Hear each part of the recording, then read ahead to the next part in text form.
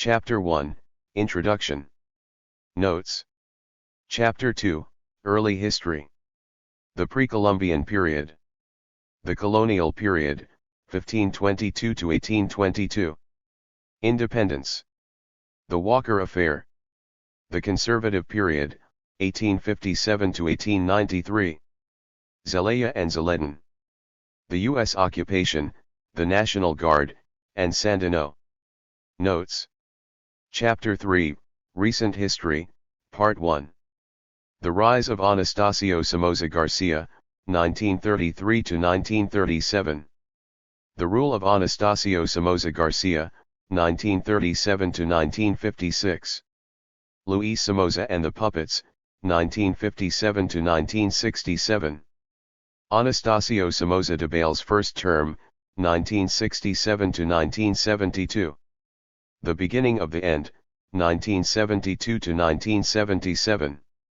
The War of Liberation, 1978 to 1979. The Confluence of Grassroots Movements. The Sandinistas in Power. Notes.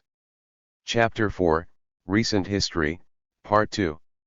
The Chamorro Years, 1990 to 1997. The Aleman Administration. The 2001 Elections. The Bolaños Administration.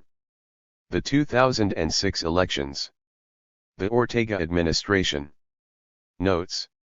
Chapter 5, The Economic Dimension. Evolution of the Economic System. Sandinista Economic Policy. Post-Sandinista Economic Policy. Ortega's Economic Policy. Notes. Chapter 6, Culture and Society. Culture. Society. Sandinista Social Programs. Post-Sandinista Social Policy. The Return of Daniel Ortega. Notes. Chapter 7, Government and Politics. The Pre-Revolutionary System. The Revolutionary System. Government and Politics after 1990. An Uncertain Future. Notes. Chapter 8, The International Dimension. Nicaragua as a Client State. Revolutionary Nicaragua. Nicaragua's post-Sandinista role in world affairs. Notes. Preface. When, in 2002, co-author Walker first decided to change the subtitle of the fourth edition of this book from The Land of Sandino to Living in the Shadow of the Eagle, there was some concern that the subtitle should more appropriately stress some outstanding characteristic inherent in Nicaragua. Stressing the influence of Augusto César Sandino as in the original title had been a way of doing that. However, Walker defended his proposal for the new title with an analogy: if one is describing a Japanese bonsai tree, is it best to focus mainly on the inherent characteristics of the species being discussed? Wouldn't it be better to emphasize the external factors affecting the morphology of that organism, indeed, that affect the nature of all bonsai trees regardless of species? The unusual aspect of a bonsai is not its species but rather the environmental stress to which humans have deliberately subjected it in order to achieve a different beauty. The bonsai analogy, of course, is not perfect. In some senses, a plant can be made more graceful and interesting by stressing it. However, when a nation-state is subjected to the prolonged external interference of a regional hegemon, no matter how well-intentioned its social, economic, and political systems are often hurt and deformed. The result is not usually beautiful. Nicaragua shares with most Latin American countries a centuries-old experience of U.S. intervention and interference. But few countries have been so extensively and repeatedly intervened in as Nicaragua. This edition, like earlier ones, shows how U.S. interference inexorably led to the Sandinista revolution of the late 20th century. First, after the country's formal independence in the 19th century, England and the United States squabbled over control of Nicaragua. At one point in the 1850s, U.S. filibuster William Walker actually took over the country and made himself president long enough to be recognized by Washington. Later, U.S. Marines occupied Nicaragua for most of the period from 1912 to 1933. Then, the U.S. appointed head of the U.S. created Nicaraguan National Guard, Anastasio Somoza Garcia, created a dynastic dictatorship that was passed on to two of his sons and lasted until 1979. During this time, the Somoza's corrupt National Guard came to hold the distinction of being the most heavily U.S. trained military establishment in Latin America. Finally, on July 19, 1979, a massive national uprising coordinated by the Sandinista National Liberation Front overthrew West Point-educated dictator Anastasio Somoza Debayle, often referred to as the Last Marine. We also detail the history and nature of the subsequent nationalist government led by the FSLN. The government's quite moderate social, economic, political, and international policies are carefully described. So, too, are the efforts by the U.S. government to bring this nationalistic experiment to an end. We show how U.S. programs of economic strangulation, low-intensity warfare, and disinformation were ultimately successful in so undermining the Sandinista experiment that it was voted out of power by a cowed and desperate electorate in the second of two free elections held during the period. The updated annotated bibliography includes the scores of books published about the country since 1990. Most chapters now include sections on the nature and impact of the U.S. orchestrated conservative restoration and return of Daniel Ortega. We see how the three administrations in this period, those of Violeta Chamorro, Arnaldo Alemán, and Enrique Bolaños, owed their existence, in large part, to heavy-handed U.S. involvement in the 1990, 1996, and 2001 elections. Once in power, these leaders were then pressured to implement economic and social policies approved of by Washington. The result of the new social and economic policies enforced by the International Monetary Fund, the World Bank, and the Inter-American Development Bank was a reversal of the old Sandinista logic of the majority. Instead, the new administrations pursued neoliberal economic policies, which, though they eventually brought growth to the economy, created such a regressive distribution of income that Nicaragua's place among the nations of the world on the United Nations Development Programme's Human Development Index dropped from 60th at the time of Chamorro's inauguration to 116th 10 years later. By the early 21st century, Nicaragua had come nearly full circle. True, it was more democratic than it had been before the overthrow of the Somozas. So too, however, were most Latin American countries at that point. Unlike during the Cold War, formal democracy was now a part of the U.S. formula for Latin America. Of greater importance to the common citizen, however, was the fact that Nicaragua was once again as fully under U.S. control as it had been in the days of the Somozas. U.S. approved economic and social policies were being implemented, and though they resulted in modest growth, were causing poverty and maldistribution of income to be as great as they had been in the dark days of the Somozas. In 2006, U.S. officials tried once again to influence the outcome of the presidential elections. However, by that time, the dismal social performance of the three post-Sandinista governments and a split in the forces that had brought them to power allowed Sandinista leader Daniel Ortega to return to the presidency. Though Washington had no choice but to formally accept the results of these internationally certified elections, it would, as we will show, continue to meddle in the affairs of that tiny country. Thus, considering Nicaragua's recent history in light of its past, we feel very justified in having changed the subtitle of the book to the more realistic, if less upbeat, Living in the Shadow of the Eagle. For Nicaragua, there long has been and probably always will be an eagle on the northern horizon.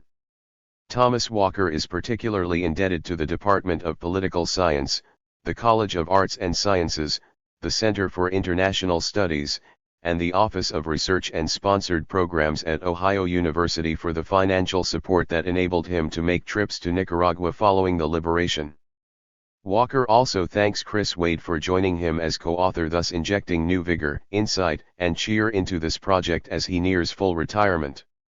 Finally, he is very grateful to his wife, Anne, and children, Joe, Carlos, James, and Emily, for their understanding and support beyond the call of duty, especially during the work on the first few editions. Christine Wade would like to thank Washington College for financial support that enabled her to conduct research in Nicaragua in 2009. She is especially grateful to Judy Butler, Gabriela Chavarria, Milagros Lanzas, Scott Palmer, and Dan Premo for their kindness and support. She would also like to thank her husband, Greg, for his love and encouragement. Finally, she is indebted to her dear friend and co-author Tom Walker for providing her with so many wonderful opportunities and quite a few laughs along the way. Thomas W. Walker and Christine J. Wade. 1. Introduction. Located at the geographic center of Central America, with Honduras to the north and Costa Rica to the south, Nicaragua is the largest country in the region. Even so, its 57,143 square miles of surface is only about that of Illinois, and its population of about 5.9 million actually made it slightly less populous than Missouri in 2010. Nevertheless, Nicaragua is an extremely interesting and unique country with an importance that, at least for a while, far exceeded its size. Although there have been many revolts and coups d'état in Latin America, Nicaragua is one of only a handful of Latin American countries to have experienced a real social revolution, by which we mean a rapid process of change in social and economic as well as political structures. The physical characteristics of Nicaragua have long drawn the attention and captured the imagination of outsiders. The country has abundant and rich agricultural lands, considerable potential for geothermal and hydroelectric energy, important timber and mineral resources, and conveniently located waterways that make Nicaragua an ideal site for an interoceanic canal. Though located entirely within the tropics, this small country varies from one region to another in temperature and other climatic characteristics. Altitude, mountainous land barriers, and the differing meteorological influences of the Caribbean and the Pacific Ocean are the determining factors. As throughout the tropics, altitude rather than season determines temperature. On the lowlands of the Pacific and Caribbean coasts, temperatures usually are quite high. In the central mountain ranges or cordilleras that traverse the country from northwest to southeast, the climate is temperate. The mountains also influence Nicaraguan weather by acting as a natural barrier between the predominantly humid environment of the Caribbean and the seasonally dry patterns of the Pacific. As a result of these factors, Nicaragua can be divided conceptually into three distinct regions: the Caribbean lowlands, the Central Highlands, and the Western lowlands.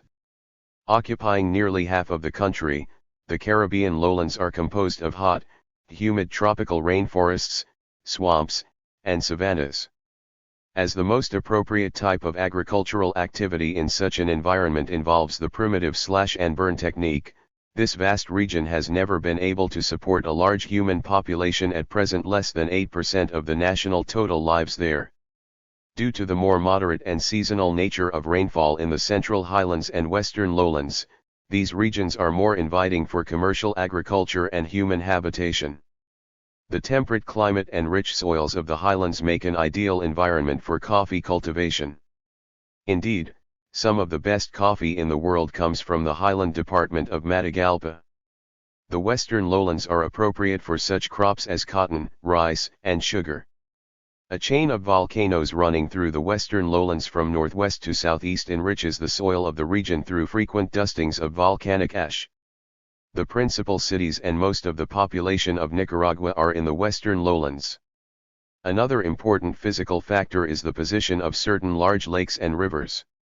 Even in the colonial period, explorers and settlers knew that interoceanic travel across Nicaragua was possible via water routes, taking advantage of the San Juan River, Lake Nicaragua, and Lake Managua. The amount of overland travel required to complete the journey was small. As a result, Nicaraguan waterways were regularly used as commercial routes for transismian travel during the nearly 3 centuries of colonial rule. And in the 19th and 20th centuries, the country's obvious potential as a canal site made Nicaragua the object of frequent foreign intrigue and intervention. Nicaragua is blessed not only in natural resources and environment but also in certain demographic, social, and cultural characteristics. First, unlike some Latin American countries, it is not overpopulated. Indeed, although it has an abundance of arable land, Nicaragua's population is relatively small. Second, the people are relatively homogeneous and culturally integrated. There are no major racial, ethnic, linguistic, or religious divisions. Practically all Nicaraguans are Catholic, speak Spanish, and share a common cultural heritage. The majority are mestizo, a mixture of Spanish and Indian. And though there are some pure whites, Indians, and blacks, little racial prejudice exists. Finally, Nicaraguans are a congenial, outgoing people with every reason to be proud of things Nica, such as their distinctive cookery, music, dialect, literary heritage, and sense of humor. Ironically, in spite of its human and natural potential, Nicaragua is a poor country, and the majority of the people have endured great oppression throughout history. Even in the late 1970s, the annual gross national product per capita was only a little over $800. Moreover, this statistic obscures the fact that income in Nicaragua was so unevenly distributed that 50% of the people probably had an annual disposable income of only $200. The average citizen lived in inadequate housing, ate poorly, and prior to the 1979 revolution, had little access to education, healthcare, or other public services.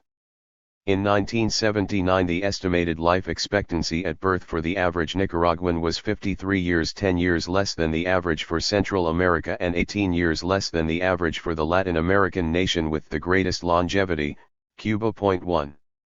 The roots of Nicaragua's problem lie in a phenomenon that many social scientists refer to as dependency. Most countries in the world are dependent to one degree or another on other countries.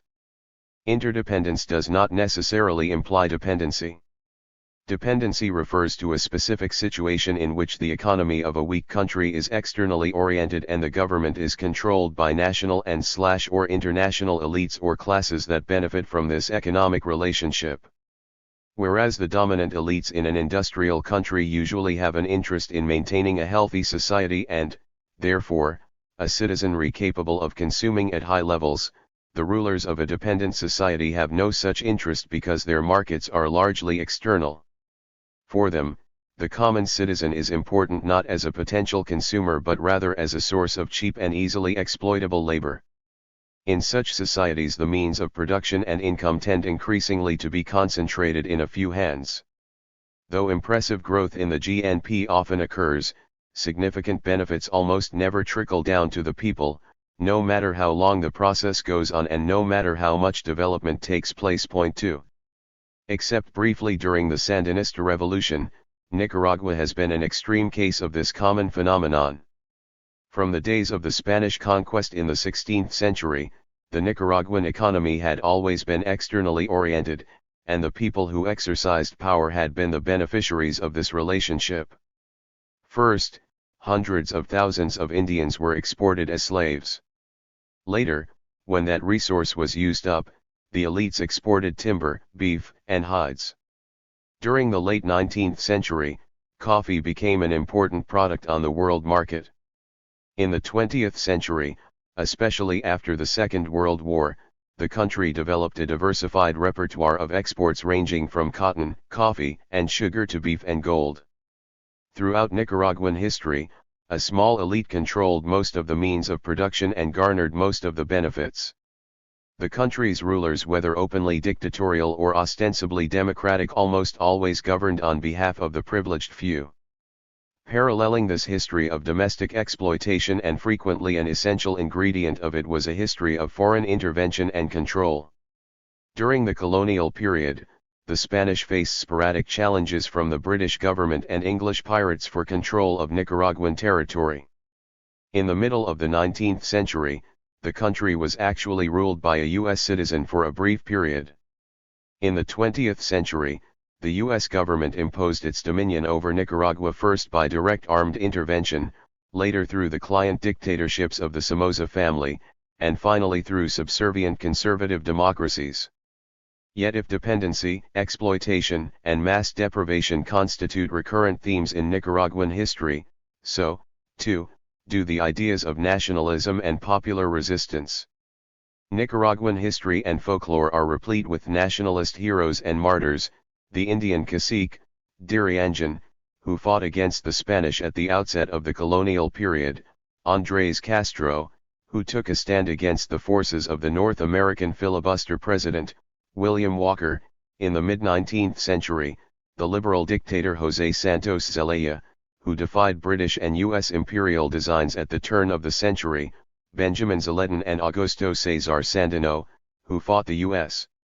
occupiers in the early 20th century, and Carlos Fonseca Amador, a co-founder of the Sandinista Front of National Liberation, who died in the guerrilla struggle against the Somoza dictatorship in 1976.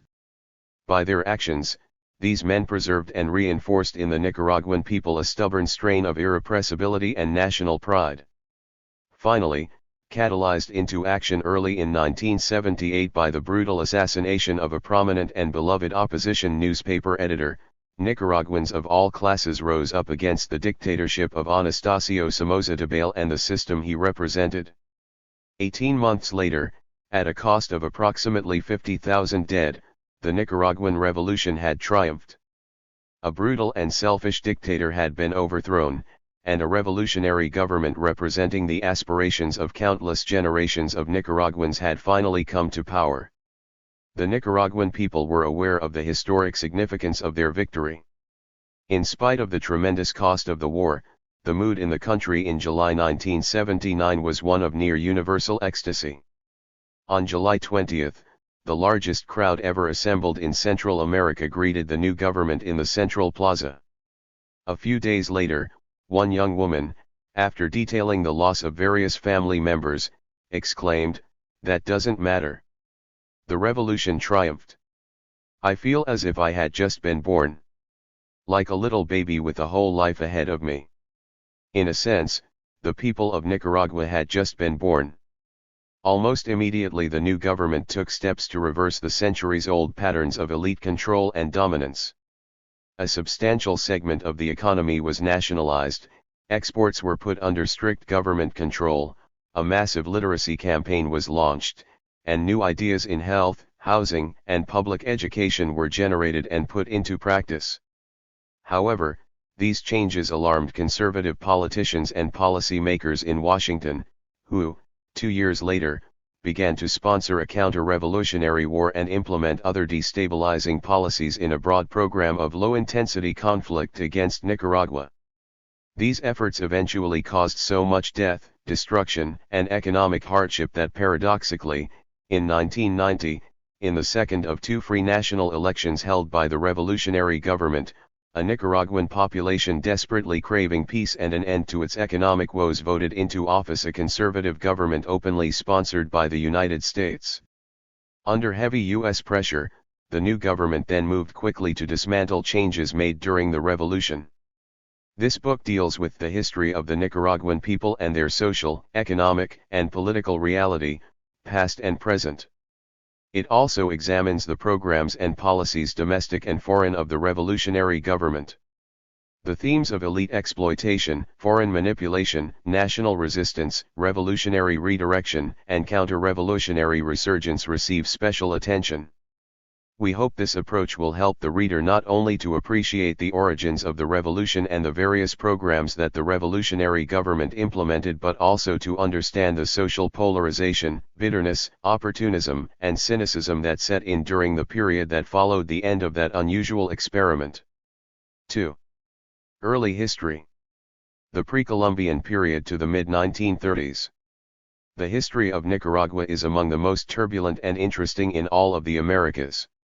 If, on the one hand, it features incredible elite exploitation, mass suffering, and foreign interference, it also includes a significant element of popular resistance, national pride, and human nobility.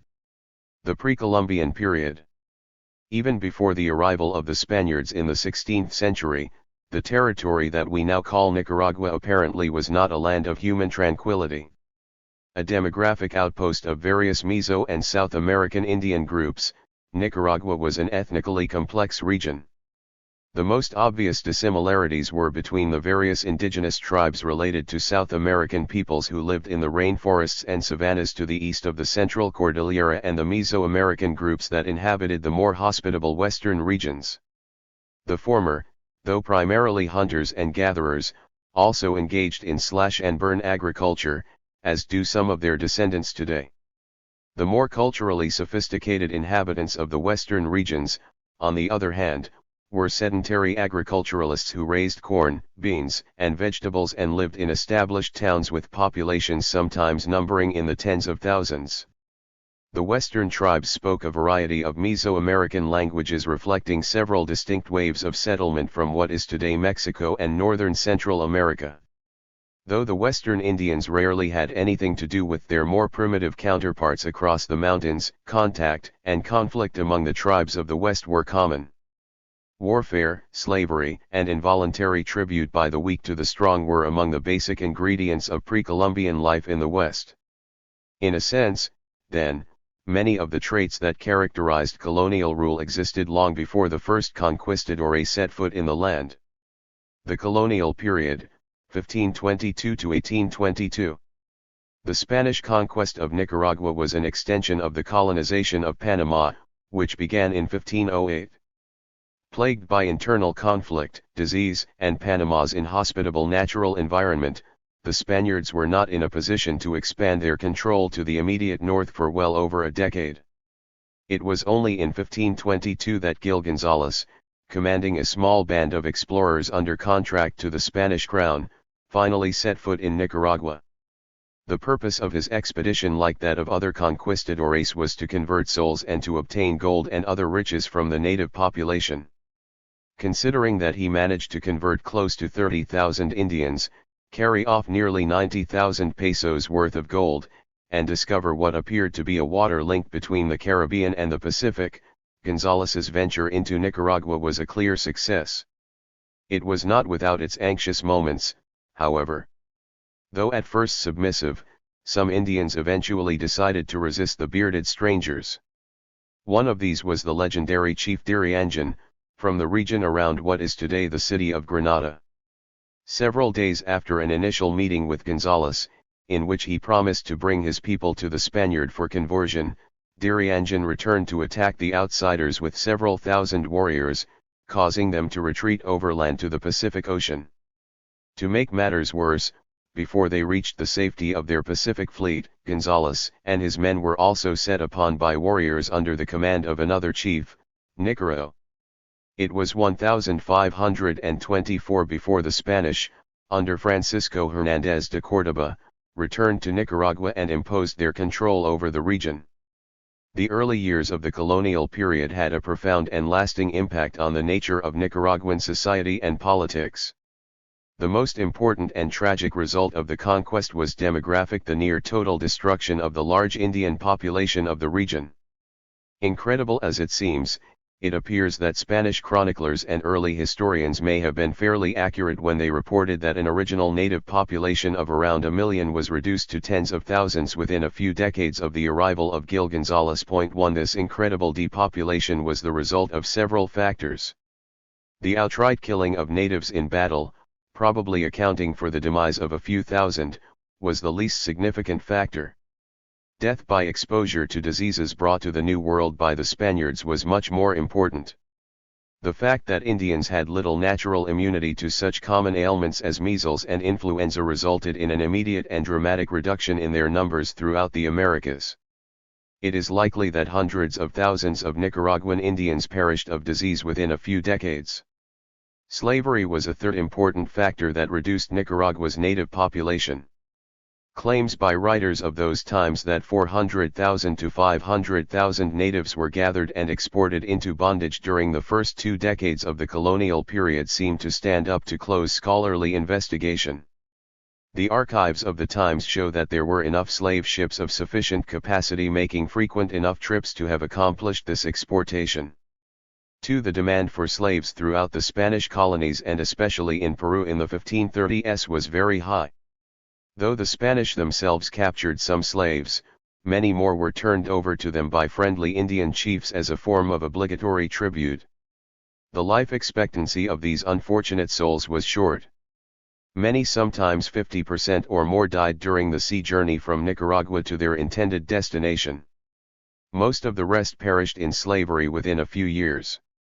As a result, supply never caught up with demand and, Although the Spanish crown tried unsuccessfully to stop this lucrative trafficking in human life, the slave boom came to an end only when the resource was all but depleted. By the 1540s, the Indian population of western Nicaragua appears to have plummeted to between 30,000 and 40,000, and it declined gradually for several decades thereafter. The result of this demographic holocaust is that Nicaragua today, instead of being a predominantly Indian country, is essentially mestizo in racial type and almost exclusively Spanish in language and other aspects of culture. Though most of the cities and towns of the country bear Indian names reflecting the culture of their founders, few of the people who walk their streets today are aware of what the names mean or who the original inhabitants were. Another legacy of the colonial period, this one primarily political, was the rivalry between the principal cities of Leon, to the northwest of Lake Managua, and Granada, on the northern shore of Lake Nicaragua. Though both were founded by Francisco Hernández de Córdoba in 1524, they differed from each other in important cultural, social, and economic characteristics. As it was originally felt that Granada would be the political capital of the colony, the more aristocratic conquistadores chose to settle there. Spanish soldiers of lower rank and social status were packed off to Leon to defend the colony against incursions and claims by other Spanish adventurers from the north. As it turned out, however, Leon, not Granada, became the administrative center of the country, and Granada found itself forced to submit to the rule of a series of corrupt administrators based in what it considered a culturally inferior city. To make matters worse, there were significant differences in the economic interests of the two cities. The wealth of the self-styled aristocrats in Granada was based largely on cattle and on trade with the Caribbean via Lake Nicaragua and the San Juan River. Though cattle also were important in the region around Leon, many of the Leones were also involved in such middle-class occupations as shipbuilding, the procurement and sale of pine products, and government service. International trade in Leon was oriented almost entirely toward the Pacific. The Catholic Church hierarchy, though stationed in the administrative center in Leon, sympathized with the aristocrats in Granada. Mutual jealousy and suspicion between the Leones and Granadinos festered in a controlled form until independence allowed it to boil over into open warfare. Curiously, the most flamboyant and prosperous years of the colonial period in Nicaragua were the first few decades, the time of the conquest and the slave trade. Once the Indian population had been depleted, the colony became an underpopulated backwater. Indeed, there was actually a severe manpower shortage, which forced some gold mines to close and caused landowners increasingly to switch from labor-intensive crop production to cattle raising. The economic foundation of this now underdeveloped colony was adequate to support the lifestyle of the landowning aristocrats in Granada and the merchants of Leon, but insufficient to provide for general prosperity. To make matters worse, from the mid-17th century on, the debilitated colony was frequently plagued by pirate attacks. As a result, trade via both the Caribbean and the Pacific was restricted and at times interrupted. By the mid-18th century, the British, who were openly supportive of the pirates, became so bold as to occupy and fortify parts of the Caribbean coast. They maintained some claim over that region for well over a century. Independence. The end of colonial rule in Central America simply added to the woes of the common Nicaraguan, for it meant the removal of the one external force that had kept the elites of Leon and Granada from sending their people into open warfare against each other. Mutual resentment between the two cities had flared up in 1811, a decade before the expulsion of the Spanish. When Leon, after first leading Granada into an insurrection against the crown, reversed its position and supported the royal authorities, it left the Granadinos in miserable isolation to receive the brunt of Spanish revenge. Nicaragua won its independence in stages, first as a part of the Mexican Empire of Agustín de Iturbide in 1822, then as a member of the Central American Federation in 1823, and finally as an individual sovereign state in 1838. Throughout this period, the Leones, who eventually came to call themselves liberals, and the Granadinos, who championed the conservative cause, squabbled and fought with each other over the control of their country. After 1838, the chaos and inter-regional warfare intensified. Presidents came and went as one group or the other imposed temporary control. With Spain out of the way, other foreign powers began to interfere in Nicaraguan affairs, with the objective of dominating the interoceanic transit potential of the infant country. The British had long maintained a presence on the east coast. In the 18th century they had actually set up a form of protectorate over the Mosquito Indians in that region. In the 1840s, U.S. expansion to the Pacific coast of North America and the discovery of gold in California stimulated intense U.S. interest in Nicaragua as the site for an interoceanic transit route. Therefore, when the British moved to consolidate their control over the Mosquito Coast by seizing the mouth of the San Juan River, the United States became alarmed and protested vigorously to the British. In 1850 the two countries attempted to defuse the potential for conflict by signing the Clayton-Bulwer Treaty, in which both sides forswore any unilateral attempt to colonize Central America or to dominate any trans-Isthmian transit route. The Walker Affair. The treaty, however, failed to bring peace to Nicaragua. By the mid-1850s the two emerging themes of Nicaraguan political life, foreign interference and inter-regional warfare, converged to produce an important turning point and one of the most bizarre episodes in Central American history, the Walker Affair. In spite of the Clayton-Bulwer Treaty, the clearly conflicting interests of Britain and the United States in the area had kept tension between the two countries at a high level. Both countries frequently took sides in Nicaraguan domestic politics, the British tending to support the conservatives, and the Americans, the liberals. Finally, in 1854, the liberals, who were at the time losing in a struggle to unseat the conservatives, turned for help to a San Francisco-based soldier of fortune named William Walker. 3. Though often depicted as a simple villain, Walker was an extremely interesting and complex individual. The son of a pioneer family from Tennessee, he graduated from college and earned a medical degree while still in his teens. He then pursued a law degree, practiced that profession for a short while, turned to journalism, and finally became a soldier of fortune, all before he had reached his mid-30s. In some senses he was an idealist. As a journalist he championed the cause of abolition, and like many people of that era, he was a firm believer in manifest destiny, the imperialist expansion of Yankee ideals, by force if necessary, beyond the boundaries of the United States. In accordance with his pact with the liberals, Walker sailed in June 1855 from California to Nicaragua with a small band of armed Californians.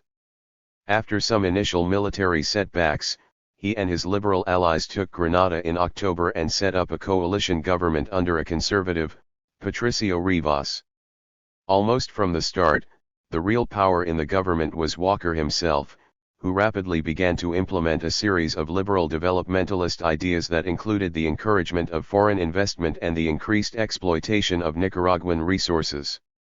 In July 1856, Walker formally took over the presidency. Initially Walker seemed to have at least the tacit support of the U.S. government. His entrance into the Nicaraguan Civil War met with no serious resistance from Washington, which was quick to recognize the puppet government of Patricio Rivas.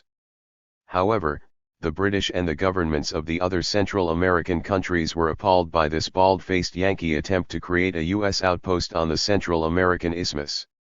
And many Nicaraguans of both parties became increasingly alarmed at the foreign takeover of their country.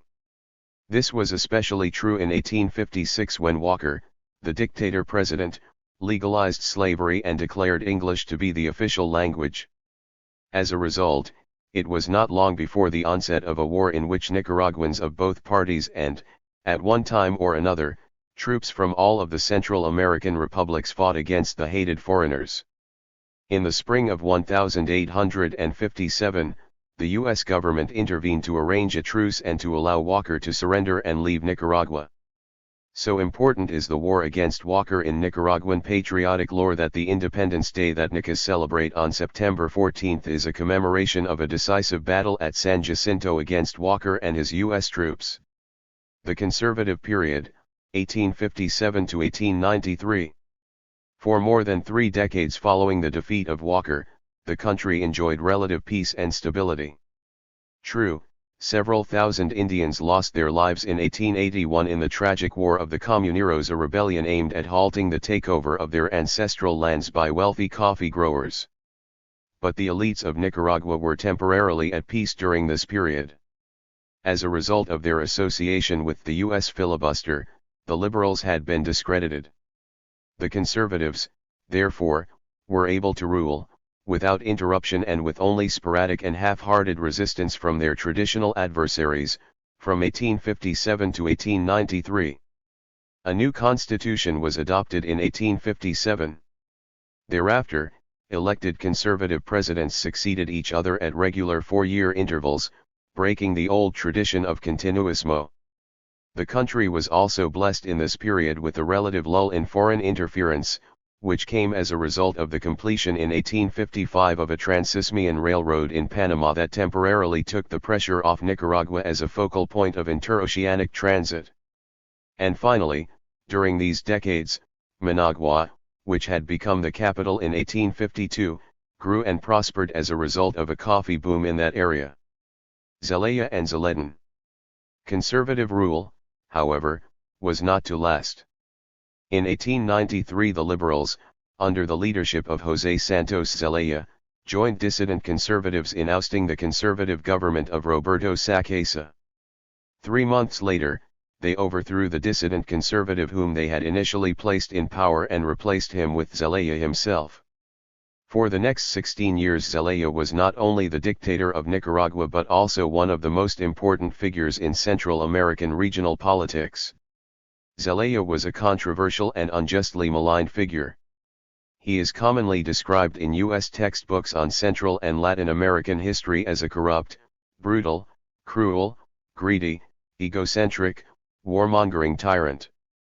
In 1909 President William Howard Taft denounced him as a blot on the history of Nicaragua. Careful examination of the facts, however, reveals that this depiction has much less to do with the reality of Zelaya's rule than with official U.S. frustration and resentment over the liberal dictator's stubborn defense of national and Central American interests in the face of burgeoning U.S. interference in the region's affairs following the Spanish-American War. 4. Zelaya would be described more accurately as a relatively benevolent, modernizing, authoritarian nationalist. Born in Managua in 1853, the son of a liberal coffee planter, he was educated at the Instituto de Oriente in Granada. At 16 he was sent to France for further studies, and there he became imbued with the positivist philosophies of Auguste Comte and Herbert Spencer. When he returned to his homeland at 19, he immediately entered politics. Subsequently, as the young mayor of Managua, he set up a lending library and stocked it with the works of the French philosophers. There is no doubt that, as dictator of Nicaragua, Zelaya used whatever means necessary to keep himself in power. Democracy did not exist, freedom of the press was often curtailed. It is also true that Zelaya was certainly no great social reformer. But there is little evidence of his alleged cruelty. His constitution of 1893 abolished the death penalty, and he apparently made a practice of granting amnesty, after a decent interval, to captured opposition insurgents. What is more important, Zelaya initiated many reforms in Nicaragua. In the first place, he worked to secularize Nicaraguan society. His constitution separated church and state and guaranteed freedom of religion and free secular education, and he financed the opening of new schools and the training of Nicaraguans abroad. By the end of his rule, the government was devoting approximately 10% of the budget to education. Like other Latin American positivist leaders of the time, he made a significant effort to modernize the economy. His government surveyed and opened new lands for the expansion of the coffee industry. It also fostered the collection and storage of information by setting up the National Archives and Museum, reorganizing the General Statistics Office, and conducting a national census. In addition, his government invested in the physical infrastructure of communication by purchasing steamships and building roads and telegraph lines. As a result of these modernizing efforts, there was, during the Zelaya period, a rapid increase in the production of such export commodities as coffee, bananas, timber, and gold. In foreign affairs, Zelaya worked to defend Nicaraguan interests and to promote Central American reunification. More effective in the former than in the latter, he is best known for his success in getting the British to withdraw once and for all from the Mosquito Coast. Although they had essentially agreed to withdraw in the 1860 Treaty of Managua, they had not done so. In 1894, Zelaya sent troops to the city of Bluefields, accepted the Mosquito King's dubiously valid petition for incorporation, and expelled the protesting British consul from the territory. The British responded with a blockade of Nicaragua's Pacific port, but the United States, anxious to enforce the Monroe Doctrine, pressured them to back down and to accept full Nicaraguan sovereignty over the disputed area. Zelaya's efforts at promoting Central American reunification, though unsuccessful, were significant. Capitalizing on a region-wide resurgence of Central American nationalism, stimulated in part by his own success in confronting the British on the Mosquito Coast, Zelaya convened the Conference of Amapala in 1895, in which Nicaragua, Honduras, and El Salvador agreed to form a confederation called the República Mayor. A diplomatic representative was dispatched to the United States and received by President Grover Cleveland, and a constitution for this larger political entity was written in 1898. Unfortunately, before it could go into effect, the incumbent government of El Salvador was overthrown and the new government withdrew from the Union. The Confederation subsequently collapsed. Much is made in some accounts of the apparent fact that Zelaya was a disruptor of the peace in Central America. He did, indeed, invade neighboring Honduras on 2 occasions. However, it is equally true that he preferred to let the República Mayor collapse rather than send troops to El Salvador to hold it together by force. In addition, he settled boundary disputes with both of Nicaragua's neighbors through arbitration rather than by force. In the case of the boundary dispute with Honduras, he peacefully accepted a settlement that went against Nicaragua's claims. Zelaya's downfall in 1909 was largely the result of a mounting conflict with the United States. It is important to remember that in that country at the turn of the century, imperialism was not a dirty word. The Spanish-American War had given the United States a colonial empire, and many Americans felt that their country had a legitimate colonial role to play in Central America. Zelaya's assertion as a regional leader and champion of Central American unity was, at least in part, a response to this threat, a response Washington resented. Zelaya also had the audacity to refuse to grant the United States canal building rights that would have included U.S. sovereignty over certain Nicaraguan territory. As a result, the United States became involved in engineering Panamanian independence from Colombia and in 1903 signed the treaty it wanted with the new government it had helped create. A few years later, the Americans became alarmed at rumors that Zelaya was negotiating with the British and the Japanese to build a second and potentially competitive canal through Nicaragua. The upshot of these and other sources of friction between the United States and Zelaya was that Washington eventually let it be known that it would look kindly on a conservative overthrow of Zelaya. In 1909, when the revolt finally took place in Bluefields, Zelaya's forces made the tactical mistake of executing 2 confessed U.S. mercenaries. The United States used this incident as an excuse to sever diplomatic relations and to send troops to Bluefields to ensure against the defeat of the conservatives. Though he held on for a few more months, Zelaya was ultimately forced to accept the inevitable, to resign, and to spend the rest of his life in exile. Before his resignation, Zelaya attempted to save the situation for his party by appointing a highly respected liberal from Leon, Dr. José Madriaz, to succeed him. The U.S. government, however, was determined that the Zelayista liberals relinquish control. Washington refused to recognize the new government, and early in 1910, when Madriaz's troops succeeded in routing the rebel forces in an attempted thrust to the west and drove them back to Bluefields, the commander of U.S. forces in that town forbade government troops from attacking rebel positions. In the face of such foreign interference, it was impossible for the liberals to win, much less to govern. On August 20, 1910, the Madriaz government collapsed and was replaced by a puppet, pro-U.S. regime supported by the conservatives and some opportunistic liberal caudillos. For the next 2 years, the economic and political situation deteriorated rapidly. The rebellion had disrupted the planting of crops and disturbed other sectors of the economy, and although the Madre's government had left the national treasury with a favorable balance, the new government squandered this resource almost immediately and began wildly printing paper money. Washington arranged private bank loans to its new client regime, but much of the loan money almost immediately went into the pockets of corrupt politicians. It was necessary to renegotiate loans and to allow the United States to become involved in the supervision of customs collection and the management of payment of the foreign debt. The abysmal situation into which the country had fallen offended the national pride of many Nicaraguans, among them a young Zelallista liberal, Benjamin Zeledin. A teacher, newspaperman, and lawyer, Zeledin had served Zelaya's government as a district judge in the newly liberated Caribbean territories, as an officer in the war with Honduras in 1907, as Nicaragua's representative to the Central American Court of Justice, and finally, at the age of 30, as Minister of Defense.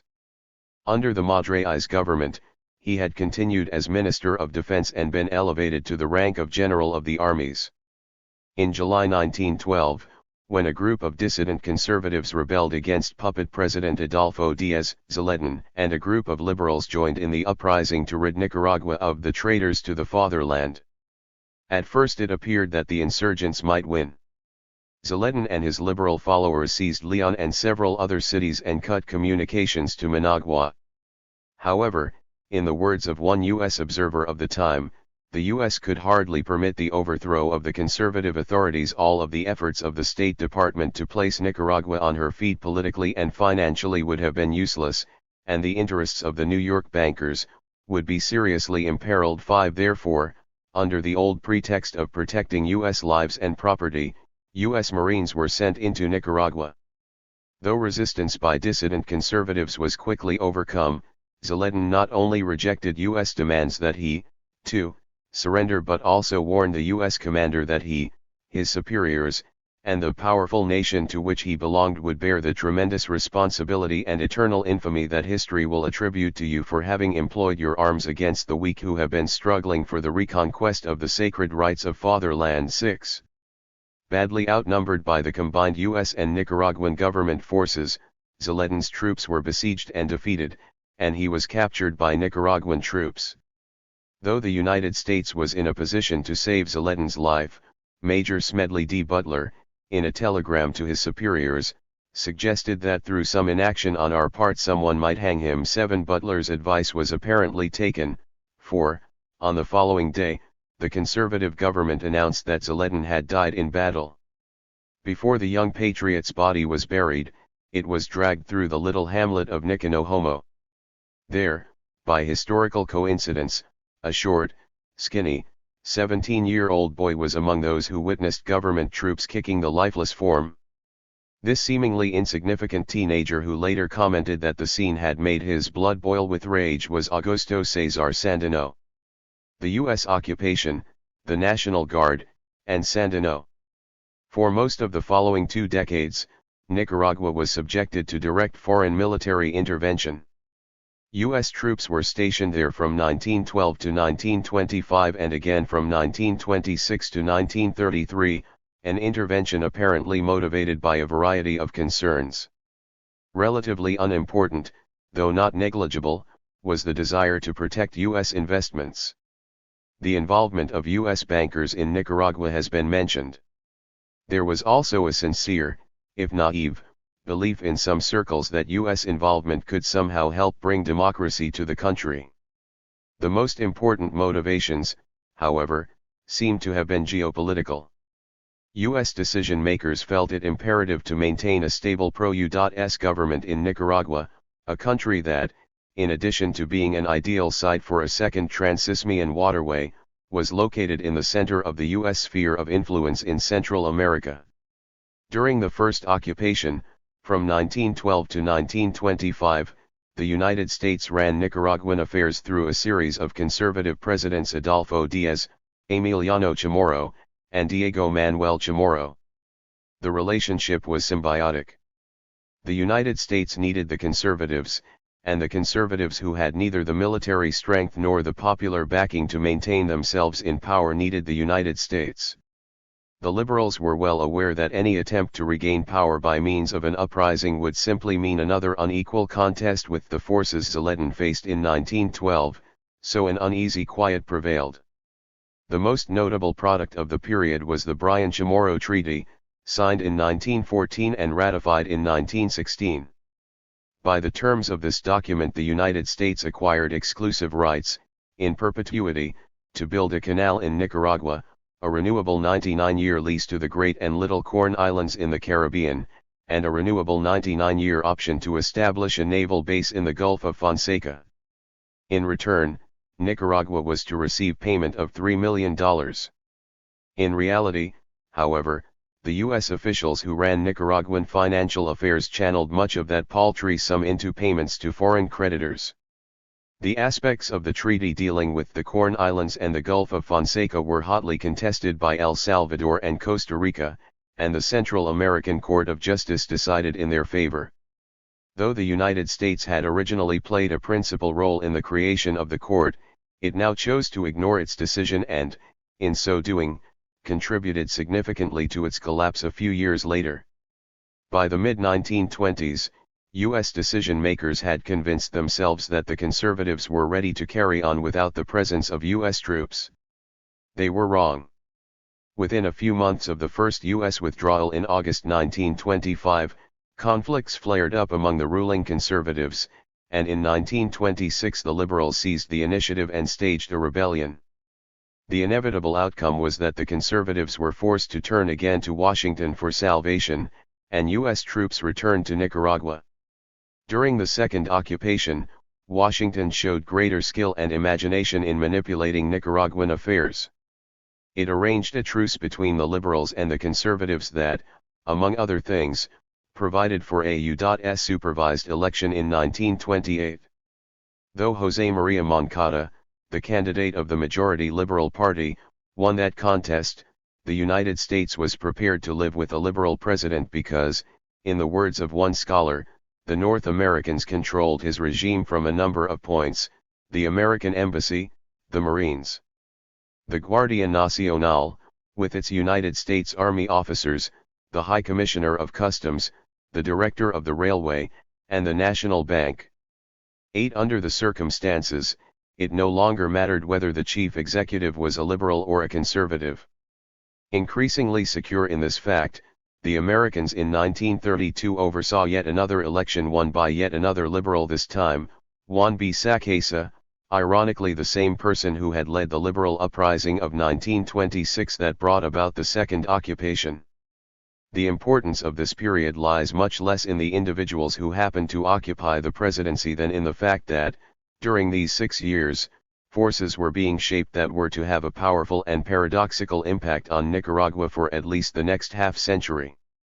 This was the time of the germination of the Somoza dictatorship, which was to rule Nicaragua for over 4 decades, and of the reinvigoration of a revolutionary nationalist tradition that would ultimately overthrow that dictatorship in favor of a radically new system. The revolutionary tradition was dramatically resuscitated by Augusto César Sandino, who led a long guerrilla war against U.S. and government forces during the second occupation of his country. Sandino was a fascinating person. Born in 1895 of a common-law union between a moderately well-to-do landowner and an Indian woman, he was accepted by his father and nurtured philosophically in the high principles that were supposed to form the basis of liberal practice. He worked for his father until he was 25, when he fled Nicaragua after a fight in which he wounded a man who had insulted his mother. He eventually ended up in Tampico, Mexico, working for Standard Oil of Indiana. There he absorbed some of the ideals of the Mexican Revolution, in particular the emphasis on the dignity of the Indian. In 1926 he returned to Nicaragua and found employment in a U.S.-owned gold mine. When the liberal insurrection broke out that year, he organized a fighting unit and joined the insurgents. In 1927, after the rest of the liberals had agreed to the U.S.-sponsored peace settlement, he chose to continue the battle against the puppet conservative government. This decision inevitably brought him into conflict with U.S. troops and quickly turned his partisan crusade into a war of national liberation. Though he wrote and spoke eloquently and profusely, Sandino was a man of action rather than a theorist. He did have certain ideas and opinions about the future of Nicaraguan politics and society. For instance, he advocated the formation of a popularly based political party and endorsed the idea of organizing land into peasant cooperatives. But more than anything else, he was a nationalist and an anti-imperialist. Quite simply, he found the U.S. occupation and domination of his country to be offensive and unacceptable. The sovereignty and liberty of a people, he said, are not to be discussed, but rather, defended with weapons in hand. 9. In his struggle against the U.S. occupiers and their military allies, Sandino often used some of the brutal methods endemic to factional warfare in the rugged Segovias region where he was based. He was not above subjecting captured government and U.S. troops and their civilian allies to ritual mutilation before death. 10 In his own words, "Liberty is won not with flowers but with bullets, and for this reason we have been compelled to utilize the Cortes de Chaleco, Chumbo, y Bloomer." 11 The purpose was to chasten the enemy and allied civilians. To his credit, though, and unlike his adversaries, Sandino also instituted a strict code against rape as an instrument of intimidation. 12. At the same time, and much more important, Sandino developed an effective set of guerrilla tactics through a process of trial and error. At first he used conventional military tactics, sending large groups of men into combat against an entrenched and well-equipped enemy. As a result, his troops initially took heavy casualties without inflicting serious damage. Learning from this mistake, he quickly developed the more classic guerrilla strategies of harassment and hit and run. In addition, he cultivated the support of the peasants in the regions in which he operated. They, in turn, served as an early warning communication network and as ad hoc soldiers during specific guerrilla actions. For their part, the U.S. occupiers also played a very rough game. Upon his arrival in Nicaragua in 1928, one Marine wrote to his fiancée that "We got instructions to bring him in but not as a prisoner. I wish I'd meet him. I'd bring him in the way they want him." 13 And U.S. forces used tactics that would become familiar during the Vietnam War: the aerial bombardment of hostile towns and hamlets, the creation of what amounted to free fire zones in rural areas, and the forced resettlement of peasants to what, later in the century, would be called protective hamlets. 14. All this, of course, only solidified civilian support for Sandino. There were fluctuations in guerrilla activity and strength, but when the United States finally withdrew in January 1933, Sandino was still as great a threat as he had been at any previous point in his career. 15. Ironically, the threat Sandino posed dissolved almost immediately after the Americans left. Because his major condition for peace had been the departure of the Marines, Sandino signed a preliminary peace agreement, in February 1933, with the Sacasa government.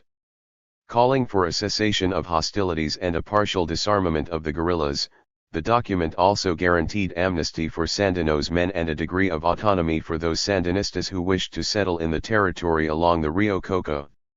In 1934 there were further peace negotiations.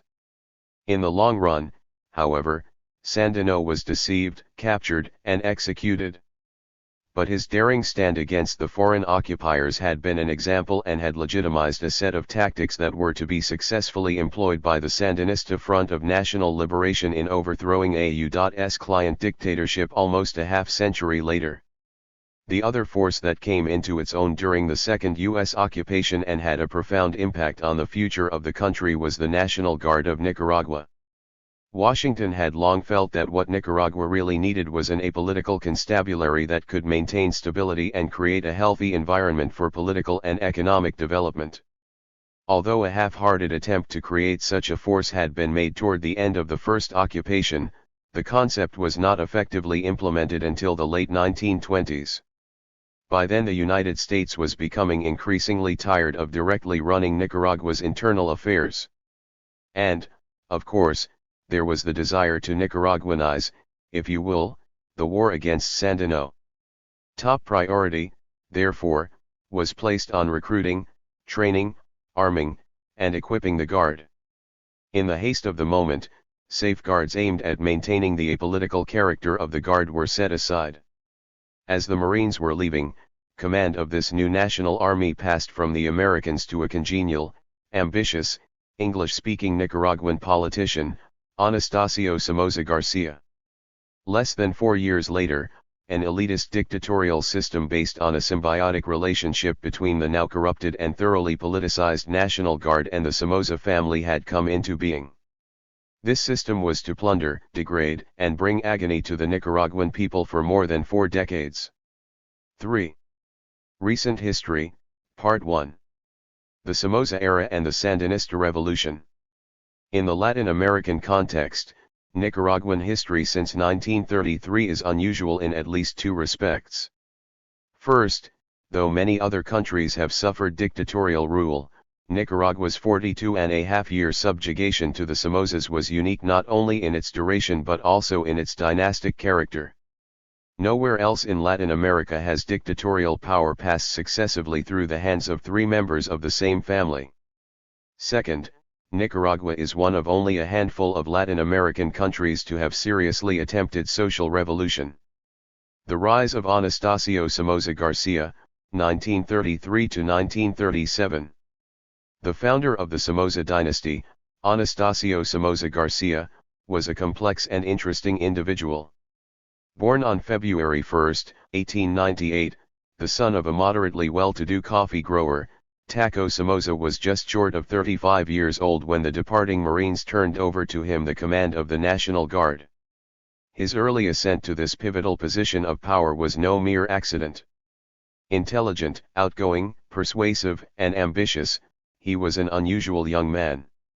He received his early education at the Instituto Nacional de Orient and went on for a degree at the Pierce School of Business Administration in Philadelphia, where he perfected his English and met and married Salvadora de Bale, a member of one of Nicaragua's important aristocratic families. Upon his return to Nicaragua, he joined the liberal revolt in 1926. Though he and his troops were ingloriously routed, he subsequently worked his way up in Liberal Party politics, eventually serving as Minister of War and Minister of Foreign Relations.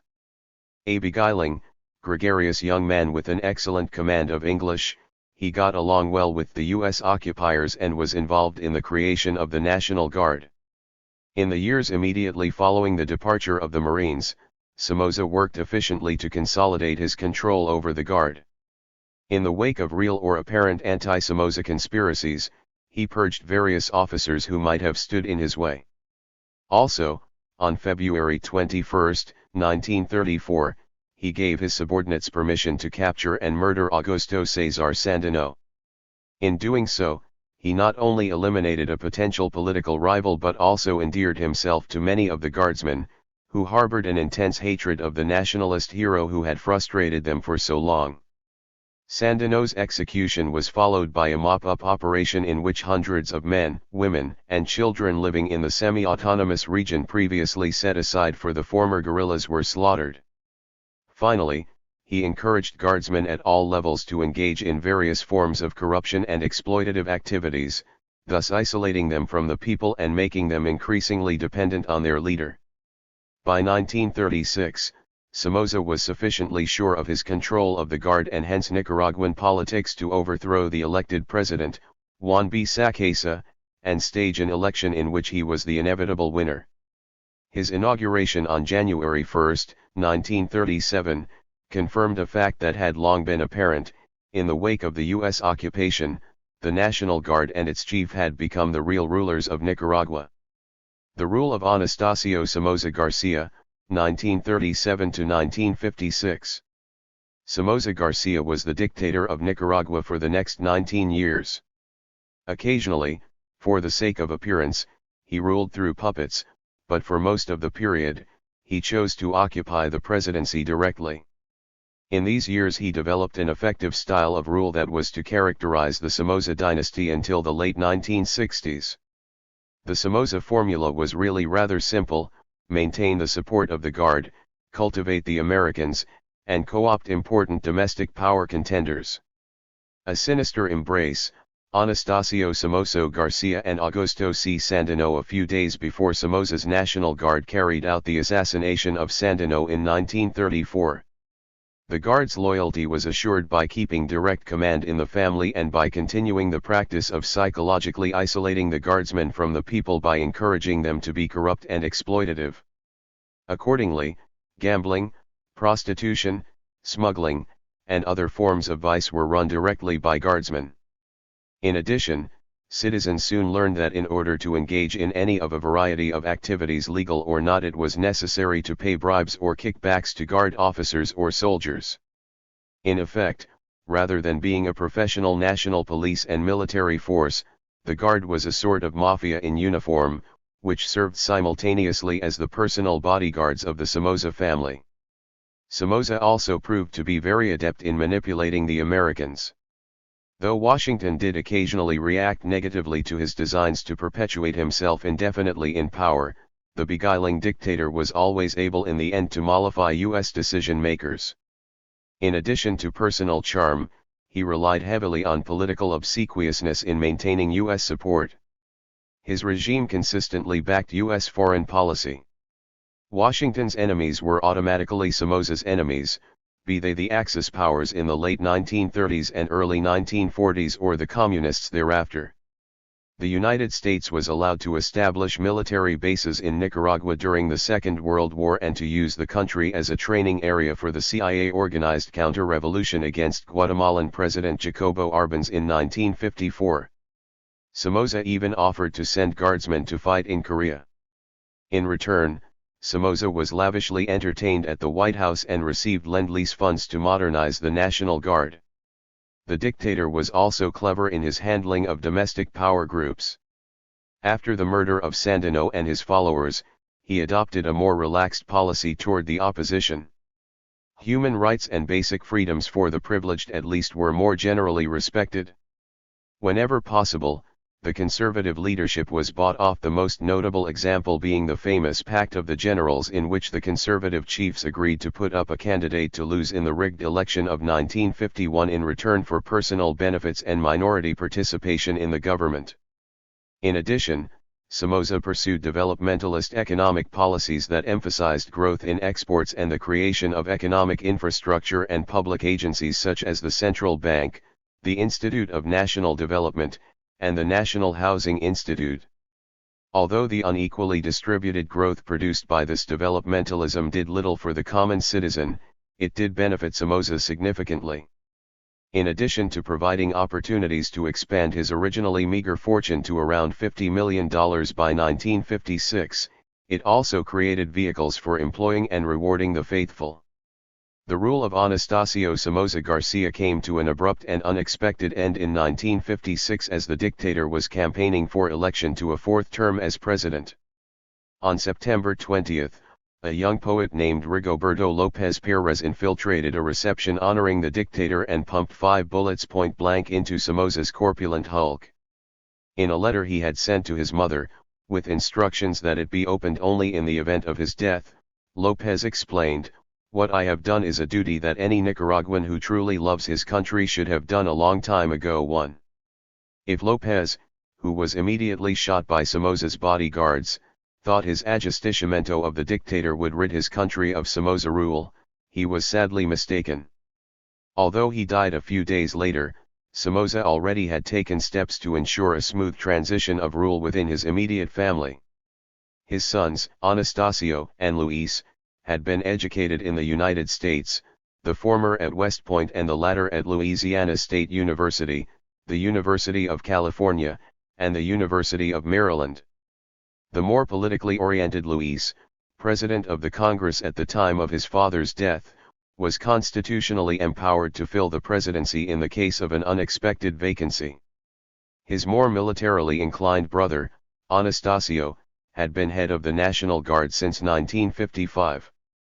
When their father was killed, Luis automatically assumed the presidency, while his brother used the National Guard to seize and imprison all civilian politicians who might have taken steps to impede the dynastic succession.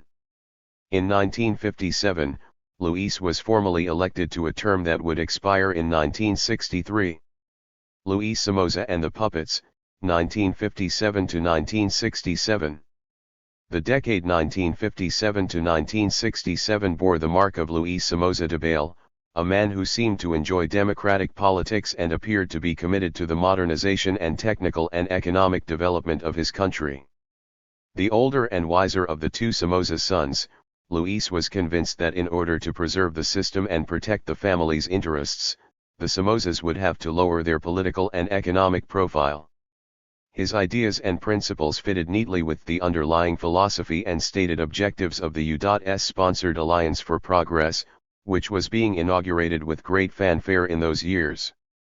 Many of the programs Luis promoted in Nicaragua, public housing and education, social security, agrarian reform, coincided with the reform projects of the Alliance for Progress. In politics, Luis attempted to modernize the Liberal Party, encouraging dissident liberals to return to the fold and new civilian leaders to emerge. In 1959 he even had the constitution amended to prevent any member of his family, in particular his intemperate and ambitious younger brother, Anastasio, from running for president in 1963. From the end of his term until his death from a heart attack in 1967, Luis ruled through puppet presidents, René Chic Gutierrez and Lorenzo Guerrero. In spite of appearances, however, all was not well during this period. Alliance for Progress developmentalism, while creating jobs for an expanded bureaucracy and providing opportunities for the further enrichment of the privileged, had little positive impact on the lives of the impoverished majority of Nicaraguans, and democracy was a facade. Elections were rigged, and the National Guard, as always, provided a firm guarantee that there could be no real reform in the political system. Not surprising, therefore, were a number of attempts to overthrow the system through armed revolt. Some of these attempts were made by younger members of the traditional parties. One was led by a surviving member of Sandino's army, and from 1961 on a number of operations were carried out by a new guerrilla organization, the Sandinista National Liberation Front. In response to these subversive activities, the dictatorship resorted to the frequent use of the state of siege, and Washington helped increase the National Guard's counterinsurgency capabilities. Though there is no doubt that Luis Somoza disapproved strongly of his younger brother's ambition to run for president in 1967, it is equally clear that there was little he could have done to block it. Anastasio was, after all, the commander of the National Guard. Therefore, in June 1967, after a blatantly rigged election, Anastasio Somoza Debayle became the third member of his family to rule Nicaragua. Luis's death a few months earlier and the bloody suppression of a mass protest rally shortly before the election symbolized the end of an era of cosmetic liberalization and the return to a cruder and harsher style of dictatorship. Anastasio Somoza Debeyle's first term, 1967 to 1972. Anastasio differed from his older brother in several important respects. First, whereas Luis had attempted to build up a civilian power base in a rejuvenated liberal party, Anastasio felt much more comfortable relying simply on military power. As chief of the guard, he relied on the old tradition of encouraging corruption and protecting officers from prosecution for crimes committed against civilians.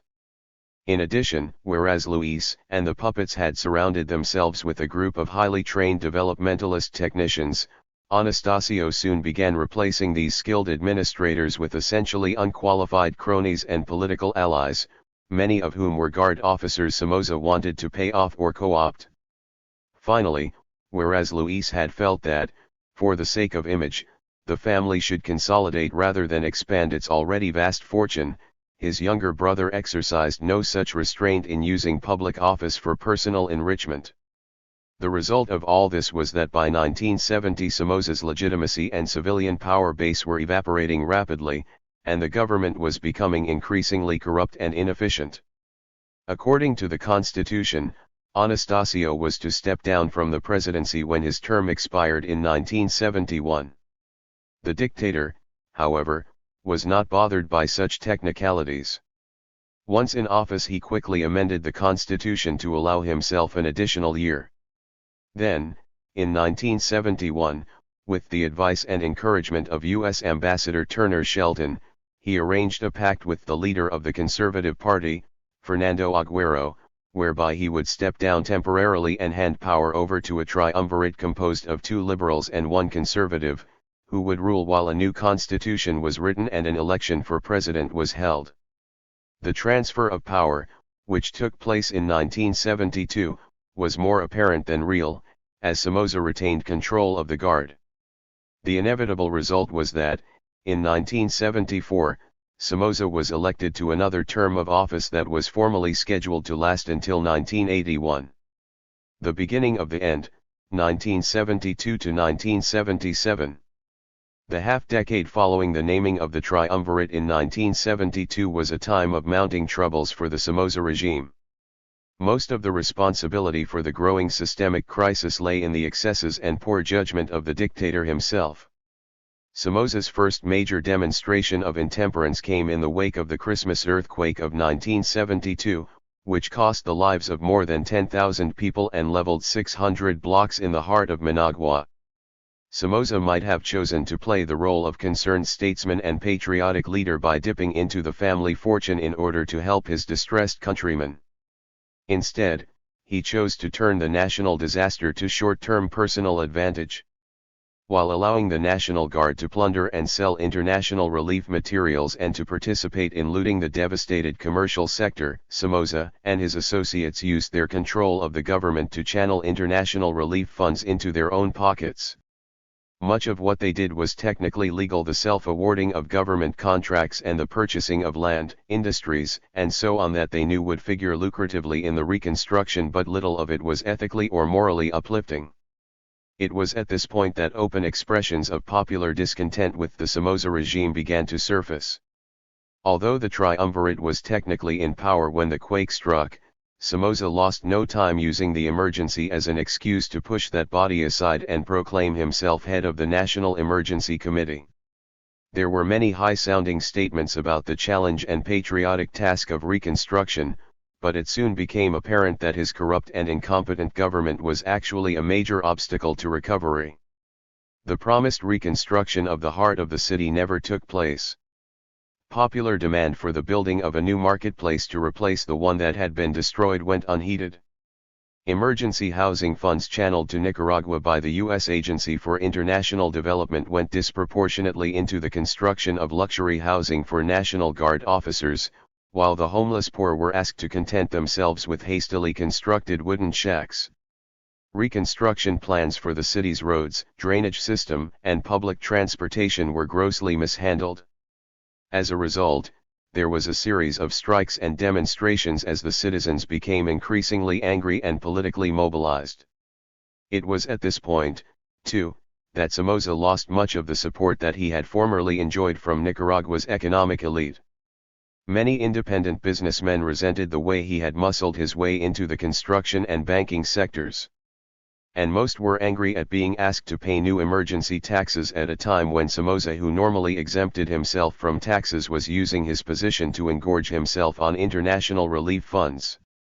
As a result, from 1973 on, more and more young people with impressive elite backgrounds joined the ranks of the Sandinista National Liberation Front, and some sectors of the business community began giving the FSLN their financial support. The second wave of excess followed a spectacularly successful guerrilla operation in December 1974. At that time, a unit of the FSLN held a group of elite Managua partygoers hostage until the government met a series of demands, including the payment of a large ransom, the publication and broadcast over national radio of a lengthy communiqué, and the transportation of 14 imprisoned FSLN members and themselves to Cuba. 2 Enraged by this affront to his personal dignity, Somoza imposed martial law and sent his National Guard into the countryside to root out the terrorists. In supposed pursuit of that objective, the Guard engaged in extensive pillage, arbitrary imprisonment, torture, rape, and summary execution of hundreds of peasants. Unfortunately for Somoza, many of the atrocities were committed in areas where Catholic missionaries happened to be stationed.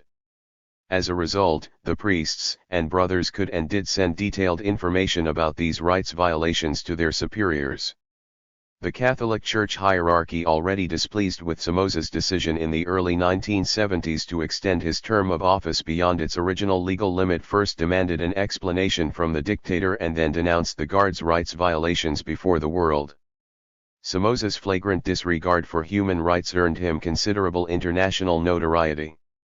His excesses became the subject of hearings of the U.S. House of Representatives Committee on International Relations III and a lengthy Amnesty International investigation. 4 In all, by the middle of the decade, Somoza stood out as one of the worst human rights violators in the Western Hemisphere. The year 1977 was a time of mounting crisis for the Somoza regime. That winter, the Catholic Bishops' Conference of Nicaragua devoted its New Year's message to a ringing denunciation of the regime's violations of human rights. The U.S.-based International Commission of Jurists expressed concern over the military trial of 111 individuals accused of working with the guerrillas, and Jimmy Carter, who had advocated in his campaign that the United States begin promoting human rights internationally, was inaugurated as President of the United States. Throughout 1977, the Carter administration pressed President Somoza to improve his human rights image. James Theberge, a right-wing, Cold War warrior, was replaced as U.S. ambassador to Nicaragua by the more humane and congenial Mauricio Solon, and military and humanitarian aid was used as a prod in dealing with the client regime. In response to the changing mood in Washington, Somoza early that year ordered the National Guard to stop terrorizing the peasantry. In September, he lifted the state of siege and reinstated freedom of the printed press. Somoza's problems had been compounded in July, when the obese, hard-drinking dictator suffered a near-fatal heart attack, his second, and had to be transported to the Miami Heart Institute, where he spent the next 1.5 months. This episode stimulated Nicaraguans of all political stripes to consider anew their country's political future. Even Somoza's aides, convinced that he would not return from Miami, began looting the treasury and plotting openly over the succession. As a result, when the dictator did recover, he was faced, upon his return to Nicaragua, with very serious problems within his own political household. Over the next 3 months he purged many of his former top advisors, including Cornelio Huic, president of the National Congress and national secretary of his own Liberal Party. By the last quarter of 1977, the Somoza regime was in deep trouble.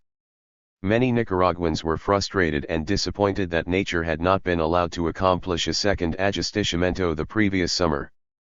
With the lifting of the state of siege and the reinstatement of freedom of the press, they could vent their feelings. Newspapers such as Pedro Joaquim Chamorro's La Prensa were free to cover opposition activities and discuss in vivid detail the past and present corruption and rights violations of the Somoza regime. In a single week that co-author Walker spent in Nicaragua early in December, La Prensa ran articles on opposition meetings, a successful guerrilla action in the north, the fate of missing peasants in guerrilla areas, Somoza's relationship with a blood plasma exporting firm, and the apparent embezzlement of USAID funds by Nicaraguan housing bank officials. As a result, the regime's popular image dropped to an all-time low, and Managua was alive with gossip and speculation about the impending fall of the dictator. This situation undoubtedly emboldened the opposition. In October, FSLN guerrillas attacked National Guard outposts in several cities and towns, and a group of prominent citizens, professionals, businessmen, and clergy who subsequently became known as the 12 denounced the dictatorship and called for a national solution, which would include FSLN in any post-Somoza government. While several opposition groups spoke of a dialogue with Somoza, many, if not most, Nicaraguans felt, as the 12 did, that there can be no dialogue with Somoza, because he is the principal obstacle to all rational understanding. Through the long and dark history of Somocismo, dialogues with the dictatorship have only served to strengthen it, and in this crucial moment for Nicaragua, in which the dictatorship is isolated and weakened, the expediency of dialogue is the only political recourse that remains for Somocismo. 5. Even that expediency was to evaporate shortly thereafter in the reaction to the assassination of Pedro Joaquim Chamorro. The War of Liberation, 1978 to 1979. On January 10, 1978, as he was driving to work across the ruins of Old Managua, newspaper editor Pedro Joaquim Chamorro died in a hail of buckshot fired at close range by a team of professional assassins. This dramatic assassination was the final catalyst for a war that culminated in the complete overthrow of the Somoza system 18 months later. Though this struggle is often referred to as a civil war, many Nicaraguans are quick to point out that the term does not fit because it implies armed conflict between two major national factions. The Nicaraguan War, they maintain, was actually a war of liberation in which an externally created dictatorial system supported almost exclusively by a foreign-trained personal army was overthrown through the concerted effort of virtually all major groups and classes in the country. Somoza, they say, was simply the last Marine. The assassination of Chamorro, a humane and internationally renowned journalist who, little over 3 months before, had received Columbia University's Maria Moores Cabot Prize for distinguished journalistic contributions to the advancement of inter-American understanding, enraged the Nicaraguan people. Though it is possible that Somoza may not have been directly responsible for the crime, few of his countrymen took that possibility seriously. Immediately after the assassination, angry crowds surged through the streets of Managua, burning Somoza-owned buildings and shouting anti-Somoza slogans. Later, when it became apparent that the official investigation of the murder was to be a cover-up, the Chambers of Commerce and Industry led the country in an unprecedented general strike that lasted for more than 2 weeks with 80 to 90% effectiveness. Strikes of this sort had almost always proven fatal to Latin American dictatorships, but it was not so in the case of Anastasio Somoza, for he had the firm support of a thoroughly corrupt military establishment that simply could not afford to risk a change of government. When it became clear that it was hurting the Nicaraguan people more than their well-protected dictator, the strike was called off. The fact that the strike was over, however, did not mean that Somoza's troubles had ended. To the contrary, Nicaraguans of all classes had experienced the thrill and surge of pride that came with defying the dictator and were, therefore, in no mood to let things slip back to normal. For the next several months, acts against the regime came in various forms.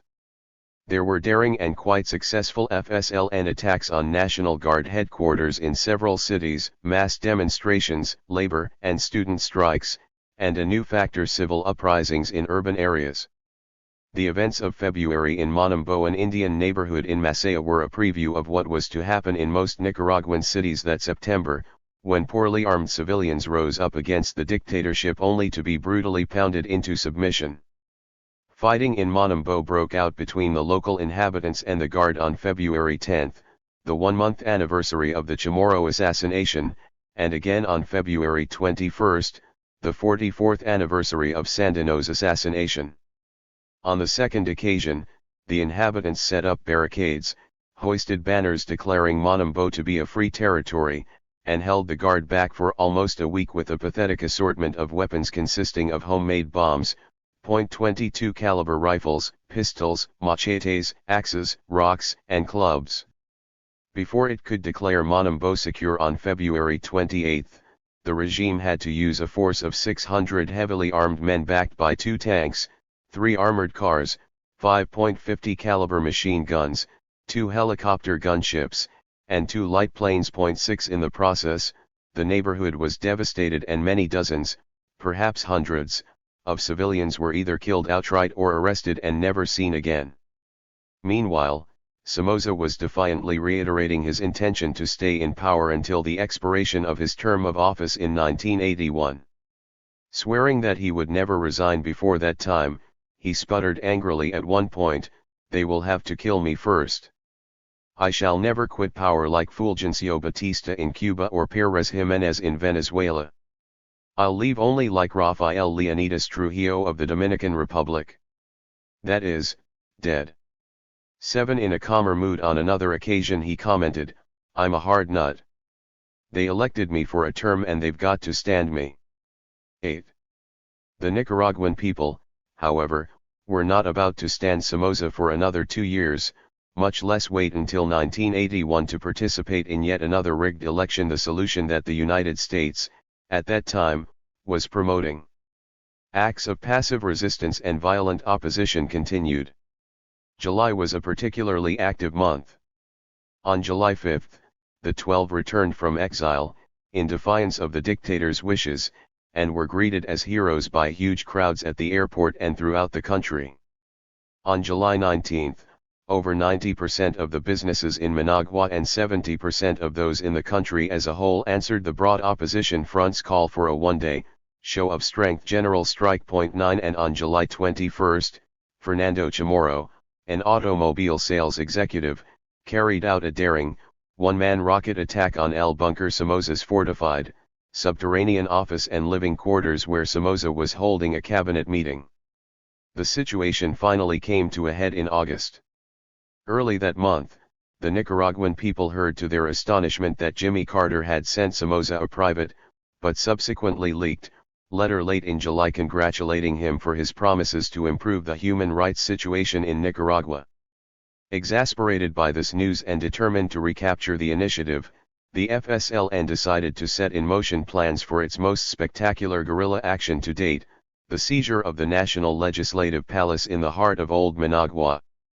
According to Eden Pastora, the Commander Zero who led the operation, the FSLN had been outraged by Carter's letter. How could he praise Somoza while our people were being massacred by the dictatorship? It was clear it meant support for Somoza, and we were determined to show Carter that Nicaraguans are ready to fight Somoza, the cancer of our country. We decided, therefore, to launch the people's struggle. 10. Operation Pigpen, which began on August 22, was as successful as it was daring. Dressed as the elite guard of Somoza's son, Anastasio III, 25 young FSLN guerrillas, most of whom had never set foot in the National Palace, drove up in front, announced that the chief was coming, brushed past regular security personnel, and took command of the whole building in a matter of minutes. Before most of them even realized what was happening, more than 1,500 legislators, bureaucrats, and others conducting business in the palace were hostages of the FSLN. It was another humiliating defeat for Somoza.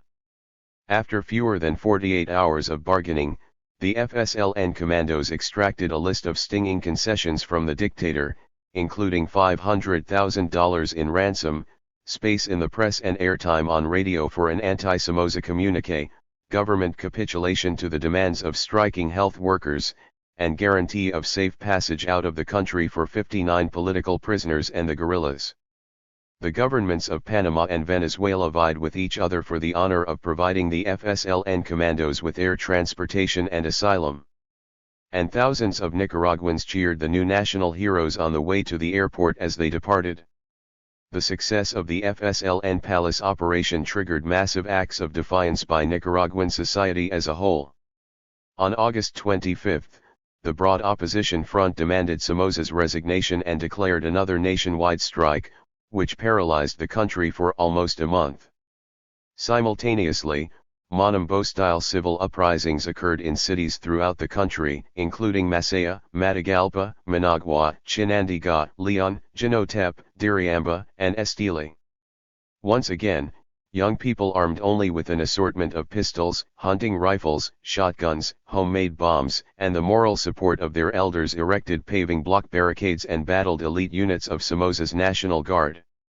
Several towns including Leon, the traditional stronghold of Somoza's Liberal Party, held out for a week or more against terrible odds. The outcome, however, was inevitable. Somoza and his hated National Guard knew that they were in a struggle for their very lives. The Guard, therefore, fought with unusual ferocity and vengeance, leveling large sections of several cities and taking the lives of between 3,000 and 5,000 people. The dictator's own son and heir apparent, Harvard-educated Anastasio Somoza Portocarrero, led the ground operations. After first softening up insurgent cities and neighborhoods with aerial strafing and bombardment, government troops moved in to mop up. As most of the active insurgents usually had withdrawn by the time the troops took the cities, the mop-up operations frequently involved the mass summary execution of non-combatants, in particular those males who had the misfortune of being of fighting age. 11. The events of August and September 1978 caused Nicaraguans on both sides to do some hard thinking. For his part, Somoza apparently began to realize that his dictatorial system might be doomed. In the next 10 months, he and his associates worked feverishly to liquidate assets and transfer money abroad. At the same time, however, Somoza displayed an outward determination to hold on and to crush the communist jerks. He announced plans to double the size of the Guard and bragged openly that, in spite of a U.S. arms freeze, he was having little trouble getting the arms and ammunition he wanted on the open market. Somoza was also quite clever in manipulating the United States in his efforts during this period to buy time. The September uprisings had caused the Carter administration, at least temporarily, to feel that Somoza might not be able to survive until 1981. This feeling was accompanied by a growing sense of alarm that Nicaragua might turn into another Cuba. 12. The dictator played very effectively upon these Cold War fears. His lobbyists in Washington argued passionately that Somoza was a loyal ally of the United States, about to be overthrown by Cuban-backed communists. And from October to January, Somoza himself toyed with a U.S.-led mediation team from the Organization of American States while it attempted to negotiate a transition agreement between Somoza and the small handful of traditional politicians who were still willing to make deals with the dictator. Dangling the idea of a national plebiscite before the OAS team and his traditional opponents, Somoza did not kill the mediation process until January 1979, when he apparently was sufficiently confident of his own military strength that he no longer needed such charades. Ironically, even though the Carter administration reacted with anger to Somoza's treachery by reducing its diplomatic presence in Managua and by finally withdrawing its small team of military attaches, the Americans, too, apparently felt that Somoza had weathered the storm. In May 1979, the administration once again aided the dictator by reversing an earlier position and allowing a $66 million International Monetary Fund loan for Nicaragua to be approved without U.S. opposition. Meanwhile, the Nicaraguan people had also learned some valuable lessons from the events of August and September 1978. It was clear that neither general strikes nor poorly armed mass uprisings would drive Somoza from office. The dictator and his guard had demonstrated their willingness to slaughter and destroy in order to preserve their position. The next uprising, therefore, would have to be led by a larger, well-trained, well-armed guerrilla force. Accordingly, for the next 8 months, the Sandinista National Liberation Front worked to prepare itself for a massive final offensive. The recruitment and training of young men and women, primarily students from urban areas, went on at a frenetic pace as the regular FSLN army expanded from several hundred to several thousand. Members of the opposition, particularly the 12, traveled throughout the world explaining the Sandinista cause and soliciting donations. Money received from various governments in Latin America, the social democratic parties of Western Europe, and solidarity groups in the United States and elsewhere was used to purchase modern, light, Western-made weapons on the international arms market. In March 1979, the FSLN, which formerly had been divided into 3 factions, finally coalesced under one 9-man directorate and issued a joint declaration of objectives. The stage was set for the final offensive. After a false start in Esteli in April, the real final offensive was declared early in June 1979. Paving block barricades were erected in poor neighborhoods throughout the country, and National Guard outposts were overcome one by one as the dictator's control of the country shrank.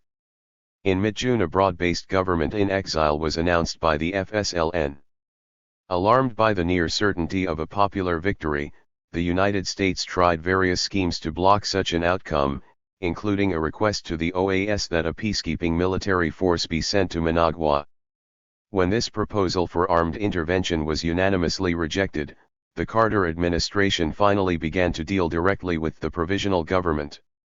Using various threats and promises, it tried unsuccessfully to force the FSLN to agree to preserve the National Guard, albeit in an altered form, and to include moderates, such as members of the Guard and Somoza's party, in the government.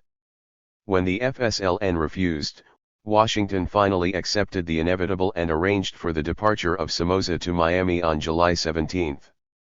A day later, the provisional government took the oath of office in a ceremony held in Leon, and on July 19, the FSLN entered Managua and accepted the surrender of most of what was left of the National Guard. Ecstatic crowds tore the statues of Anastasio Sr. and Luis Somoza from their pedestals and dragged the broken pieces triumphantly through the streets. On July 20, the provisional government entered the capital and appeared in the main plaza to receive the acclaim of a jubilant and grateful people. The Sandinista insurrection had won unconditionally. The confluence of grassroots movements.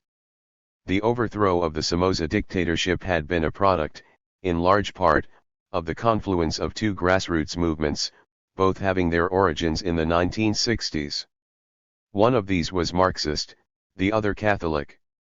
The older of the two, the FSLN, was founded in July 1961 by Carlos Fonseca, Silvio Mayorga, and Tomas Borga, former members of the local pro-Soviet Nicaraguan Socialist Party.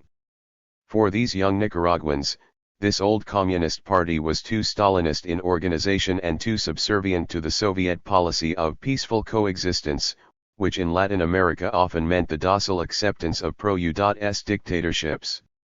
The founders of the FSLN were determined to create an authentically Nicaraguan revolutionary movement, based on the tactics and socio-political objectives of Augusto César Sandino. For a long time the young rebels were not very successful.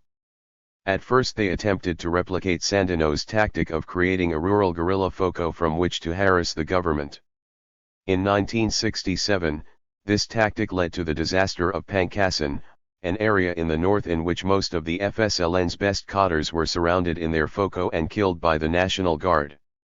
From then until 1974, the surviving Sandinistas reverted to a strategy of accumulation of force in silence, temporarily abandoning guerrilla activities and working instead to organize peasants and the urban poor. In 1974, they returned to guerrilla activities, carrying out the successful Managua kidnap ransom operation mentioned earlier. Fighting at the barricades. Ironically, the adoquin paving blocks used to construct the barricades were made in the dictator's own factory.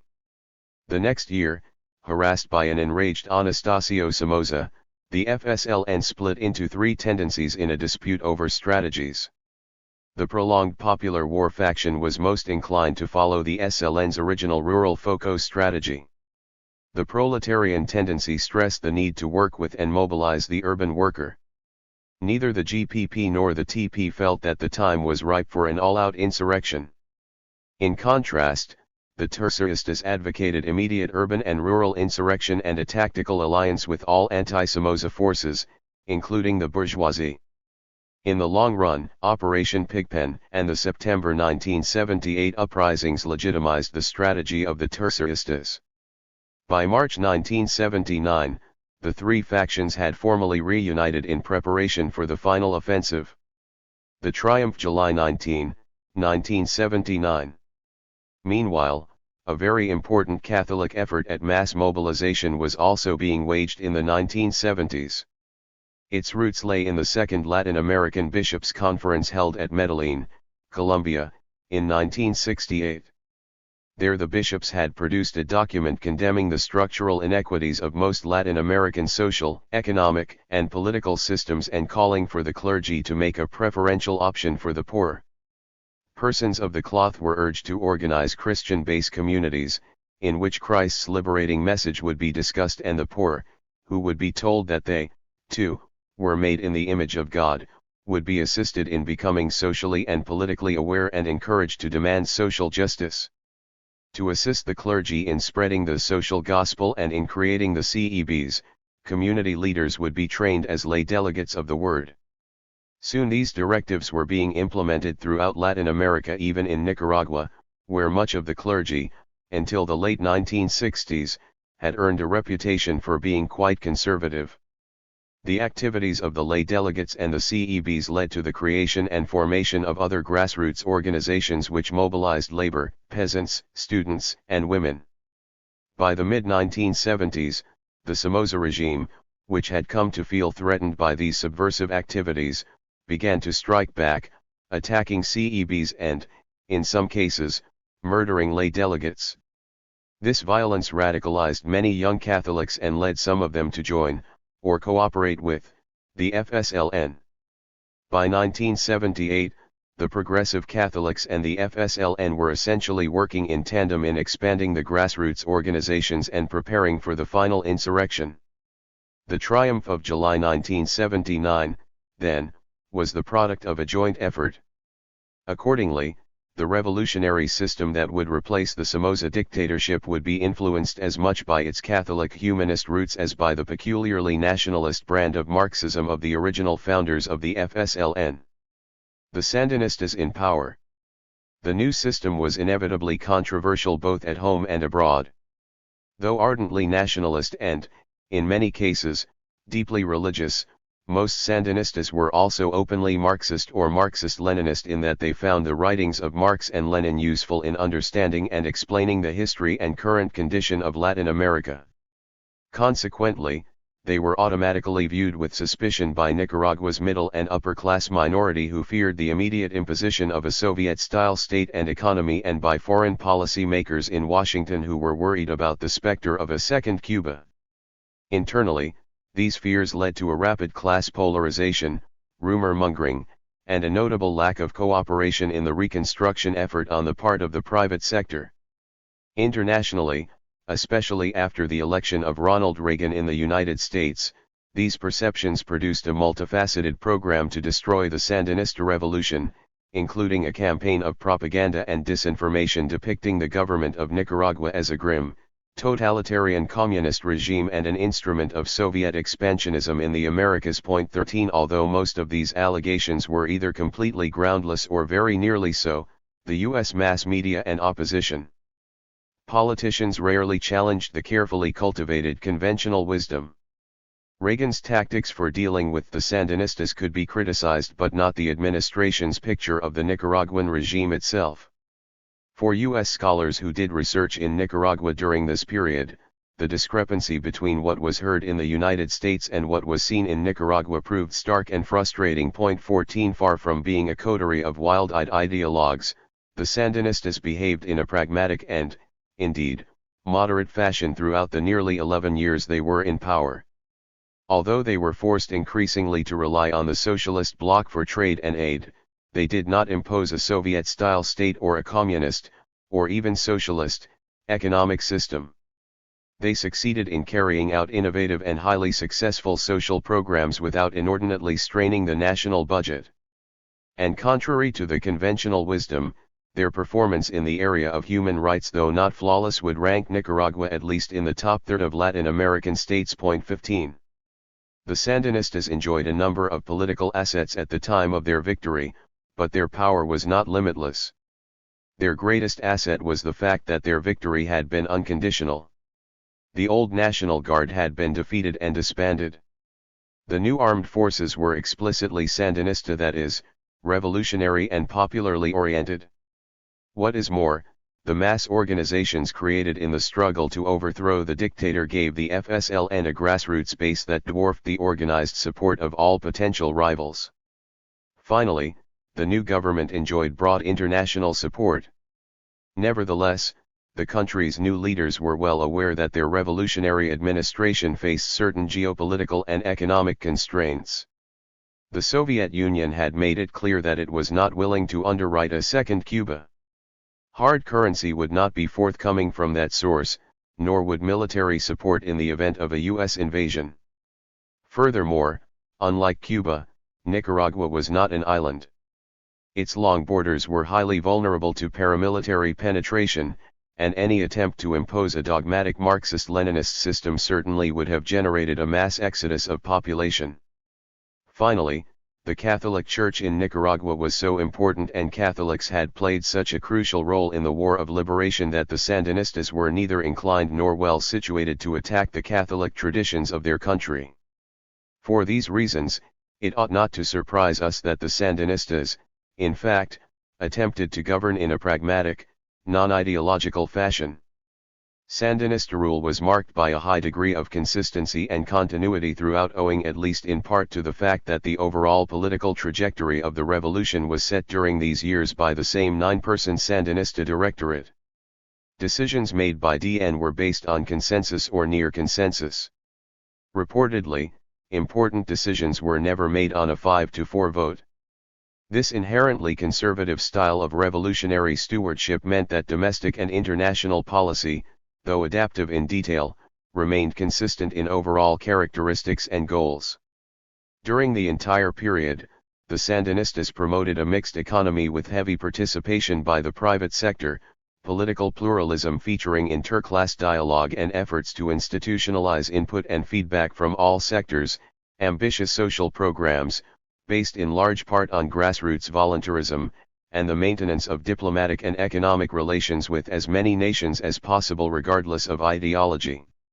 However, in spite of such overarching continuity, it is possible to divide the years of Sandinista rule into 4 sub-periods that were clearly conditioned by the country's international environment. The first, which lasted until the election of Ronald Reagan in November 1980, was a time of euphoria and optimism. The second, spanning the nearly 2 years from that election to the spring of 1982, was a period of growing awareness of, and concern with, the hostile intentions of the new administration in Washington.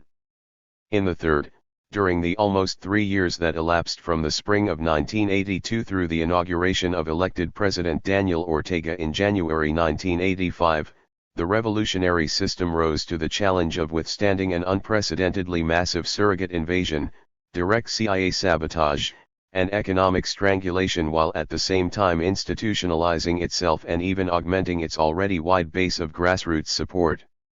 However, in the fourth period, the final 5 years of the Sandinista government, the death, destruction, and economic collapse brought on primarily by the Contra War and other U.S. orchestrated programs of destabilization eventually caused such desperation among the Nicaraguan people that a majority voted in 1990 for a U.S. sponsored opposition coalition capable, it was hoped, of ending the paramilitary and economic torment of Nicaragua. The first year was the quiet before the storm. Jimmy Carter was still President of the United States. Though not pleased with the Sandinista victory, his administration had decided to make the best of it, offering economic aid with strings attached in the hopes of manipulating the Sandinistas in a direction acceptable to conservative Washington. During this period, the FSLN consolidated the revolution politically by promoting the growth of grassroots organizations, reorganizing the Sandinista armed forces, and re-equipping them with standardized military materiel. Much of the latter was obtained from the Socialist Bloc. The United States had earlier refused an arms purchase request by the Sandinistas. Nevertheless, the Sandinista army was quite small, and the civilian militia little more than an association of patriotic marching units barely constituted even a credible addition to the country's defensive force. In economic affairs, the Sandinistas decided to honor Somoza's foreign debt in order to maintain Nicaraguan creditworthiness in Western financial circles. Lengthy negotiations with the international banking community led to concessionary terms for repayment. Public loans and aid poured in from a wide variety of countries. And although the government immediately confiscated properties owned by the Somozas and their accomplices, it respected the rest of the private sector and even offered it substantial financial assistance. In line with the decision to preserve a large private sector, the revolutionaries also created an interim government in which all groups and classes in society, including the privileged minority, could have a voice. The plural executive, created shortly before the victory, included wealthy conservatives as well as Sandinistas. The interim legislative body gave corporative representation to most parties and organizations of significance in Nicaraguan society. This was also a time of ambitious social programs, most notably the 1980 Literacy Crusade, which lowered the national illiteracy rate from 51% to 13% at relatively low cost to the government owing to its ability to mobilize massive voluntary participation. The period was not without tension, however. Class polarization had set in almost immediately. Many in the minority privileged classes were certain that totalitarian communism was just around the corner. Accordingly, some fled immediately to Miami, while others first illegally decapitalized their industries, transferred money abroad, and then fled. Moreover, a crisis of sorts occurred early in 1980, when conservatives on the junta resigned in a pique over the fact that the organizations representing their class had been given representation on the new Council of State that was only slightly more than equivalent to the minority percentage that they represented in the population as a whole. At the same time, the independent daily, La Prensa, was taken over by a conservative wing of the Chamorro family, and from then on it was to take a highly critical position, playing to the fears of the privileged classes. On balance, however, these were not bad times. Other conservatives were found to replace those who had resigned from the junta. Human rights in general were respected. And La Prensa was allowed to make scurrilous and frequently false attacks on the system with virtual impunity. Former Somoza military personnel and accomplices were subjected to legal investigation and trial rather than execution. Indeed, the death penalty itself was immediately abolished. The second period, one of growing concern and apprehension, began in the fall of 1980 with the election of Ronald Reagan. That summer the Republican Party platform had deplored the Marxist-Sandinista takeover of Nicaragua and had promised to end all aid to that country. Campaign aides to Reagan had advised using on Nicaragua the full gamut of techniques employed by the United States in the past to destroy Latin American regimes of which Washington did not approve. In fact, the new administration wasted little time in implementing these suggestions. Early in 1981, U.S. economic assistance to Nicaragua was terminated, and the administration began to allow anti-Sandinista paramilitary training camps to operate openly in Florida, California, and the Southwest. 16 That December, President Reagan signed a directive authorizing the CIA to spend $19.8 million to create an exile paramilitary force in Honduras to harass Nicaragua. 17 Although some counter-revolutionary attacks occurred as early as 1981, such activity increased markedly in 1982, as bridges, oil refining facilities, and other crucial infrastructure, in addition to civilian and military personnel, were targeted. That same year, too, the United States used its central position in the World Bank and the Inter-American Development Bank to cut off the flow of badly needed multilateral loans to Nicaragua. This growing external threat was clearly reflected in Nicaragua in increased class polarization, greater emphasis on austerity and defense, and some albeit still relatively mild government infringements on human rights.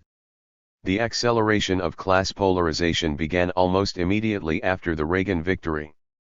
By 1980, many in the privileged classes apparently saw even less need than before to accommodate themselves to the new revolutionary system.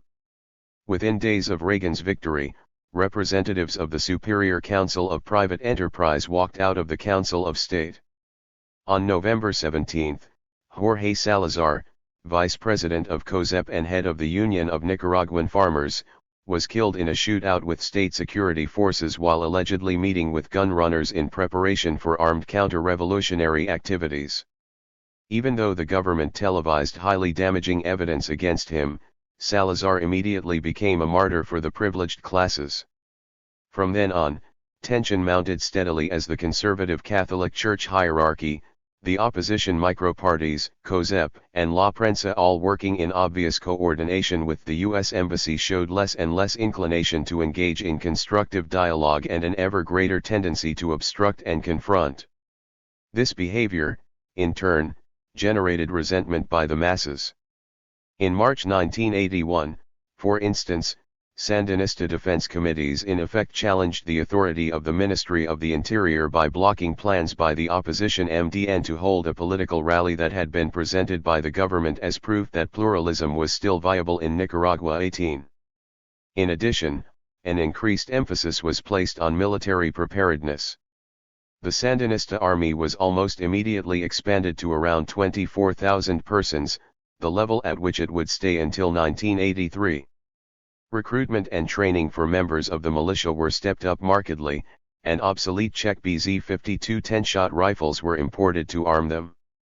Socialist bloc tanks, anti-aircraft equipment, helicopters, and troop transport vehicles were also imported. Moreover, there was talk of obtaining Soviet MiG fighter jets. This buildup, however, was clearly defensive, as noted in a staff report of the House Committee on Intelligence, when, in September 1982, it chastised the U.S. intelligence community for making dramatic public statements about Nicaragua's offensive intentions and capabilities while, at the same time, secretly briefing high-level administration officials to the contrary. 19 Meanwhile, there was a general belt-tightening as the importation of non-essential goods was restricted and salaries were held down. All of the government social programs were continued. Indeed, in 1981, over 70,000 young people participated in a voluntary primary health crusade. But overall, the people of Nicaragua were beginning to feel the negative effects of the Reagan assault on their country. Finally, as is true in all states in time of war or threat of war, certain human rights were gradually infringed upon in the name of national security. Late in 1981, in response to Contra activity in the region, the government ordered the involuntary evacuation of over 10,000 Mosquito Indians from isolated communities along the Rio Coco. Although careful investigations into this matter indicate that the evacuation itself was carried out in a humane fashion, some isolated incidents occurred during subsequent security activities on the Mosquito Coast in which individual commanders or soldiers disobeyed orders to respect the lives of prisoners and were apparently responsible for the execution or permanent disappearance of up to 150 individuals. 20 Also apparent was a deterioration in the right to due process for political prisoners in general and on the Mosquito Coast in particular. Finally, on a half-dozen occasions, La Prensa was closed for 2-day periods. This action was taken under the terms of a press law decreed by the original junta, a law calling for such action in the event that an organ of the media was found to have disseminated material that was not only false but also destabilizing. However, even with these shutdowns, La Prensa continued to operate freely and in bitter opposition to the government more than 95% of the time. Moreover, at no point during this period did human rights infringements in Nicaragua even remotely approach the wholesale abuses prevalent in a number of other Latin American countries. In fact, late in 1982, the U.S. ambassador to Nicaragua, Anthony Quainton, admitted candidly to a group of which co-author Walker was a part that the human rights situation there was better than in El Salvador or Guatemala. Ironically, two countries that Washington was then trying to portray as having made great strides in this respect. The third period, from early 1982 through the beginning of 1985, might aptly be labeled weathering the storm. The storm, in this case, was the Reagan administration's massive and multifaceted campaign to destabilize and overthrow the Sandinista government, which, by the onset of this period, was covered in name only. The CIA coordinated recruitment, training, arming, and disgorging of Contras into Nicaragua had escalated rapidly from the force of 500 originally envisioned in the CIA finding of late 1981 to over 15,000 by 1984. Direct involvement by CIA personnel was also evident in the destruction of Nicaraguan oil storage facilities late in 1983 and the mining of Nicaraguan harbors early in 1984. Furthermore, ever larger numbers of U.S. military personnel participated in nearly continuous, highly menacing joint military maneuvers in Honduras and in naval exercises off both Nicaraguan coasts. Accompanying these military and paramilitary efforts was an escalating program of economic strangulation. Washington continued to block approval of Nicaraguan loan requests before the World Bank and the IDB. U.S. trade with Nicaragua was drastically curtailed. In October 1982, Standard Fruit Company suddenly pulled its banana buying operation out of Nicaragua in spite of the fact that, just the year before, it had reached a very concessionary agreement with the Nicaraguan government. In May 1983, the Nicaraguan quota for exporting sugar to the United States was cut by 90%. And Washington made an effort, albeit an only partially successful one, to get other countries to stop trading with Nicaragua. These activities had a clear impact on Nicaragua, though not always one that U.S. policymakers would have desired. In economic matters the country was hurt, but by no means brought to its knees. Although the economy grew steadily under Sandinista rule, problems inherited from Somoza, combined with a sharp decline in the world prices of Nicaragua's export commodities and the enormous direct and indirect cost of the Contra War, meant that by this third period Nicaragua was having increasing problems in servicing its debt. Accordingly, Venezuela ceased and Mexico drastically curtailed supplies of oil to the country. As a result, by 1984 and 1985 the Sandinistas were forced to turn to the Soviet Union for most of their petroleum needs. The scarcity of foreign exchange also meant severe shortages of imported goods and of products manufactured in Nicaragua from imported materials or with imported machinery. Of course, such shortages also triggered rampant inflation and spiraling wage demands, which could not be satisfied given the tremendous diversion of government revenues into defense. Social services were also negatively affected. As increased emphasis was placed on defense, government spending on health, education, housing, food subsidies, and so on, had to be cut back. Further, it is clear that the Contras were deliberately targeting the social service infrastructure. Many government employees in health, education, and cooperatives were kidnapped, tortured, and killed. Schools, clinics, daycare centers, and grain storage facilities were destroyed. However, if all of this activity was designed to so damage the living standards of most Nicaraguans that they would become angry with their government and ultimately overturn it, someone had badly miscalculated. Although the human condition did decline during this period, support for the government actually appears to have grown as measured by levels of membership in pro-Sandinista grassroots organizations. 21 In the aftermath of the triumph, membership reached a peak of about 250,000 to 300,000 persons. Thereafter, it declined for a couple of years as a result, perhaps, of apathy or a sense of lack of fulfillment of unrealistically high expectations for the revolution.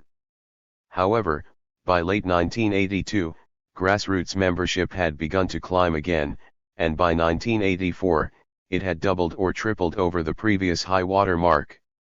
By then, around half of all Nicaraguans age 16 or older were members in voluntary support organizations. 22 Clearly the intervening variable was the Contra War, the effects of which really began to hit home late in 1982. Simply put, Nicaraguans had come together to support their government in this time of national emergency and foreign threat. The same period also witnessed a significant buildup in the military. Nicaragua stepped up its purchase of military hardware such as helicopters, propeller-driven aircraft, artillery, anti-aircraft equipment, troop transports, and light weaponry mainly from the Socialist Bloc. By 1983 or 1984, the Sandinista army, which had held constant at around 24,000 strong since 1981, increased to over 40,000. In addition, late in 1983 a military draft was instituted. At the same time, the Sandinista militia, a lightly trained body of over 60,000 civilian volunteers who had previously been armed with liberated Somoza-era weaponry and obsolete Czech BZ-52 rifles, was largely re-equipped with Socialist Bloc AK-47 automatic rifles. This increased preparedness paid off. The Contras proved incapable of achieving even their most minimal objective of seizing and holding a Nicaraguan population center that could be declared the seat of a new government. At first, the political response of the Sandinistas to the external threat was predictably defensive. In the spring of 1982, following Contra attacks on important Nicaraguan infrastructure and the disclosure in the U.S. media of President Reagan's earlier authorization of funding for CIA-sponsored paramilitary operations against their country, the government declared a state of pre-war emergency under which certain civil and political rights were temporarily suspended. Some measures had actually begun during the previous period, others were new. The implementation of these measures was relatively mild. The short-term preventive detention measure affected only a few hundred persons at any one time. And La Prensa, though now heavily censored, at least continued to function. Another new political measure, decreed in July 1982, was the massive decentralization of government. Under it, the country was divided into 6 regions and 3 special zones for all governmental functions. The main purpose of this reform was to avoid the stifling effects of centralized bureaucratic control by creating institutions for local decision-making and public policy implementation. Another important objective was to institute a system of government that could continue functioning even if communications were badly disrupted or if Managua were occupied by enemy troops. Eventually, however, as more and more Nicaraguans rallied around their government, the Sandinistas came to show renewed confidence in the people and to take a more relaxed approach to domestic politics. Late in 1983, the government actually passed out many tens of thousands of automatic weapons to civilians so that they could help defend their families, farms, villages, and neighborhoods. Meanwhile, the government, in consultation with all political parties and groups that chose to enter into dialogue, had been working to create a mechanism to implement the Sandinistas' oft-repeated promise to hold general elections. Eventually, in September 1983, and with considerable opposition input, a political parties law was hammered out and enacted. 3 months later the government announced that the elections would be held in 1984. Early in 1984, November 4 was set as the exact date, and in March, an electoral law modeled after key components of the French, Italian, Austrian, and Swedish electoral systems was enacted. 23 The Reagan administration denounced the Nicaraguan election in advance as a Soviet-style farce and then, with the U.S. media, portrayed businessman Arturo Cruz as the only viable opposition candidate. Cruz then played the role of a potential but reluctant candidate who ultimately, with great fanfare, decided not to enter the race on the grounds that the conditions for a free election did not exist. 24 Just before the election, the United States pressured another candidate to withdraw at the last moment. Nevertheless, the election did take place as scheduled, and though either ignored or panned by the U.S. media, it was certified as being a meaningful, clean, and relatively competitive election by a number of observer delegations representing Western European parliaments and governments, the U.S.-based Latin American Studies Association, and so on. 25 Although voting was not obligatory, 75% of those registered cast ballots. Although 3 parties each to the right and the left of the FSLN appeared on the ballot, the Sandinistas captured 63% of the vote. That gave the presidency and vice presidency to Daniel Ortega and Sergio Ramirez, and 61 of the 96 seats in the new National Assembly to the FSLN. The fourth and longest major sub-period of Sandinista rule was the time of decline from 1985 to 1990. This is not to say that there were no successes during that period, but rather that the most important characteristic of those years was an essentially externally generated economic collapse and consequent internal political destabilization. The January 1985 inauguration of Daniel Ortega, Nicaragua's first democratically elected president, should have been a cause for celebration. It was not. There were too many signs of trouble in the making. First, the previous November, the Reagan administration had skillfully obscured the nature of the election. In the United States, news of the election had been immediately drowned in intensive media coverage of deftly timed Reagan administration disinformation leaks that Soviet-built MiG jets were en route by ship to Nicaragua. Though groundless, these allegations raised to a fever pitch U.S. paranoia over the Nicaraguan menace. Most of the thin election coverage that did take place in major U.S. media ignored the judgment of the disinterested international observer teams, choosing instead to echo Washington's distorted depiction.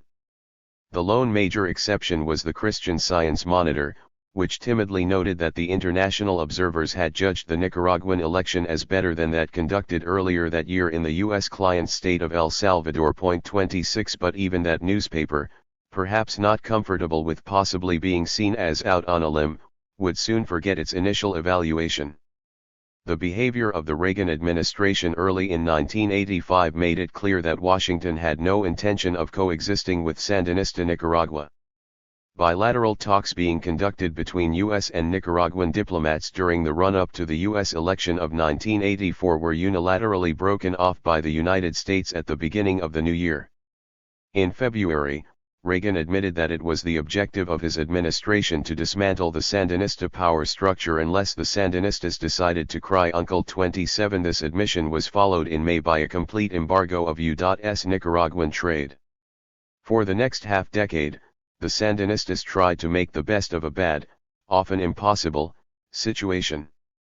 Though there were many setbacks, there were also some notable successes. First, during 1985 and 1986, the newly elected National Assembly worked to produce a constitution. In January 1987, after considerable legislative debate and domestic and international consultation, an original and simply worded democratic constitution was promulgated. 28 At the same time, after considerable negotiation and compromise, an innovative arrangement for the autonomy of Atlantic coast peoples was agreed to, and for all practical purposes, peace in that part of the country was achieved. In addition, parties and election laws were written in 1988 and amended in 1989 in order to carry out the constitutional mandate of a national election in 1990. Another major achievement was the containment of the Contras. After 1982, the Contra presence in Nicaragua had escalated rapidly to a high of around 15,000 troops by the mid-1980s. According to the U.S. Pentagon, approximately 10 regular soldiers are normally required to contain one guerrilla fighter. Though Nicaragua was never able to achieve anywhere near that ratio, its leaders adopted tactics that made up for the deficiency. Reportedly taking much of their strategy directly from U.S. Army counterinsurgency manuals and practices. 29 They created irregular warfare battalions and light hunter battalions, which could take the war to the enemy under very difficult conditions. The leaders also accelerated agrarian reform, at least in part to solidify support in rural areas. They continued to pass out large numbers of AK-47 and AKM assault rifles to civilians in threatened regions. Finally, the government extended the policy, begun in 1983, of granting amnesty to anyone willing to desert the Contras. As a result, by the spring of 1988, their disintegrating and demoralized enemy had begun to sue for peace. From then on, though the United States would continue to maintain the Contras as an irritant and potential threat to the Sandinistas and a stimulus for Nicaragua to continue high levels of military expenditures it could not afford, the U.S. surrogates would never again constitute a serious military problem. 30. A final achievement of the 1985 to 1990 period was the maintenance of a relatively laudable record in the area of human rights. 31 Though there were scattered exceptions, respect for the integrity of person, the citizen's right not to be tortured, raped, murdered, or otherwise physically abused by agents of the government was generally maintained throughout the period. 32 Social and economic rights were promoted as well as any government could do under the circumstances. And civil and political rights which under international law may be restricted in times of external threat and national emergency were only moderately and occasionally infringed upon. Indeed, Nicaragua's record in this latter category compared favorably with that of the United States and England in time of war and was much better than that of the contemporary U.S. client regimes of Guatemala and El Salvador.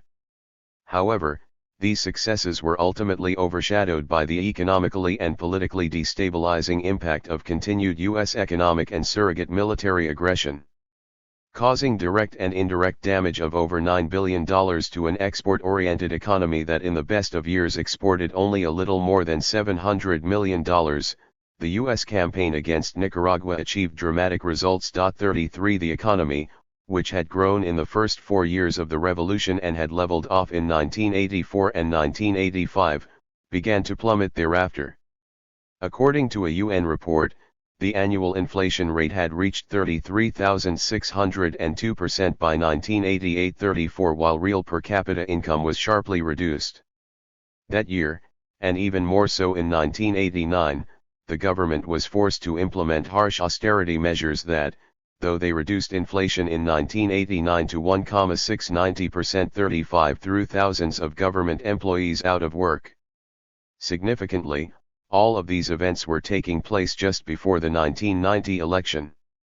During the same period, various exigencies created by the war, combined with economic hard times, also impacted negatively on the grassroots movement that had been the base of the Sandinista revolution. Instead of being used primarily as devices to promote the sectoral interests they were supposed to be representing, the grassroots organizations were asked by the FSLN and the state to perform tasks important to the preservation of the revolution as a whole. Because some of these tasks were onerous, for instance, requests that neighborhood committees assist in the recruiting of draftees and that union leaders urge patience in the face of falling standards of living, or at the very least drained resources from the pursuit to meet more immediately felt needs, they tended to delegitimize the mass organizations. What is more, the increasingly desperate economic situation made it even more difficult for ordinary citizens to devote time to anything but the fulfillment of personal and family needs. All of this caused membership in grassroots organizations to decline gradually in 1985 and 1986 and then to plummet in 1987 and 1988. The war itself also brought great suffering and therefore took a heavy political toll.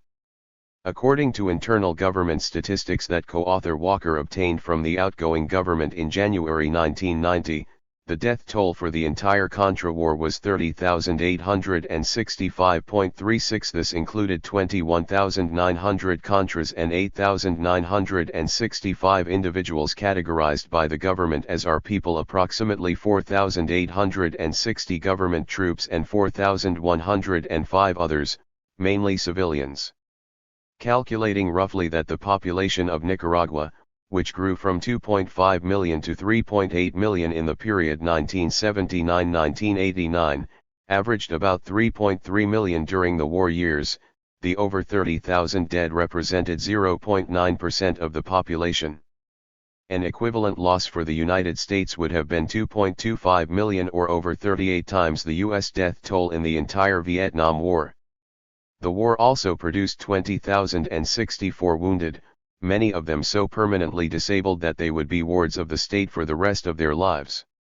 Thus, by the 1990 elections, the Nicaraguan electorate was thoroughly tired of war. Continued hostile U.S. rhetoric toward the Sandinistas and sharply escalated Contra activity in Nicaragua in the 4 months leading up to the 1990 elections convinced many Nicaraguans that the war, and hence the suffering, would not be terminated unless the Sandinistas lost on February 25.37. Washington's awareness of its success in destabilizing Nicaragua in the second half of the 1980s would seem to explain why the U.S. attitude toward elections in Nicaragua changed from 1984 to 1989 to 1990. In 1984, prior to the major impact of the destabilization, it was clear that the Sandinistas would win a free election against any conceivable opposition. In fact, a U.S. Embassy representative conceded to the Latin American Studies Association observer team that he thought they would take 70% of the vote in such an election. He added, "Who else has ever brought so much to the Nicaraguan people in so short a period of time?" 38. And as an unnamed senior Reagan administration official commented to a New York Times reporter just prior to the election, if someone like Arturo Cruz were to run and lose, the Sandinistas could justifiably claim that the elections were legitimate, making it much harder for the United States to oppose the Nicaraguan government. 39. Thus the U.S. strategy in 1984 was to promote the opposition's abstention so that it would be possible to delegitimize the inevitable outcome. 5 years later, however, after Nicaragua had dropped to the unenviable status of being the poorest country in the Western Hemisphere, and with the Nicaraguan people now desperately tired of war and deprivation, a U.S. strategy of promoting a unified opposition electoral coalition made good sense. Thus, while repeatedly and disingenuously criticizing Nicaragua's election laws as stacked in the Sandinistas' favor, stressing every minor irregularity that took place, and expressing grave doubts that a free election was possible, Washington used millions of covert dollars and promised overt funding to weld a united opposition out of 14 disparate micro-parties and to promote the electoral success of its candidates. Leaving nothing to chance, the United States, said one State Department official at the time, decided to micromanage the opposition. 41. And while accelerating the Contra War and repeatedly expressing hostility toward the Sandinistas, administration spokespersons from President George H.W. Bush on down made numerous statements not only endorsing UNO's presidential candidate, Dona Violeta Barrios de Chamorro, but indicating that the economic blockade and U.S. support for the Contras would end if she won. Actually, U.S. bureaucratic inertia prevented much of the nearly $8 million in overt U.S. funding from getting to Nicaragua before the election. The money that did get there began to arrive around the turn of the year, far too late to have much impact on the outcome. In addition, whereas the FSLN ran a glitzy modern campaign with tracking polls, targeted appeals, and huge rallies, UNO appeared to be handicapped by an inarticulate presidential candidate, open internal bickering, limited campaign outreach, and smaller rallies. As it turned out, however, the entire campaign period was probably essentially irrelevant. The voters of Nicaragua had a stark choice: vote for the FSLN, which, though it promised to defend national sovereignty and promote social justice, was apparently powerless to end the war and the economic blockade, or vote for UNO, which, though its candidates and leaders had a very questionable record on the issues of sovereignty and social justice, appeared almost certain to be able to end the military and economic aggression. The UNO victory was clear-cut. Chamorro won about 55% of the valid presidential votes compared to Daniel Ortega's 41%. Of the 92 seats in the National Assembly, UNO captured 51, the FSLN won 39, and two independent parties, the Social Christian Party and the United Revolutionary Movement, took one apiece. Burnt by the experience of having had the Reagan administration and the U.S. press dismiss the 1984 election as a farce, the Sandinistas had made sure that the 1990 election would be even more heavily observed.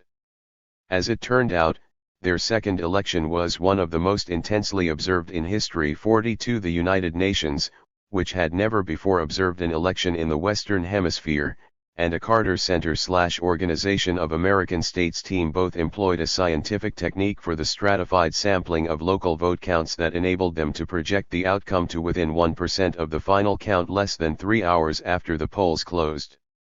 By 9:30 p.m., Ortega and Chamorro were given these projections. Though it was clear to many impartial observers that the Nicaraguan people had voted, as the Sandinistas would repeatedly argue, with a gun held to their heads, 43 Daniel Ortega delivered a moving and dignified concession speech early the following morning. Later that day, he went to Chamorro's house, embraced and congratulated her, and promised to support her in her new role. Significantly, there were almost no celebrations by UNO voters and activists. Though Nicaraguans normally mark anything worth celebrating with the chatter of firecrackers and the boom of rockets, Managua was strangely silent in the aftermath of the UNO triumph. After some bargaining over the nature of the transition, Violeta Barrios de Chamorro was inaugurated on schedule on April 25, 1990. 4. Recent History, Part 2. The Conservative Restoration and the Return of Daniel Ortega.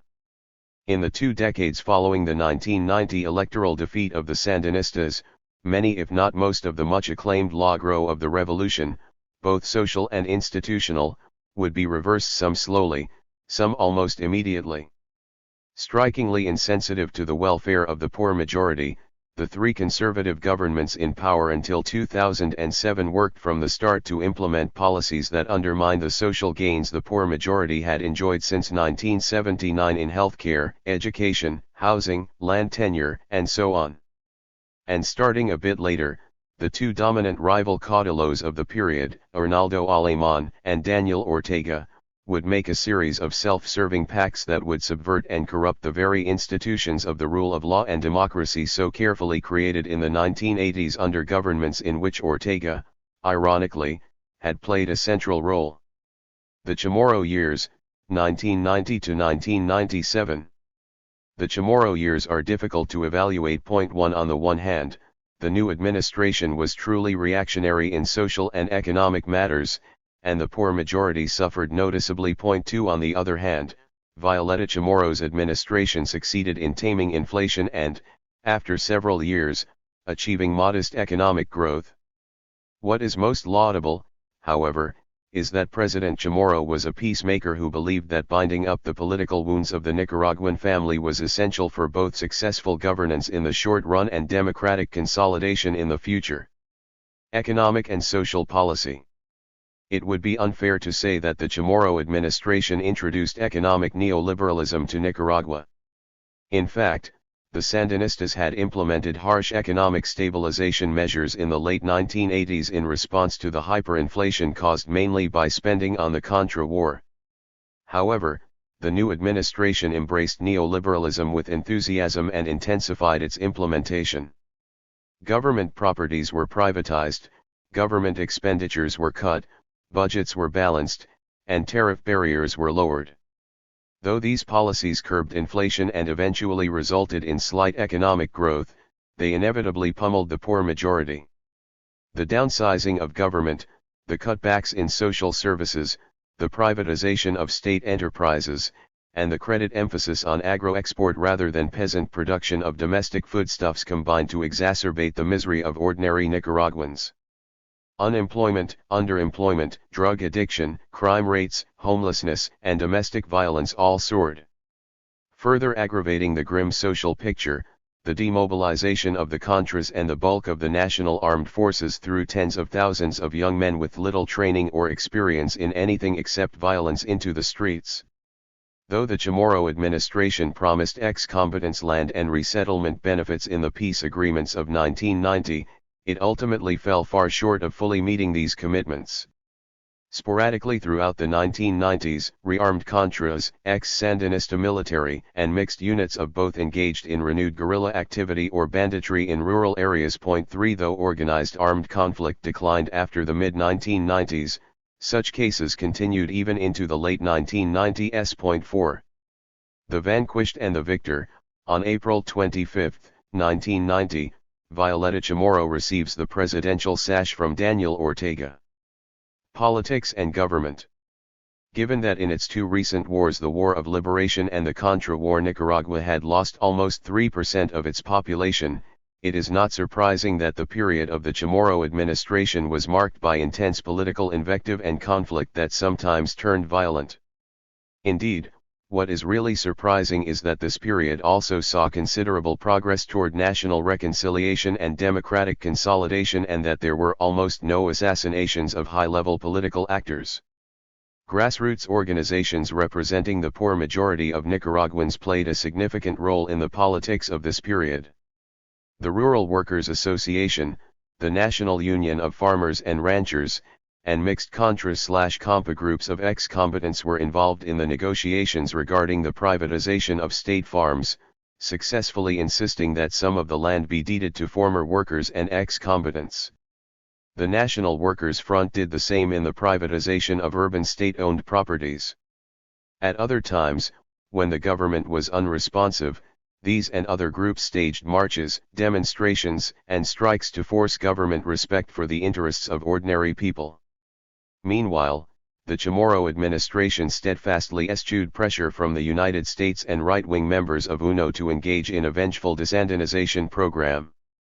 Instead, the administration wisely allowed Sandinista General Humberto Ortega to remain at the head of the military.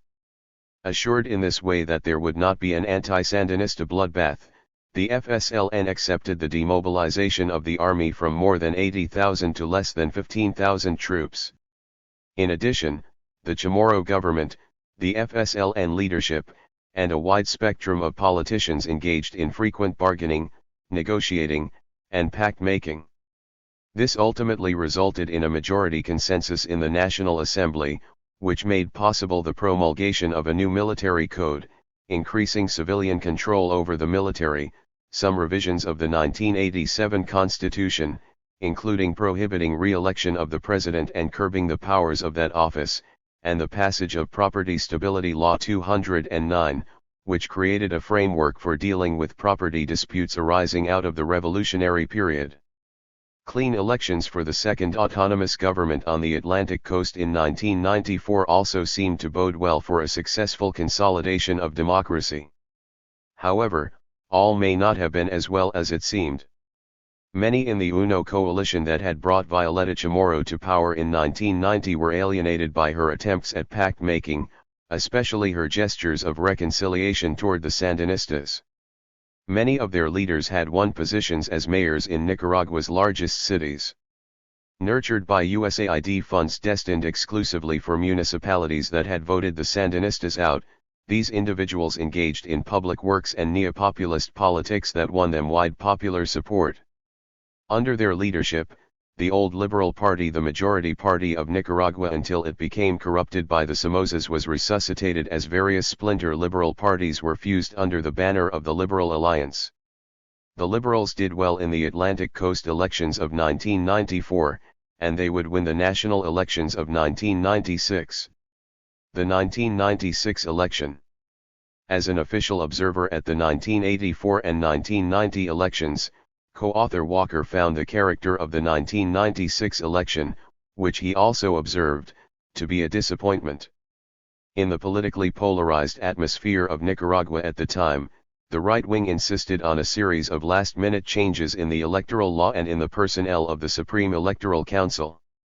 The procedural modifications were hard to operationalize on such short notice, and the personnel changes introduced many people into the system who were inexperienced or lacking in commitment to democracy.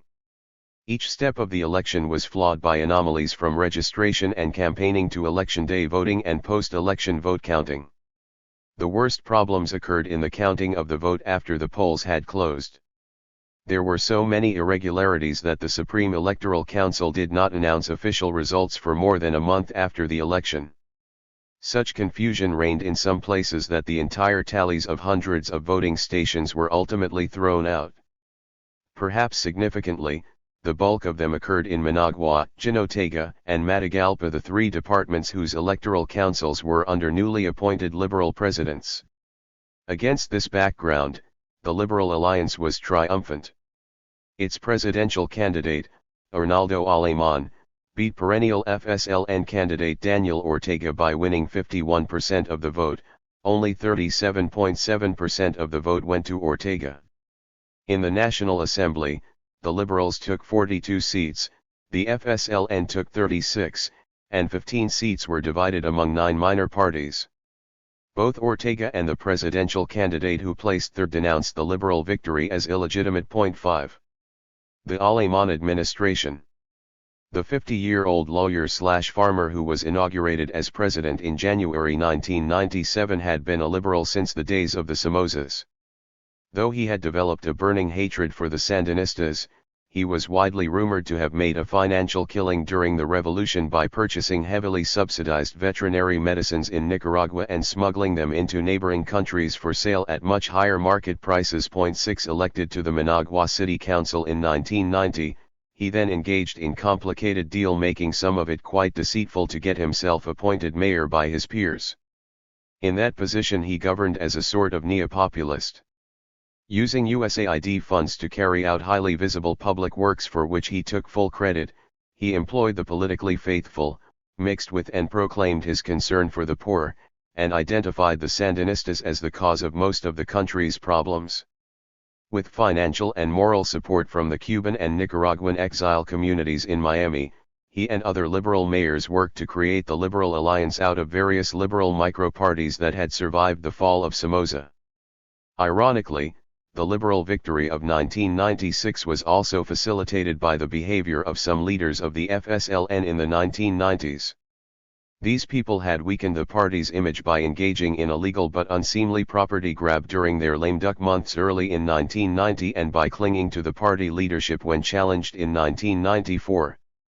The break-off of the renovating Sandinista movement into a separate party in 1995 took most of the professional and intellectual leaders out of the FSLN, just as the united and well-financed liberals were gearing up for the 1996 election. The Alemán administration was a disappointment for anyone concerned with democratic consolidation in Nicaragua. It was marked by extreme polarization, confrontation, administrative incompetence, and unprecedented corruption. The disastrous impact of Hurricane Mitch in October 1998 only highlighted and accentuated these failings.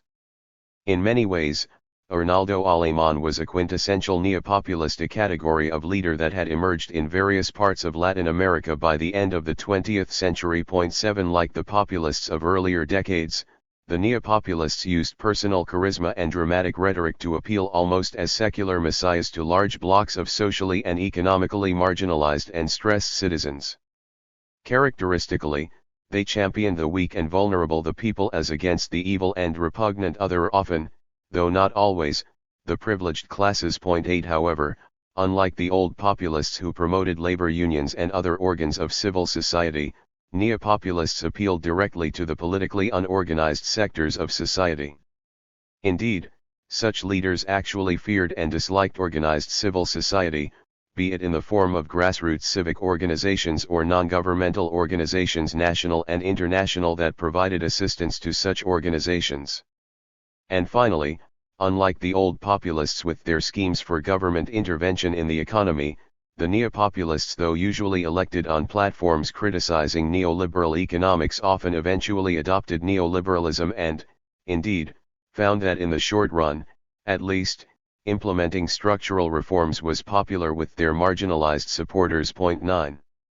By the 1990s, Nicaragua was ripe for the emergence of neopopulism.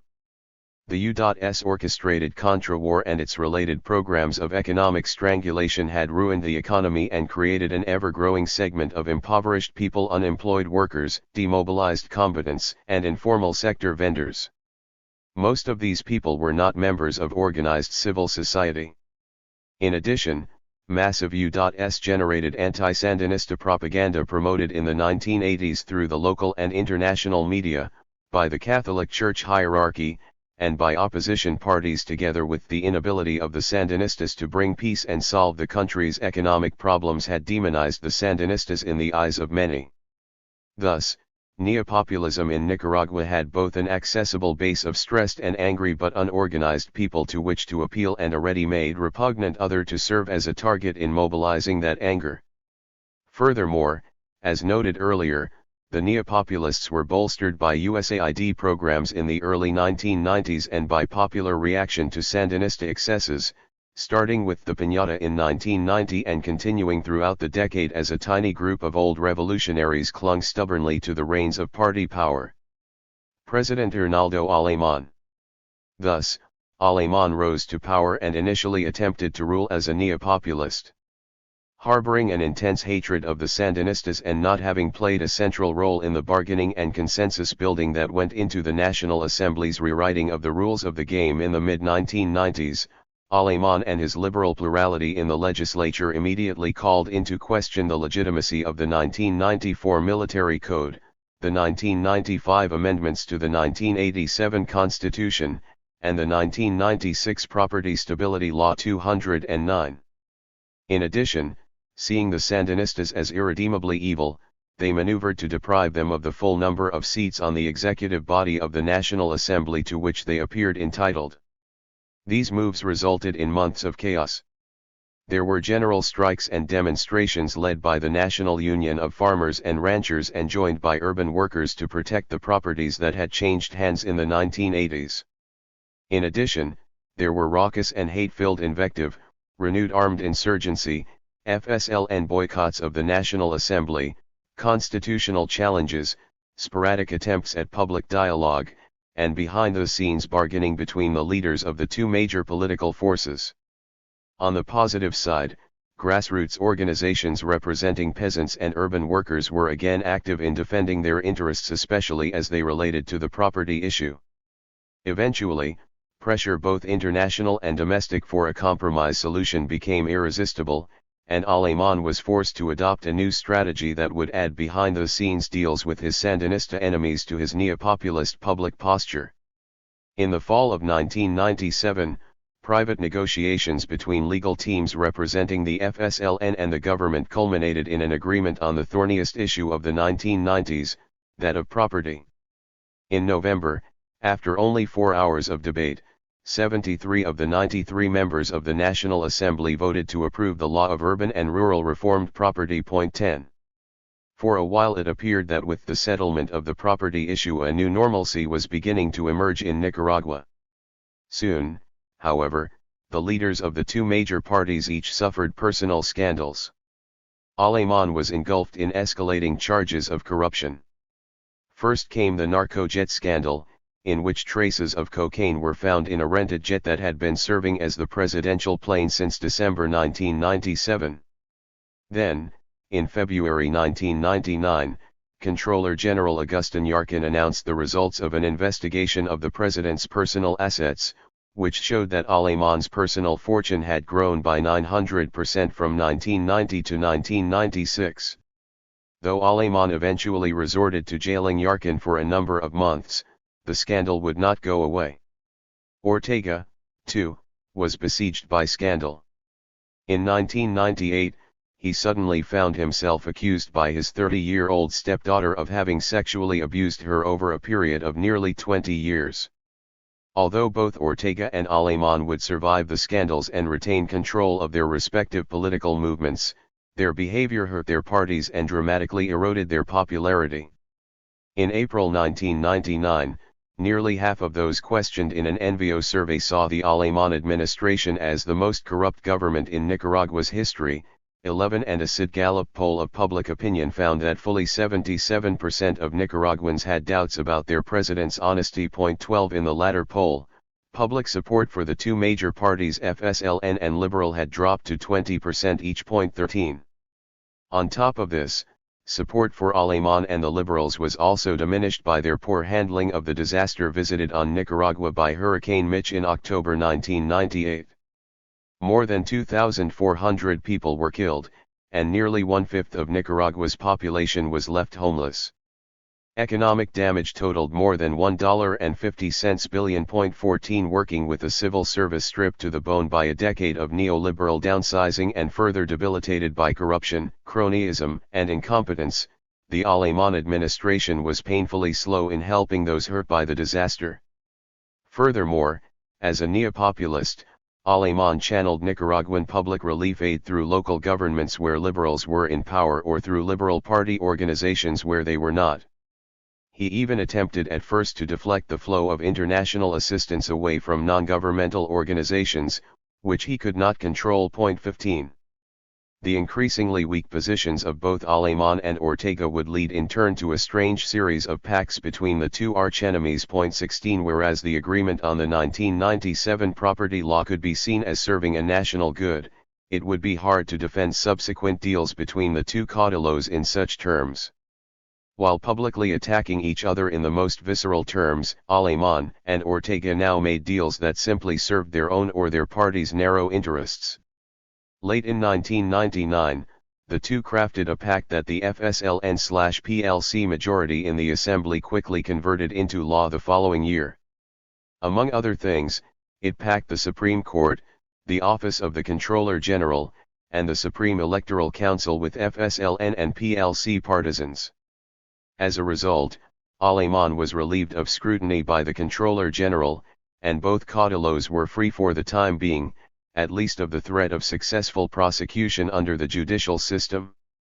Furthermore, the electoral laws were revised to effectively exclude any meaningful challenges from third parties. By the turn of the century, Nicaragua appeared to be at a critical political juncture. Once dramatically dissimilar, the liberals and what was left of the FSLN had become much more alike. Since the days of Somoza, the liberal movement had long been essentially a vehicle for personal aggrandizement and ambition.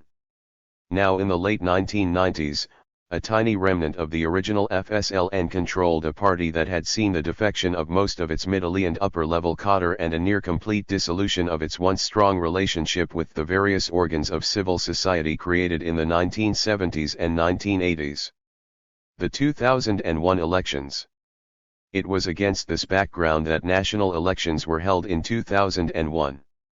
As had been the case in 1996, what transpired was not entirely uplifting. In 2000, the now partisan Supreme Electoral Council, working under new electoral laws, arbitrarily rejected attempts by all third parties except the relatively weak Conservative Party to qualify for the elections. The latter reportedly had been saved under pressure from the U.S. Embassy, which initially was apparently worried that the PLC was too discredited to defeat the FSLN. The most notable characteristic of the 2001 campaign period was the degree to which it was subjected to manipulation by the U.S. government. For instance, as the official campaign heated up that spring with perennial FSLN presidential candidate Daniel Ortega showing a 7-point lead in the polls, the United States reportedly reversed course and pressured the conservative presidential candidate to withdraw so as not to split the anti-Sandinista vote. 17 Then, as the gap narrowed between Ortega and his liberal opponent, 73-year-old businessman Enrique Bolaños Guyer, U.S. officials, from Secretary of State Colin Powell on down, made a series of anti-Sandinista statements. After the attacks of September 11, 2001, Washington even tried to connect Ortega with world terrorism, and one U.S. official publicly predicted a vicious response should an Ortega government be found to have links to terrorism. 18 As in 1996, the Catholic Church hierarchy also aligned itself against the FSLN. Ortega attempted to present himself as a new man, able to coexist with practically anyone. His campaign organization at one point even tried unsuccessfully to win the endorsement of former archenemy Anastasio Somoza Portocarrero, the son of the deposed dictator. 19 But the opposition of the United States, vocally joined by the Catholic hierarchy, was overwhelming. On November 4, the Nicaraguan electorate, well aware of the pain the United States could inflict on independent countries within its sphere of influence, gave Bolaños a 14-point victory over Ortega. The Conservative Party, which had hastily fielded a new presidential slate, won only 1.4% of the ballots, far short of what was needed to qualify to run in the next election. Former U.S. President Jimmy Carter, in Managua as the head of his center's electoral observer team, was remarkably frank in his condemnation of the heavy-handed U.S. role. "I personally disapprove of statements or actions by any country that might tend to influence the vote of people in another sovereign nation." 20. The Bolaños administration. The country over which Bolaños was to preside was awash in problems. The economy was nearly prostrate, and the human condition of most Nicaraguans desperate. Furthermore, the structural adjustments and neoliberal economic policies begun in the late 1980s and accelerated under IMF and US pressure in the 1990s had so shrunk the state that it was now utterly incapable of dealing with the dire human condition of the impoverished majority. Finally, though international non-governmental organizations and some elements of grassroots civil society were still trying to address the country's social problems, neither of the two political parties left standing in 2002 had the integrity to articulate and organize an effective response to the national crisis. Aleman's Liberal Party was as morally bankrupt as when it served the Somozas. And the FSLN, once a vehicle for change, was now a discredited instrument of personal ambition. The new president, a businessman with strong anti-Sandinista credentials, had served quietly as vice president to Arnaldo Alemán. Though the PLC's presidential candidate, Bolaños, apparently had not even been consulted when Alemán selected the PLC candidates for the assembly. Now the PLC would have a working majority in the National Assembly, a bloc strong enough to modify the constitution. Alemán, a member of the Assembly for life by virtue of his status as ex-president, had set himself up to dominate his country's politics as the central figure in that body. The Somoza-like Caudillo clearly envisioned Bolaños as a figurehead who would formally occupy the office of the presidency until he, Alemán, could return to it after the next election. However, there was more to Bolaños than Alemán had envisioned. Having a reputation for honesty and having campaigned on an anti-corruption platform, the conservative entrepreneur seemed determined not simply to be a stand-in for Alemán. If he were to be a real president, he would have to confront and defeat Alemán. Thus, after first attacking lower-level corruption during the Alemán administration, he eventually went after Alemán himself. In August 2002, he and acting Attorney General Francisco Fiallos accused Alemán, his family members, and close allies of misdirecting $100 million in public funds to bank accounts they controlled in Panama. Arnaldo, the new president, said, "I never dreamed you would betray your people like this. You took the pensions from the retirees, medicine from the sick, Salaries from the teachers. You stole the people's trust. 21. Those statements were a dramatic effort to convince the National Assembly to strip Aleman of his legislative immunity, which it did in 2002, thanks to a fleeting alliance between the FSLN and a handful of Bolaños's loyal legislators. However, although Aleman was sentenced to a 20-year jail term in 2004, it was soon apparent that the ongoing Ortega/Aleman pact process would give Aleman a large measure of freedom. Indeed, he served most of his time under house arrest and his conviction was completely overturned in January 2009 by the politicized Supreme Court. Meanwhile, Bolaños's anti-corruption campaign, particularly his crusade against Aleman, served largely to isolate him within the PLC and the larger political arena. In 2004, Bolaños left the PLC and created the Alliance for the Republic. This split within the right helped the FSLN in the 2004 municipal elections, in which it won 84 municipalities, including Managua, the majority of them in coalition with other parties. Through the pact, the FSLN and the PLC worked to oust Bolaños. In October 2004, the by then thoroughly politicized Comptroller's Office, citing the president's failure to disclose the source of campaign funds in the 2001 election, called for his impeachment. While Ortega did announce the following month that the FSLN would not support impeachment, the legislature passed constitutional reforms clearly designed to limit presidential authority. These included requiring legislative approval in appointing government ministers and diplomats, giving the legislature the power to dismiss cabinet members and to override a presidential veto, and creating several new administrative bodies. 22 Bolaños attempted to use state institutions to stop the reforms, but to no avail, all were controlled by the FSLN and PLC. In turn, the two parties even refused to pass laws Bolaños introduced that were required for the disbursement of IMF loans. At one point, Ortega even proposed holding early presidential elections to remove Bolaños from office. 23 This resulted in a prolonged constitutional crisis that became a matter of international interest, ultimately mediated by the Organization of American States. 24 In October 2005, Bolaños and Ortega agreed that the new laws, the framework law, would not be implemented until after the 2006 elections and that the FSLN would stop blocking laws required for the country's IMF agreement and the ratification of the Central American Free Trade Agreement. The 2006 elections. By 2006, the Supreme Electoral Council had been thoroughly politicized by the country's two caudillos.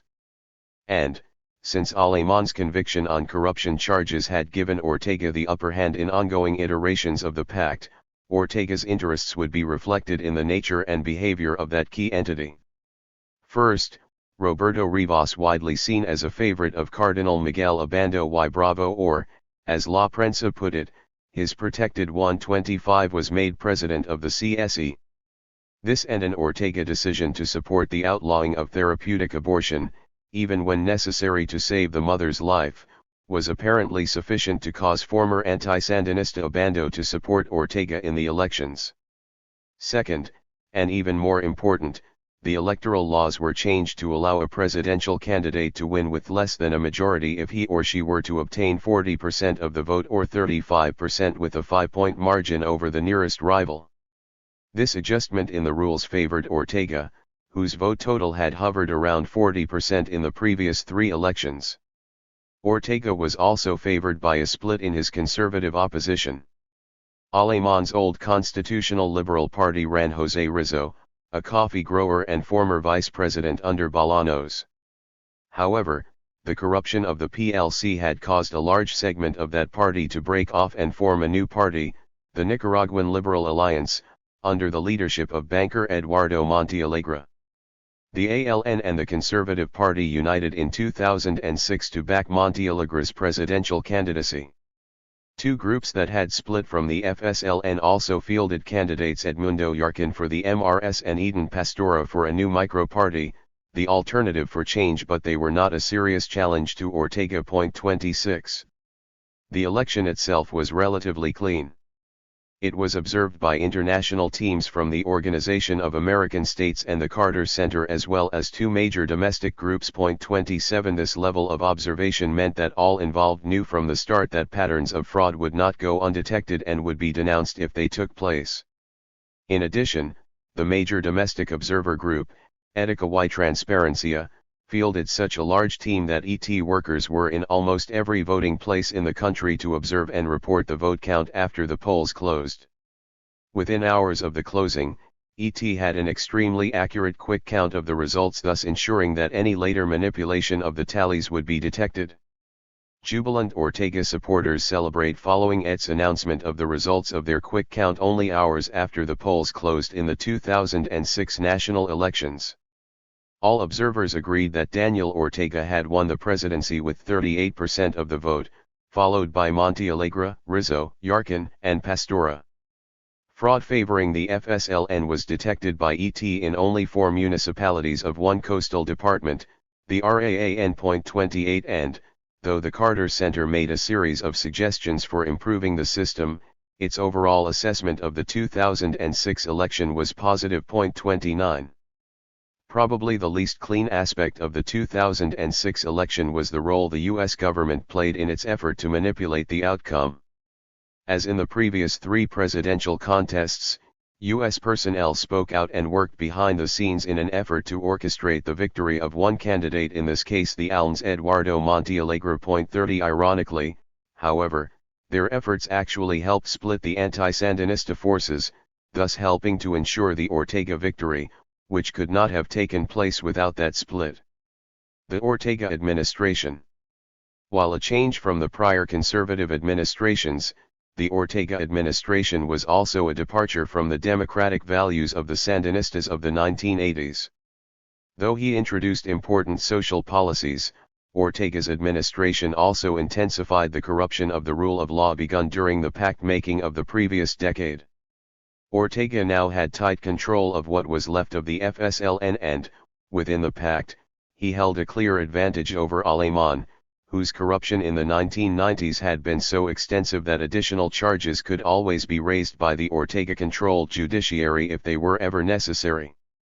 In addition, Ortega and Aleman were in a position to control their mutual opponent, the ALN's Eduardo Montealegre, whose legislative immunity to prosecution under corruption charges dating from the Bolaños administration could easily be lifted whenever the two caudilos saw fit. 31.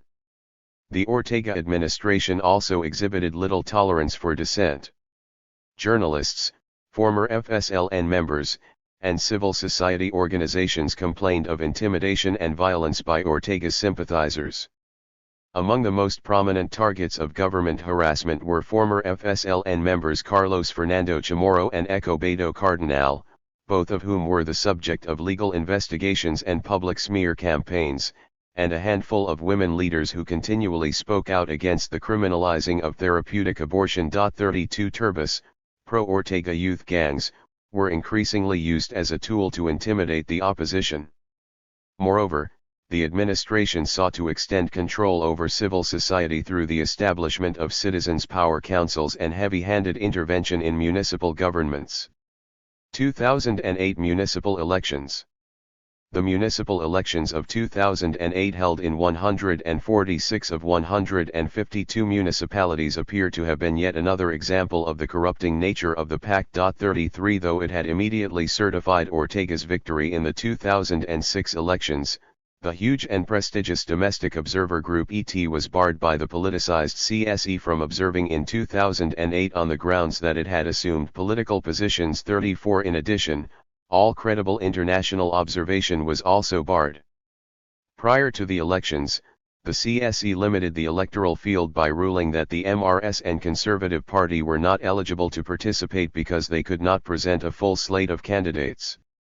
Critics viewed this as an effort to protect the FSLN and PLC from electoral competition, particularly in light of the fact that two tiny parties that surely did not meet all the requisites were allowed to run. 35 The PLC and ALN united two enemies, Aleman and Montealegre, against the FSLN. The move was forced, in part, by the CSE's hasty decision to reduce the time frame for parties, alliances, and their candidates to register. The alliance fielded Montealegre, who continued to be dogged by accusations of fraud in the central bank's negotiable investment certificate scandal, as its candidate in the Managua mayoral race. 36. According to official results, the FSLN won 105 municipalities, including Managua, followed by the PLC with 37 and the ALN with 6. Allegations of fraud quickly surfaced. But verifying where the truth lay, especially in the absence of credible on-site observation, was another matter. FSLN representatives and supporters maintained that the party's success was a result of Ortega's popular programs and good governance at the municipal level. They contended that pre-election polls had given the FSLN, most notably the FSLN's Managua mayoral candidate, Triple Crown boxing champion Alexis Arguello, an advantage.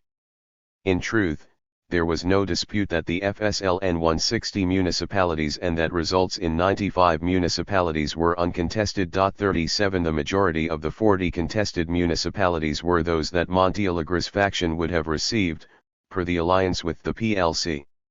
Finally, they pointed out that no claims of fraud had been brought to the CSE. 38 Much of this was true, and yet ET investigated extensively, finding 9 major areas of irregularities ranging from the expulsion of party monitors from voting places, fraudulent annulment of votes, and early closing of some voting places to failure to properly guard and secure electoral materials and open intimidation at voting stations. 39 Another report offered evidence of vote tampering, as some tallies from the voting tables were different than those the CSE presented. Additionally, it appeared that total votes in some districts exceeded the number of registered voters. 40 As of July 2009, the Supreme Electoral Council still had not reported the results of some 30% of the tables, many of them in Managua. 41 The allegations of fraud resulted in the loss of aid from the United States and the European Union. 42 In the aftermath of the 2008 elections, Nicaragua's two caudillos prepared for their next electoral showdown. In January 2009, the Supreme Court overturned Aleman's sentence, and the latter quickly announced his intention to run for president in 2011. Some alleged that the court's move was the price Ortega had to pay for some of the municipalities the FSLN won in 2008. Next, in October 2009, the FSLN justices in the Supreme Court Constitutionality Commission met alone at night and ruled that the constitutional prohibition against the presidential re-election did not apply in Ortega's case. 43 Although highly disputed by independent jurists long afterward, the liberal justices lacked a majority to overturn it in plenary. This cleared the way for Ortega to run again. Given the advantage he held over Aleman in the pact, it seemed almost certain that Ortega would be president of Nicaragua for some time. Had Nicaragua become an incipient institutional dictatorship, as the MRS put it? 44. 5. The economic dimension. When the revolutionary government that replaced the Somoza regime in 1979 drew up its first comprehensive economic plan, the 1980 Program for Economic Reactivation in benefit of the people, it was well aware that it faced a stark reality. We are confronting, the government observed, the effects of 100 years of dependent capitalism, which expresses itself in the appropriation of the national wealth by an extremely small group, leaving the vast majority of the population in misery and ignorance. The term dependent capitalism as used in this statement is not a rhetorical or demagogic expression. It refers to an objective reality, a socio-economic pattern predominant throughout Latin America that seemed and still seems to persist, whether the political form of the moment be liberal democracy, one-man dictatorship, progressive military rule, or rightist military dictatorship.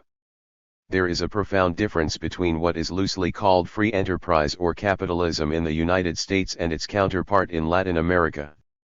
Capitalism in the United States coexists with relatively high levels of social justice precisely because it is dependent on the bulk of the American people as consumers. Most of what U.S. industry produces is consumed in the United States. The economic system, therefore, would collapse if the majority of citizens were exploited to the extent that they could no longer consume at relatively high levels. Quite the opposite is true in Latin America, where the so-called capitalist economies are overwhelmingly externally oriented, placing great emphasis on the production of products for export.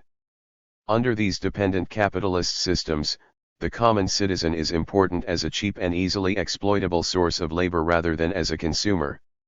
Therefore, there is little or no economic incentive for the privileged classes that dominate most Latin American governments to make the sacrifices necessary to improve the conditions of the majority of the people. While pre-revolutionary Nicaragua was not at all unusual as an example of a society distorted by dependent capitalism, it was nevertheless an exceptionally and strikingly tragic case.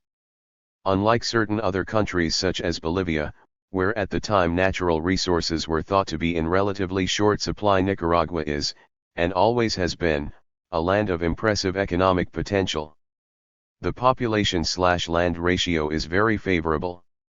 Not only is Nicaragua the largest of the Central American countries, it is the least densely populated, with approximately 43 persons per square kilometer. American Samoa opposed to 79 for the region as a whole and approximately 292 for El Salvador. The land itself is rich and varied, with different soil, climatological, and altitude characteristics suitable for the production of a wide variety of crops and livestock. The country's many rivers and volcanoes offer easily exploitable sources of both hydroelectric and geothermal energy, and internal waterways facilitate inexpensive domestic transportation and present the possibility of exploitation as part of some future transoceanic waterway. Nicaragua has both Caribbean and Pacific coastlines, providing direct access not only to the food and mineral resources of the seas but also to the major markets of the world. The country has significant timber resources from pine forests in the highlands to hardwood stands in the lowland tropics. Among the known mineral assets are silver and, particularly, gold.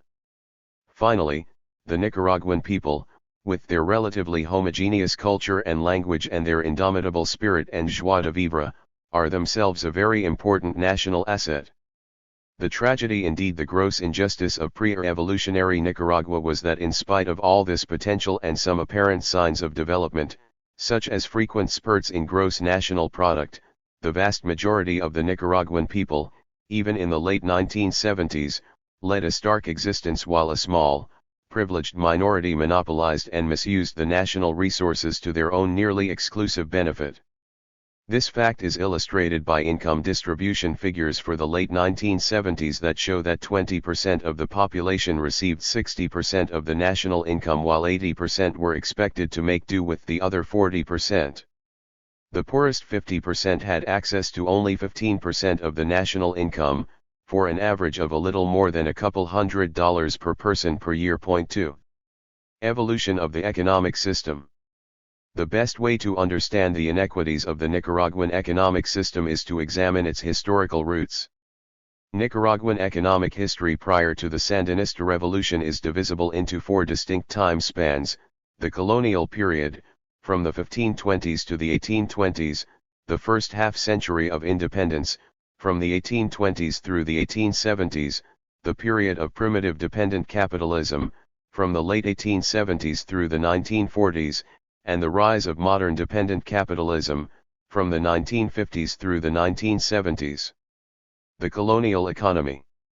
When the Spaniards arrived in western Nicaragua in the early 16th century, they found a relatively advanced agrarian society. The approximately 1 million native inhabitants of the region, descendants of colonizers and refugees from the Mayan and Aztec civilizations to the north, lived in villages and cities ranging in population from a few hundred to tens of thousands.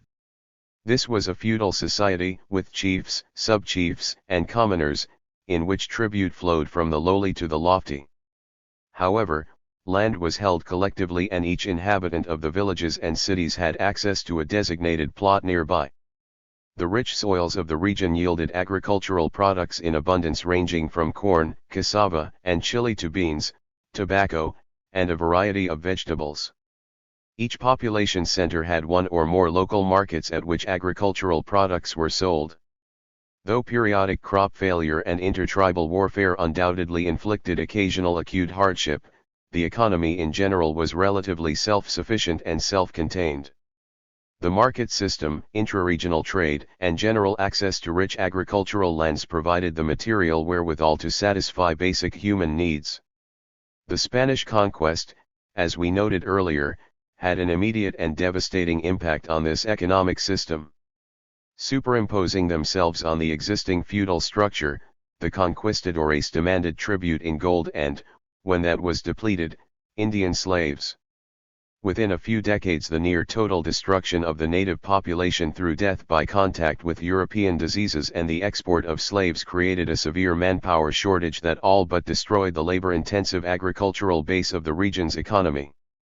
To be sure, some lands remained under intensive cultivation throughout the colonial period, providing some export products such as corn and cacao, as well as food to meet the region's much reduced internal demand.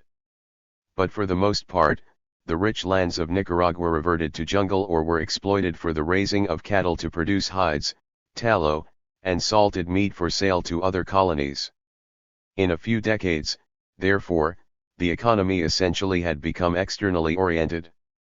In addition to the sale of corn, cacao, and cattle products, the tiny Spanish elite accrued wealth through the exploitation of forest products, shipbuilding, and intermittent gold mining, all to meet external rather than internal demands. The underpopulation of the colony and the concentration of wealth in the hands of the privileged classes of Leon and Granada made Nicaragua a prime target for attacks by pirates from England and elsewhere in Europe, further contributing to the region's status as a colonial backwater. The process of underdevelopment had begun. The first half-century of independence.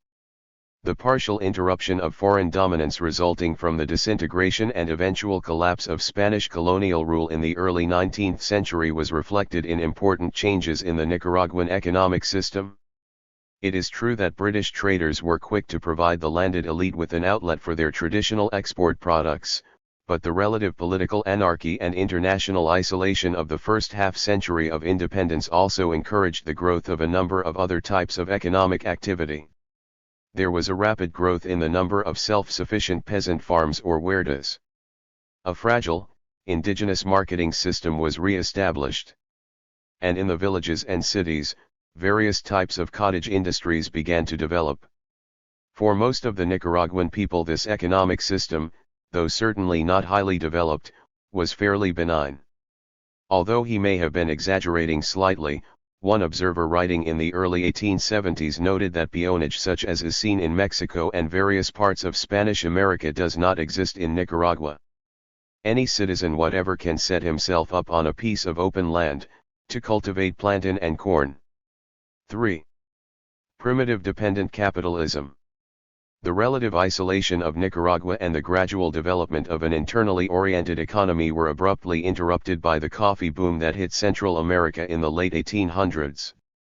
Coffee was probably introduced into Nicaragua as an exotic curiosity in the first quarter of the 19th century. By 1848 it was being produced commercially on a small scale.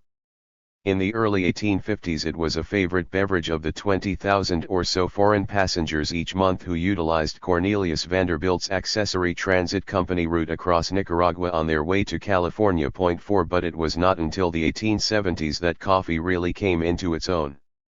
By then the international demand was so strong that the country's ruling elite were motivated to monopolize and redirect much of Nicaragua's productive capacity toward the cultivation of that one export product.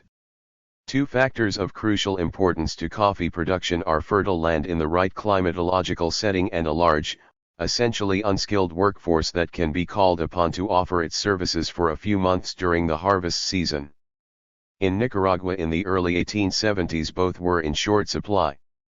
The coffee culture had already moved into most of the exploitable lands around Managua, and other promising lands in the northern highlands were occupied by independent peasants and members of Indian communes engaged in traditional subsistence farming.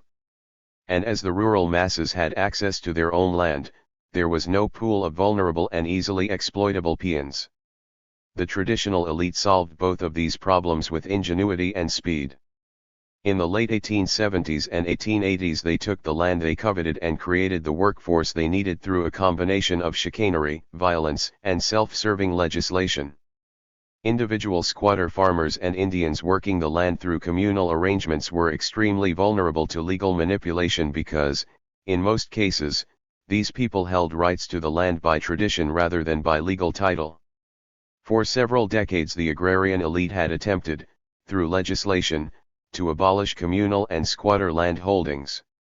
In 1877, under the presidency of conservative Pedro Joaquim Chamorro, an agrarian law was passed that outlawed communal holdings and gave individuals the right to buy unoccupied national lands.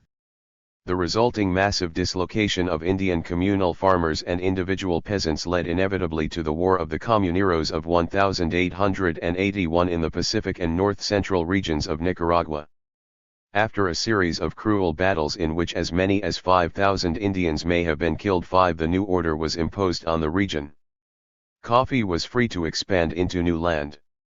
The laws that forced the small farmer off the land also helped create a vulnerable rural proletariat.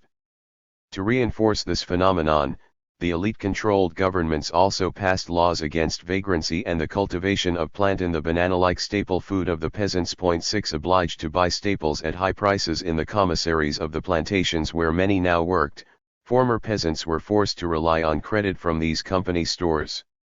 Before long they were trapped into a very effective system of debt peonage.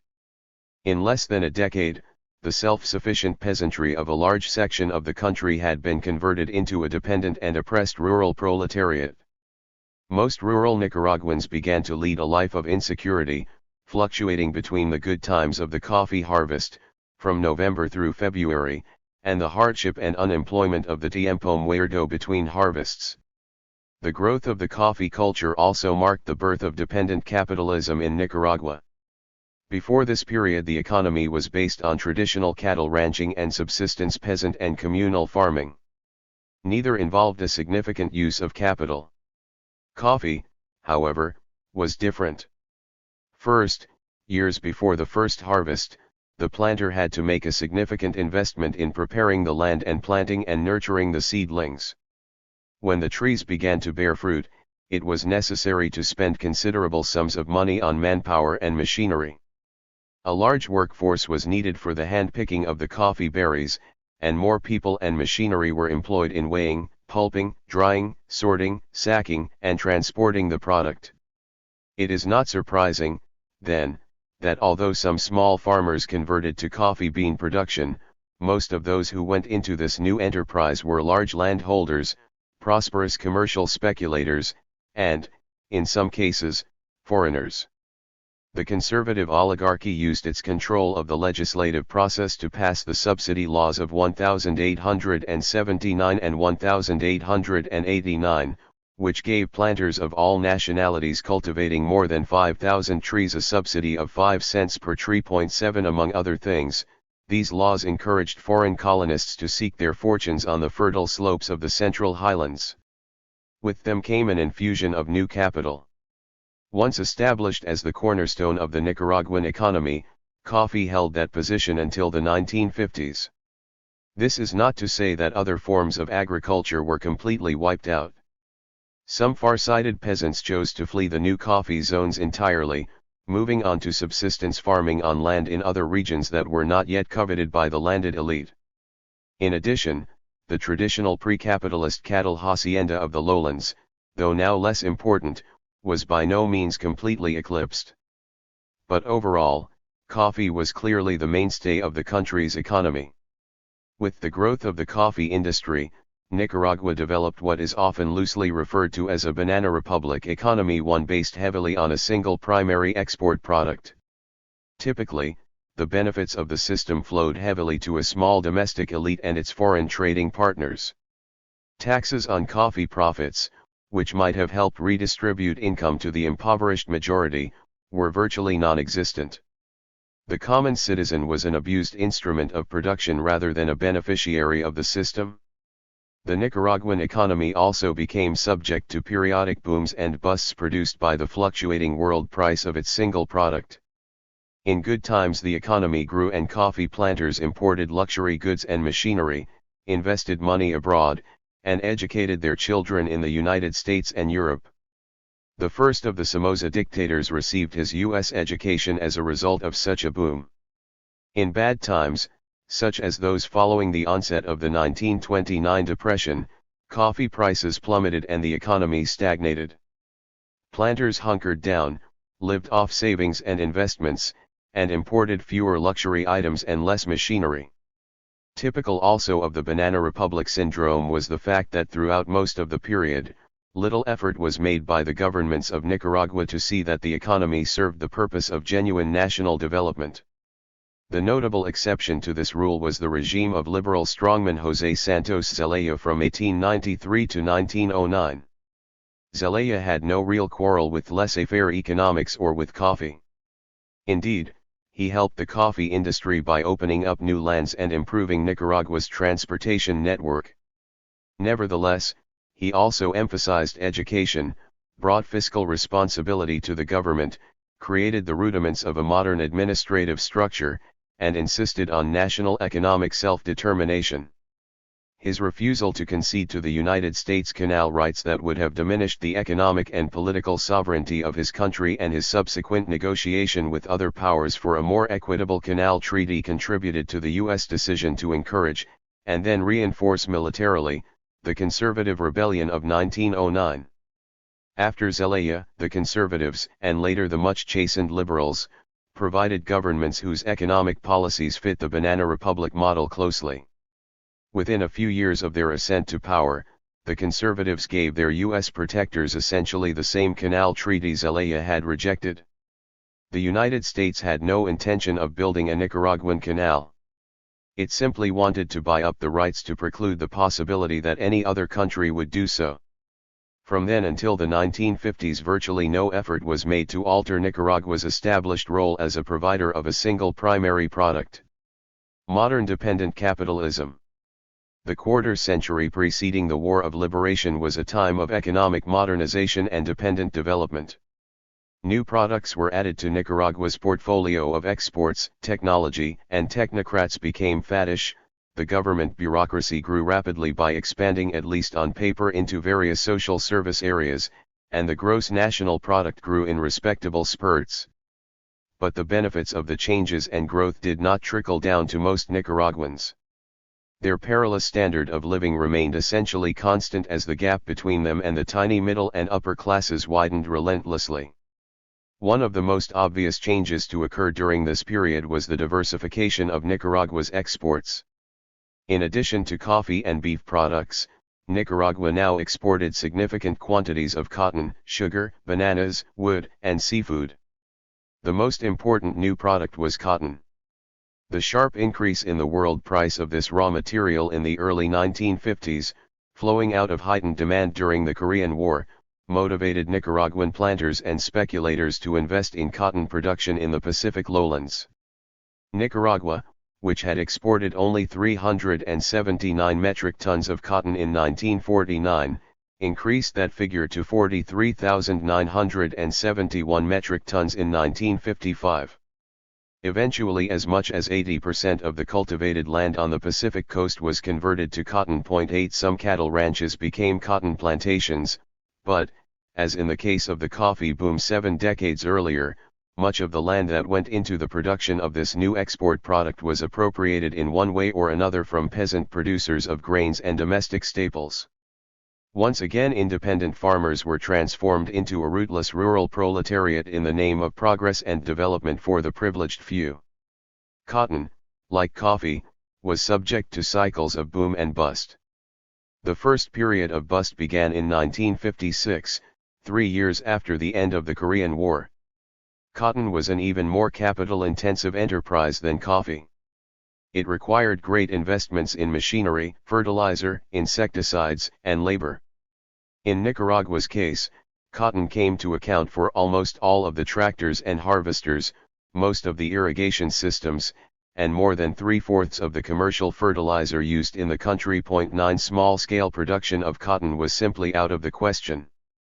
Another factor that affected the Nicaraguan economy in this period was the birth of the Alliance for Progress in the early 1960s. AU's sponsored response to the revolutionary success of Fidel Castro in Cuba, the alliance was designed to bring about social and economic development in Latin America through politically moderate means. Enlightened reform from above would, it was hoped, defuse the threat of popular revolution from below. The Somozas and the traditional elite of Nicaragua found the idea of the alliance very appealing. Not that they were particularly concerned with its lofty objectives of social and economic justice. Rather, they saw it in more practical terms as a legitimizing device and a source of a variety of economic opportunities. In return for rather painless paper reforms and the creation of a modern social service bureaucracy, they would receive increased foreign aid and technological assistance and have access to numerous new business opportunities. Nicaragua in the 1960s was typified by a peculiar type of neopositivism reminiscent of Mexico in the days of Porfirio Diaz. Technology, foreign investment, and development as defined in terms of growth in gross national product were the new articles of faith. A group of highly trained developmentalists known as the technocrats or, less respectfully, the miniskirts, were elevated to positions of great responsibility. The heart of their operations was the Banco Central in downtown Managua. There the dictator-president, the head of the miniskirts, and the cream of Nicaragua's technocratic community met late into the night planning the country's economy as if they were the board of directors of a large corporation. Feasibility studies were ordered, foreign investment was wooed, and joint ventures were embarked upon. Once a year the Banco Central issued an annual report brimming with tables and analyses concerning the national economy. To help train even more business technocrats, Harvard University's School of Business Administration cooperated in the creation of the Central American Institute of Business Administration, located in the outskirts of Managua. A parallel stimulus for capitalist development in Nicaragua, which coincided with the Alliance for Progress, was the birth of the Central American Common Market in 1960. This attempt at regional economic integration provided increased incentive for both incipient industrialization and the diversification of export products. As such it was, for a while, an additional boon to the privileged domestic and international groups who controlled these activities. However, the Soccer War of 1969, between El Salvador and Honduras, brought about the demise of this integrative effort. The developmentalist optimism of the 1960s proved to be a hollow illusion. Compared with the rest of Latin America, Nicaragua received relatively little foreign investment, perhaps because doing business in that country normally entailed paying off the Somozas in one way or another. Though economic growth did take place, its benefits were concentrated in relatively few hands. The Somozas and their allies simply used their control of the expanded governmental apparatus and the country's new technocratic expertise to increase their own fortunes. Eventually, in the late 1960s and early 1970s, the technocrats themselves were pushed aside as the corrupt and intemperate Anastasio Somoza Debayle replaced skilled administrative personnel with National Guard officers and other cronies to whom he owed rewards for personal loyalty. The problem of corruption had existed throughout the Somoza period. Anastasio Somoza Garcia had encouraged corruption in his subordinates as a way of isolating them psychologically from the people and thus making them dependent on him. Although the corporate image of the Somoza system improved during the developmentalist years of Luis and the puppets, official corruption continued unabated. In a conversation with co-author Walker in 1977, Luis Somoza's close advisor and confidant, Francisco Lainez, the chief of the miniskirts during that earlier period, related an interesting story. One day Luis Somoza, in a pensive mood, asked Lainez to tell him in all frankness what one thing he, Lainez, would do, if he were in Luis's shoes, to bring development to Nicaragua. Lainez thought for a moment and then responded that he would take each of the major categories in the national budget: health, education, etc., and see to it that at least half of that money actually went for the purposes for which it was ostensibly destined. According to Lainez, Luis simply smiled sadly and responded, "You're being unrealistic. This is not to say that, at the highest levels, money was being stolen openly. That would not have been acceptable to Washington, which was footing much of the bill, nor was it necessary, since the Somozas' absolute control of the government gave them the ability to apply a legalistic patina to the flow of public funds. Even after the patent and massive misuse of international relief funds following the 1972 earthquake, the U.S. government, intent on not embarrassing a good ally, was able for several years to produce audits that appeared to refute claims that these funds had been misappropriated. A final important economic phenomenon of this last pre-evolutionary period was the emergence of three preponderantly powerful economic groups, each composed of an assortment of influential firms, individuals, and families with financial operations rooted in distinct major banking systems. The function of these groups seems to have been to pool influence, expertise, and financial power in such a way as to give group members an economic advantage over non-members. The negative impact on society was that by reducing competition, they tended to contribute to a greater inequality of both power and wealth. 11. The oldest of the groups had its roots in the first half of the 20th century. Clustered around the Banco de America, this so-called Banamerica group probably originally was an economic response by conservative Granada-based families and firms to the vagaries of doing business in a country dominated by a dictator from the other party.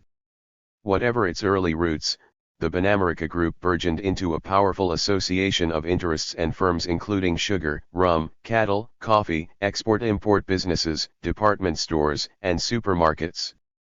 Banamerica's international banking ties were with the Wells Fargo Bank and the First National Bank of Boston. A second group, clustered around the Banco Nicaraguans, emerged in the 1950s and 1960s as an apparent response to the Banamerica Group. With a clearer identification with Leon and the liberal tradition, the Banic Group included coffee and cotton interests, a major beer industry, merchants and commercial enterprises, land development and construction, and lumber, fish, and vegetable oil processing. Banic's major banking ties were with the Chase Manhattan Bank. The third important group was that of the Somozas. It consisted of the family's wide holdings in practically every segment of the economy. For several decades its banking needs had been covered by the national banks, first the Banco Nacional and then the Banco Central. These banks frequently extended loans to the Somozas that would not have been available to private citizens and that often were never repaid. Though it probably was not necessary, the Somoza Group eventually set up its own bank, the Banco Centroamericano. Interestingly, the Somoza financial empire in pre-evolutionary Nicaragua, though vast and impressive, was less clearly recognized as a group than were the Banic and Banamerica networks. 12. This was probably due to the fact that Somoza interests defended themselves not through their group association per se, but rather through the family's direct control of the government and all of its institutions.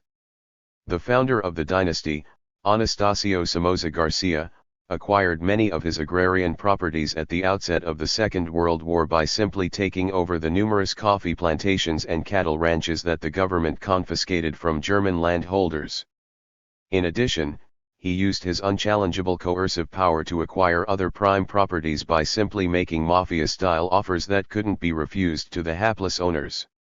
He and his sons also used their control of the government to pass legislation favorable to their agrarian and business interests, to avoid taxes, to award themselves lucrative contracts, and to create obstacles for economic competitors and political adversaries.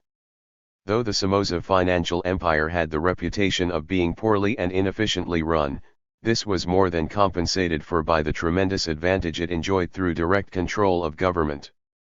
By the time the dynasty was overthrown, the family had accrued a portfolio worth well in excess of $500 million, perhaps as much as $1 billion or $1.5 billion. The Somozas owned about one-fifth of the nation's arable land and produced export products such as cotton, sugar, coffee, cattle, and bananas. They were involved in the processing of agricultural products. They held vital export-import franchises and had extensive investments in urban real estate.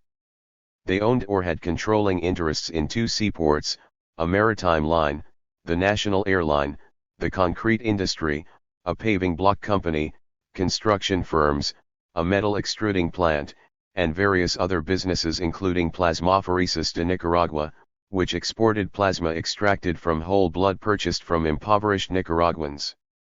Finally, the Somozas had huge investments outside Nicaragua ranging from real estate and other interests in the United States to agricultural enterprises throughout Central America to textiles in Colombia. Shortly before their overthrow, they even bought controlling interests in Vision, the Latin American equivalent of Newsweek or Time magazine. The events of the 1970s accentuated the abuses and defects of the Nicaraguan economic system. In the last years of the Somoza dynasty, it had reached a state that, from the point of view of most citizens, was intolerable. For over a century, the country's rich natural resources had been plundered, appropriated, and abused for the benefit of a tiny minority. Millions of Nicaraguans had become economic instruments rather than fulfilled and participating human beings. Public revenues and foreign aid officially destined to meet basic human needs 13 had been routinely laundered to end up in the pockets of the ruling family and its allies. The nation's public and private banks had been used first as instruments for the concentration of wealth and finally as conduits for the export of capital as the erstwhile ruling class began to flee into exile. The War of Liberation of 1978 to 1979 was as much a product of systemic socio-economic factors as it was an expression of intense political opposition to a particularly venal dictator. Sandinista economic policy. The economic policy and programs of the revolutionary government that took power in July 1979 constituted a radical departure from those of previous regimes. Nicaragua's new political leaders, though varied in their ideological and social backgrounds, were remarkably united in their sense of historic responsibility and their determination to carry out a social revolution rooted in a new Sandinista economy that, they said, would make possible a just, free, and fraternal human life in our fatherland. 14 Intensely aware of the tremendous human costs of the old patterns of dependent capitalism, they were determined to fashion an economic system that would not only eradicate past abuses but also transfer the center of attention from the privileged minority to the exploited masses. Significantly, however, the economic tactics they adopted during their nearly 11 years in power were pragmatic and in no way rigidly tied to any preconceived ideology. The Sandinistas made no attempt to impose a socialist economic system, much less a communist one. One of the first signs of the pragmatic, non-orthodox nature of Sandinista economic policy was the decision, taken by the Sandinistas at the time of the triumph, to honor Somoza's onerous $1.6 billion foreign debt. Although they had absolutely no moral obligation to pay for the dictator's scandalous misuse of international funding, the new government realized that servicing Nicaragua's financial obligations was necessary for the country to remain creditworthy in international financial circles.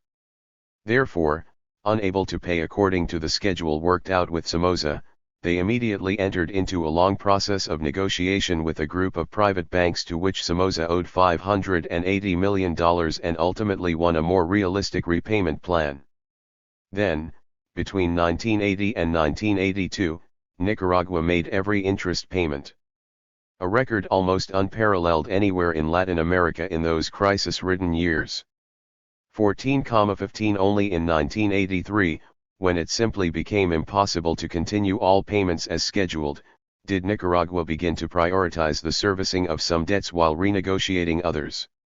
A further indication of pragmatism in international economic policy was the Sandinistas' decision to adopt a policy of walking on four legs in the development of aid and trade relations with the rest of the world.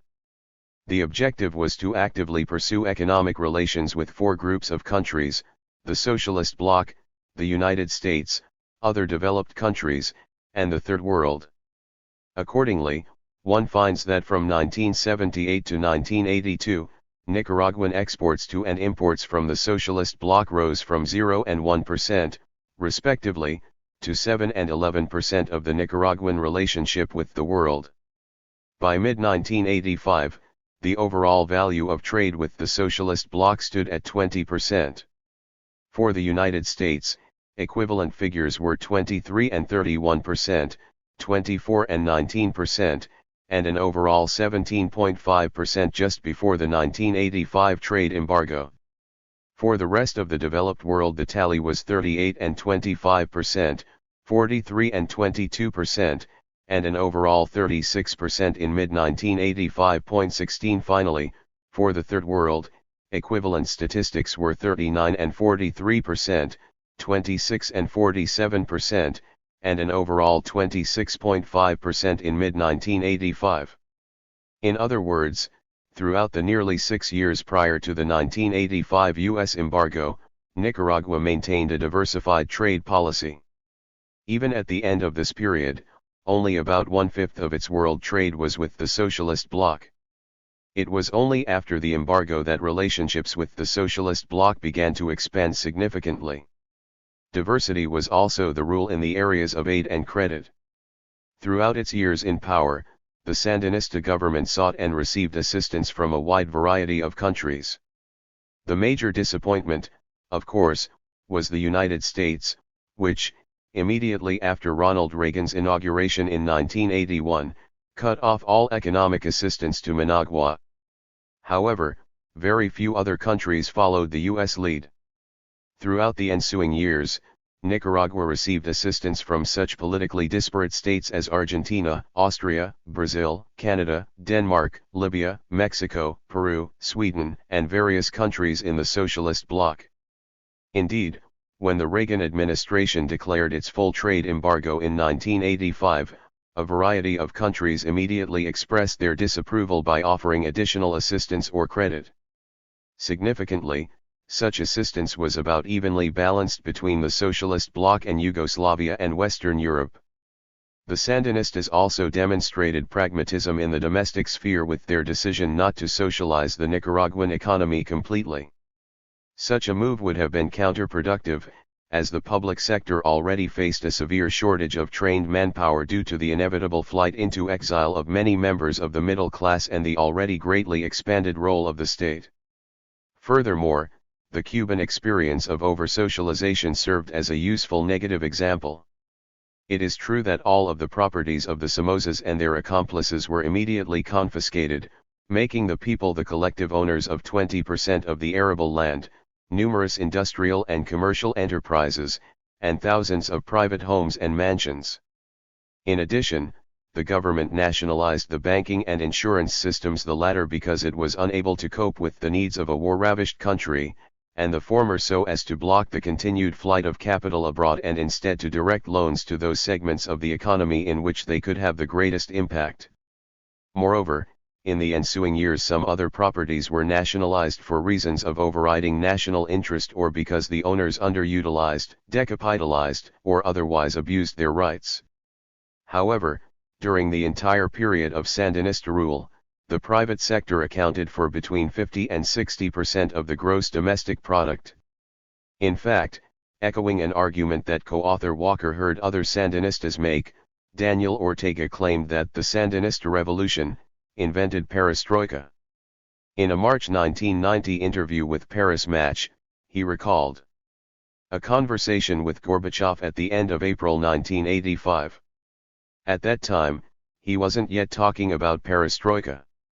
For 3 hours I explained to him the specific policies we were following in Nicaragua. How, for example, we had distributed individual plots of land to peasants so that they would become landowners. He responded by telling me that he thought that that was the right path to follow and that we, the Sandinistas, should absolutely avoid committing the errors that they, in the USSR as well as in the Eastern Bloc countries, had committed. 17.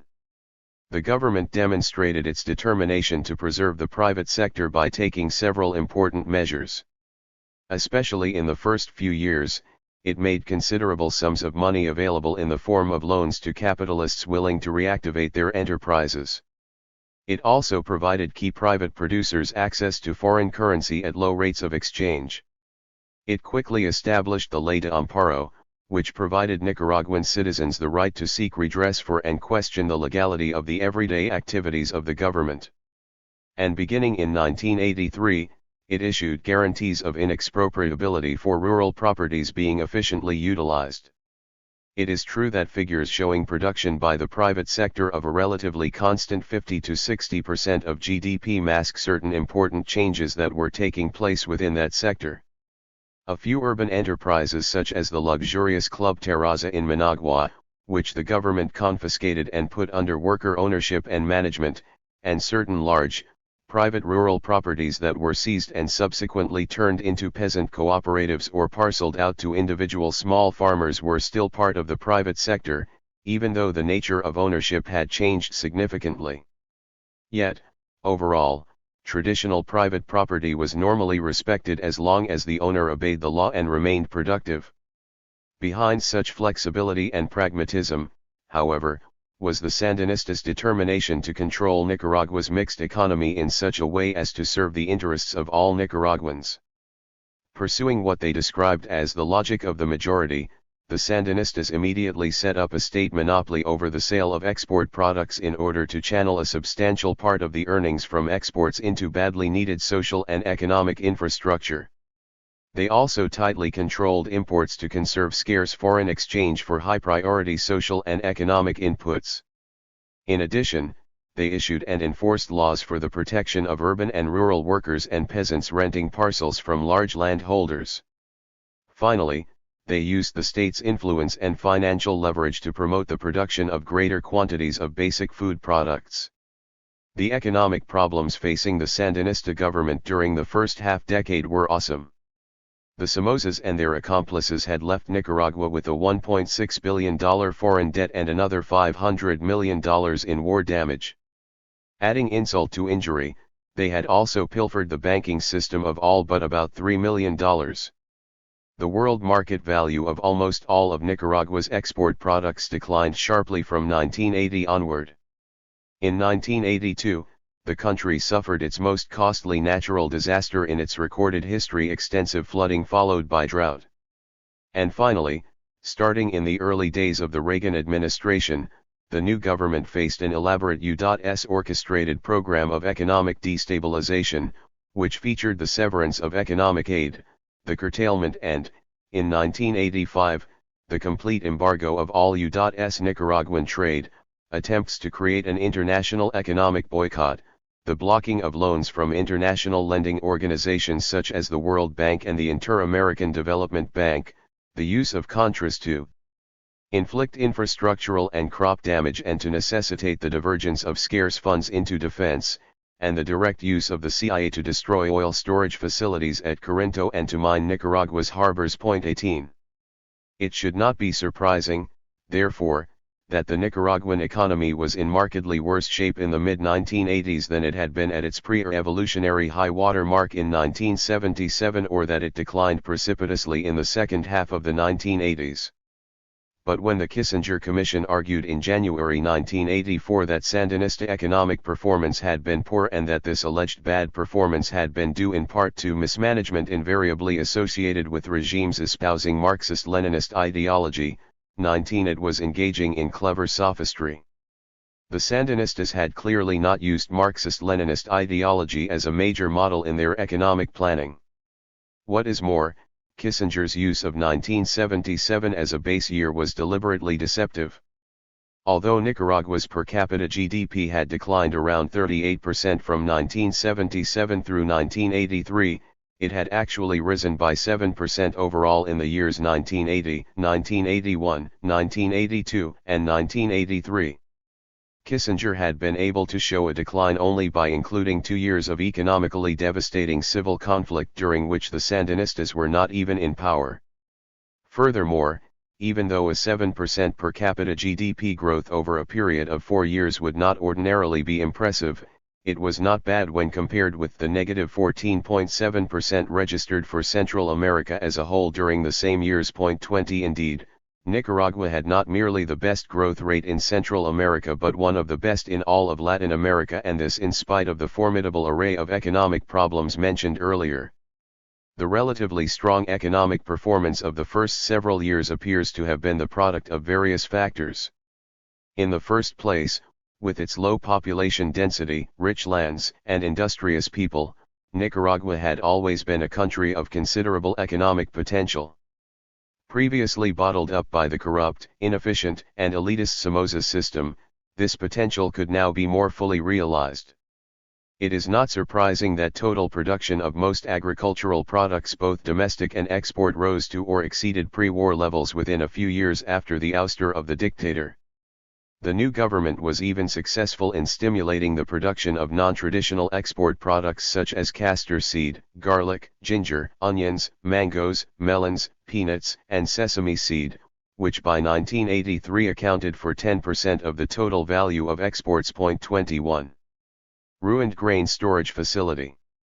Built by the new government as part of its effort to ensure more universal access to food, this depository in Ocotal, destroyed in June 1984, was but a small fraction of the hundreds of millions of dollars worth of social and economic infrastructure destroyed by the Contras as of mid-1985.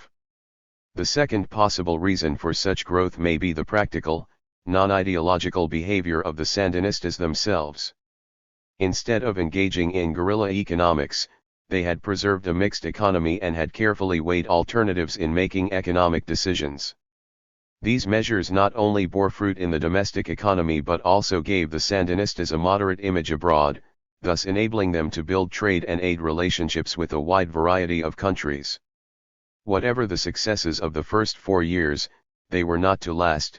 The heavy impact of the U.S. destabilization campaign fell painfully on the country during the rest of the Sandinista period. Gross domestic product per capita fell continuously from 1984 onward. Hemmed in by decreasing revenues on the one hand and skyrocketing military expenses and war-related social costs on the other, the revolutionary government chose to fill the gap by printing ever-increasing volumes of paper money. This, in turn, triggered high rates of inflation, which, as we noted in Chapter 3, crested in 1988 at over 33,000%. Nicaraguan economic growth, 1980 to 1989. Source: Michael E. Conroy, The Political Economy of the 1990 Nicaraguan Elections, paper presented at the Coloquio sobre las crisis económicas del siglo XX, Universidad Complutense de Madrid, April 17 to 19, 1990, statistics generated by the UN Economic Commission on Latin America. It is difficult for anyone who has not experienced this type of inflation to understand what it is like. Perhaps it would help to note that foreigners and those few Nicaraguans who could still afford to eat in a restaurant frequently paid the bill with bound bundles of the highest denomination paper Cordobas. Often, as long as the paper binding was still in place, the waiter would simply count the bundles rather than bother to look at the individual notes. People on fixed salaries, including upper-level government officials, often found what they earned on the job inadequate for the simple maintenance of their families. One high-ranking Sandinista co-author Walker New supplemented his salary by renting his car to foreign news teams and making and selling pizzas at night. The wife of a vice minister friend of co-author Walker sold dresses from their garage and rented their eldest son's room to visiting American scholars. For ordinary Nicaraguans, of course, the impact was strikingly more dramatic. Urban wages in 1988 had fallen, according to some statistics, to only 10% of 1980 levels. 22 Although urban salaries were often augmented by work in the informal sector and work and resources secured in the rural areas, ordinary Nicaraguans suffered terribly. It was not uncommon in those years for school teachers, for example, to quit their jobs upon realizing that more money could be made even by preparing and selling tamales on the street than by continuing to teach. Major intersections in Managua swarmed with desperate men, women, and children selling anything they thought passing motorists might buy. Begging, prostitution, and petty crime, which had declined during the first several years of the revolution, increased markedly from the mid-1980s onward. Only by imposing an extremely harsh austerity program, with massive layoffs and sharp cutbacks in social programs, was the government able to significantly reduce inflation in 1989. In doing so, however, it simply added to its political woes by appearing to be callously betraying the social objectives of the revolution. It is undeniable that the Sandinistas made some significant economic mistakes during their nearly 11 years in office. In the first place, pursuing their policy of maintaining a mixed economy, they made largely futile efforts throughout the period to convince large private landowners and businessmen to remain productive. Considerable government resources were expended in the form of loans, favorable foreign exchange rates, and so forth to try to win the cooperation of this sector. Even in 1988 to 1989, the government was still begging the moneyed private sector to join it in concertation, a cooperative, dialogue-driven approach to solving the woes of the economy. When all was said and done, most of the moneyed private sector, with a few notable exceptions such as that of the big rice growers, remained uncooperative, unproductive, and even downright subversive. Critics on the left argued that the resources spent in wooing the rich would have been better used to improve workers' salaries and to give more support and better prices to peasant producers. And there were other errors.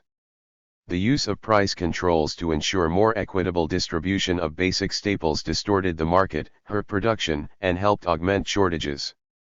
Attempts to build large state agro-industrial projects as a device to generate foreign exchange consumed funds that might have had a more positive impact if spent on small-scale public and private productive activities. On top of all this, the Sandinistas were buffeted by structural problems and acts of God.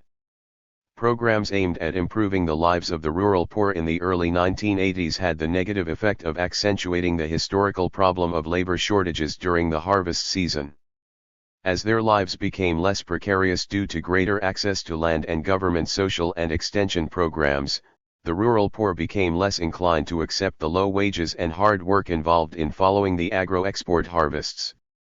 Though the revolutionaries were able to convince tens of thousands of committed urban folk to volunteer to take in the crops, some of what had been grown often went to waste for lack of pickers. 23 Finally, in September 1988, Nicaragua's efforts to bring hyperinflation under control were literally blown asunder by Hurricane Joan, which cut an east-west swath across the country, obliterating Atlantic coast cities, destroying valuable timber resources, chewing up infrastructure even in the West, and necessitating a massive burst of emergency government spending. As a result, 1988 price increases had reached an historical monthly peak of 98% in June, had fallen to 20% in August, began an inexorable climb in September that climaxed with 126% in December 24. Overall, however, the collapse of the Nicaraguan economy in the late 1980s was mainly the product of deliberate U.S. policy.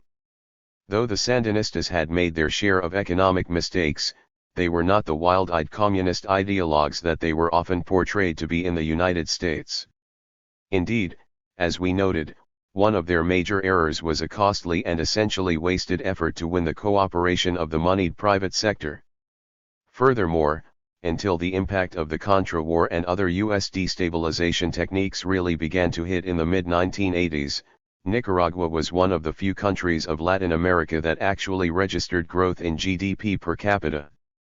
Some of this is attributable to inevitable bounce back from the destruction of the war years. But that there was still growth in 1983, a full 4 years after the end of the War of Liberation, says something about Sandinista economic policy. Post-Sandinista economic policy. If economic planning based on the logic of the majority had been set aside by the Sandinistas under the austerity programs of the late 1980s, it was discarded and buried under the conservative Chamorro and Alemán governments that followed. The new emphasis was on economic recovery and growth through private commercial agro-export. The Reagan-esque logic was that everyone would benefit if private business could just be left alone to go about the task of reactivating the economy and exporting lots and lots of traditional agro-export products. In June 1990, a triumphant U.S. Embassy official expressed this philosophy when he announced confidently to a group of visiting U.S. scholars that Nicaragua's recovery lay in one word: cotton. 25 He neglected to point out that cotton had been a major product under the Banana Republic economy of the Somozas, one whose production entailed tremendous negative social consequences such as land concentration, exploitation of workers, and exposure to pesticides. He also failed to mention that cotton normally requires the importation of costly inputs such as machinery, fertilizers, and pesticides, which, though they benefit the economy of the supplier country, tend to cancel out most of the foreign exchange earning benefits of the product. The Chamorro and Alemán administrations enthusiastically implemented the neoliberal model of economics that was de rigueur at that time throughout most of Latin America.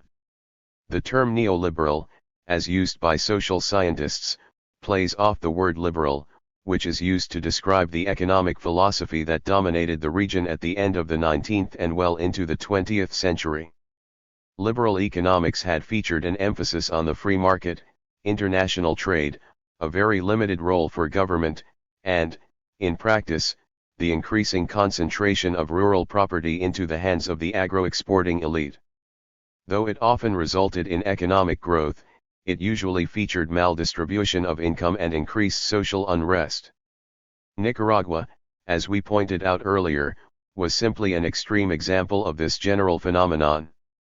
Throughout Latin America, neoliberalism featured the downsizing of government, privatization of state-owned enterprises, deregulation of private enterprise, and a sharp reduction in or an elimination of tariff barriers to foreign trade.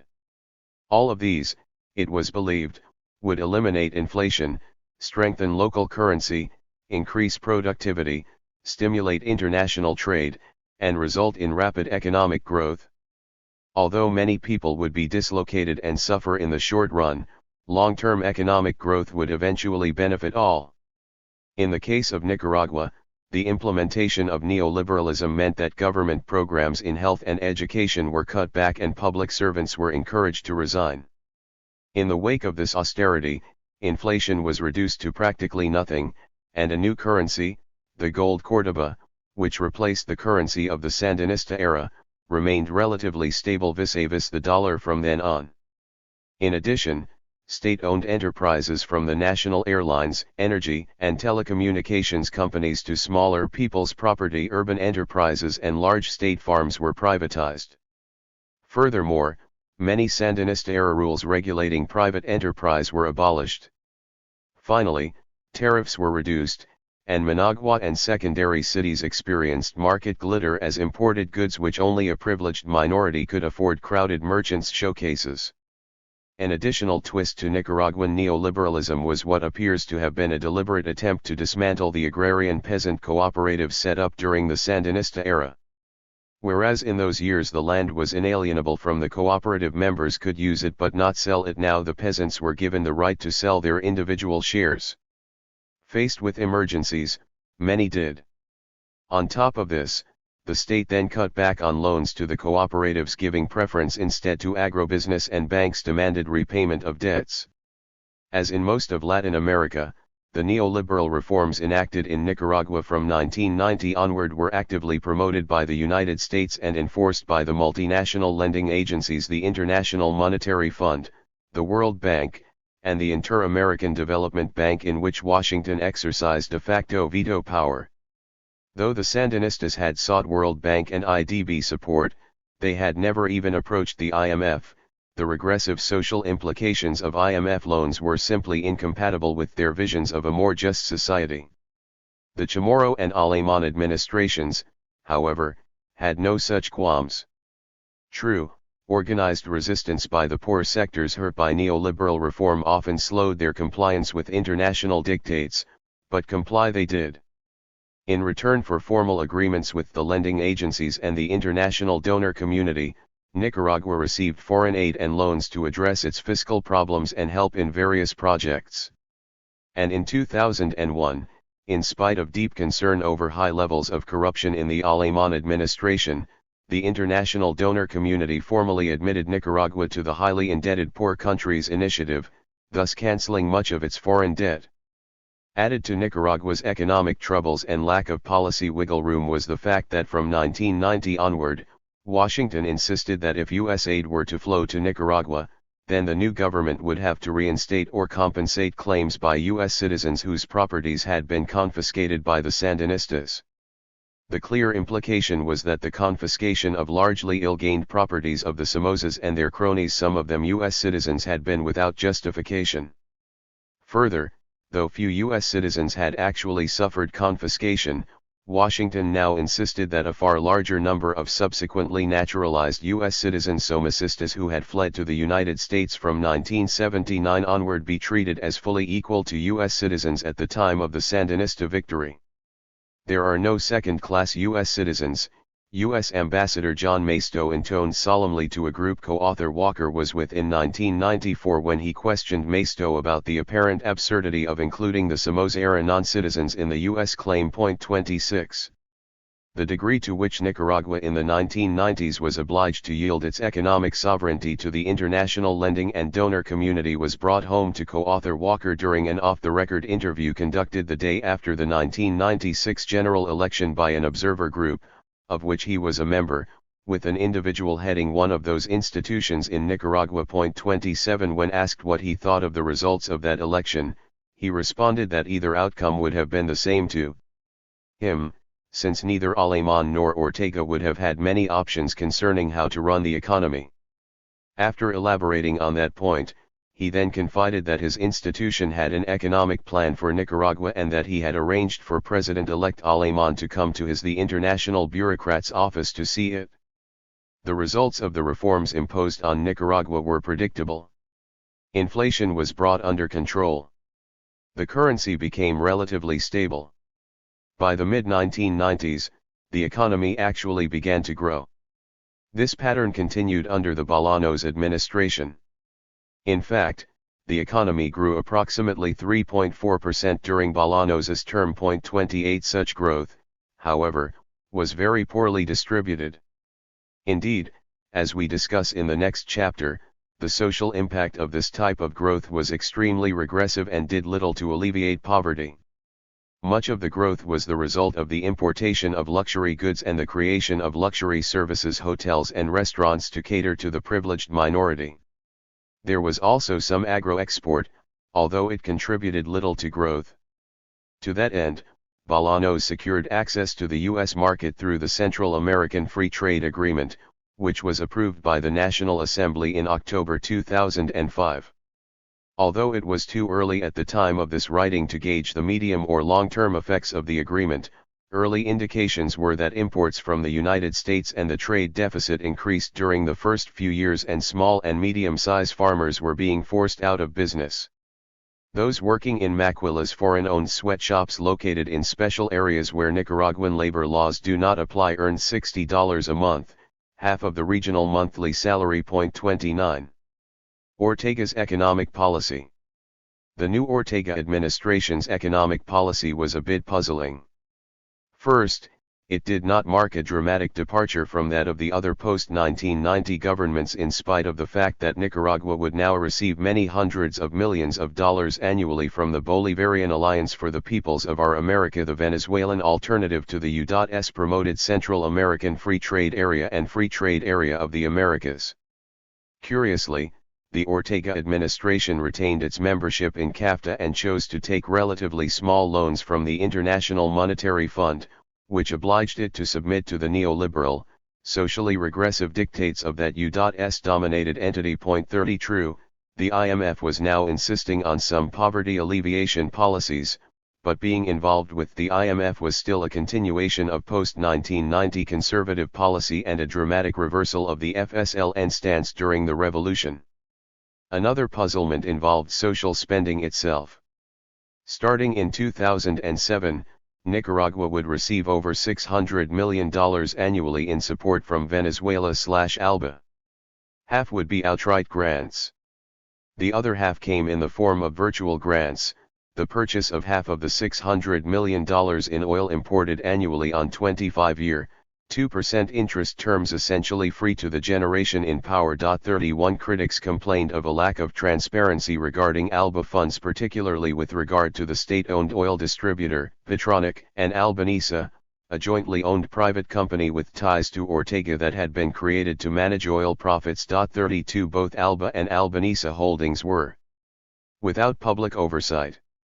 33 While some of Nicaragua's neighbors were enjoying lower prices at the gas pump as a result of similar Venezuelan aid, fuel prices in Nicaragua remained as high as ever. So where were the oil money and other ALBA funds going? When co-author Walker told one of Nicaragua's leading independent economists, Adolfo Acevedo, that he was looking for hard data on social spending, the latter simply threw up his hands and exclaimed, "If you find some, let me know." 34. While most people with whom the authors talked in 2009, including harsh critics such as former Sandinista Vice President Sergio Ramirez and the former editor of the Sandinista daily Barricada, Carlos Fernando Chamorro, admitted that the Ortega administration was definitely doing more for the poor in terms of the poverty reduction programs noted in Chapter 6 than its post-1990 predecessors. 35. Many felt that what was being done was not nearly what was possible with the money available. Acevedo argued that an opportunity to really improve public education and, hence, invest in Nicaragua's future was being squandered in spite of ample resources. 36. And it was clear the government's failure to let Venezuelan petroleum largesse be reflected in reduced fuel prices hurt Nicaraguans not just at the fuel pump but also in terms of the knock-on effect high fuel costs have on the cost of everything. Overall economic performance under the Ortega administration was mixed. Average annual growth during the first 2 years was 3.2% but fell to negative 1.5% in 2009.37. Any economic growth, however, was undermined by rising fuel costs, inflation, and growing unemployment.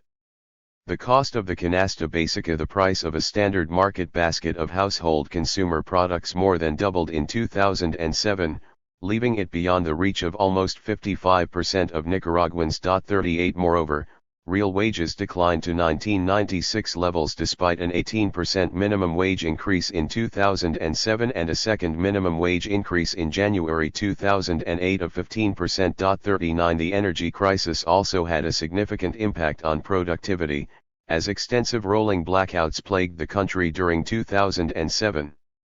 Seemingly, then, the logic of the majority, the guiding principle of Sandinista economic policy in the 1980s, was, at best, muted under this later Ortega government. 6. Culture and society.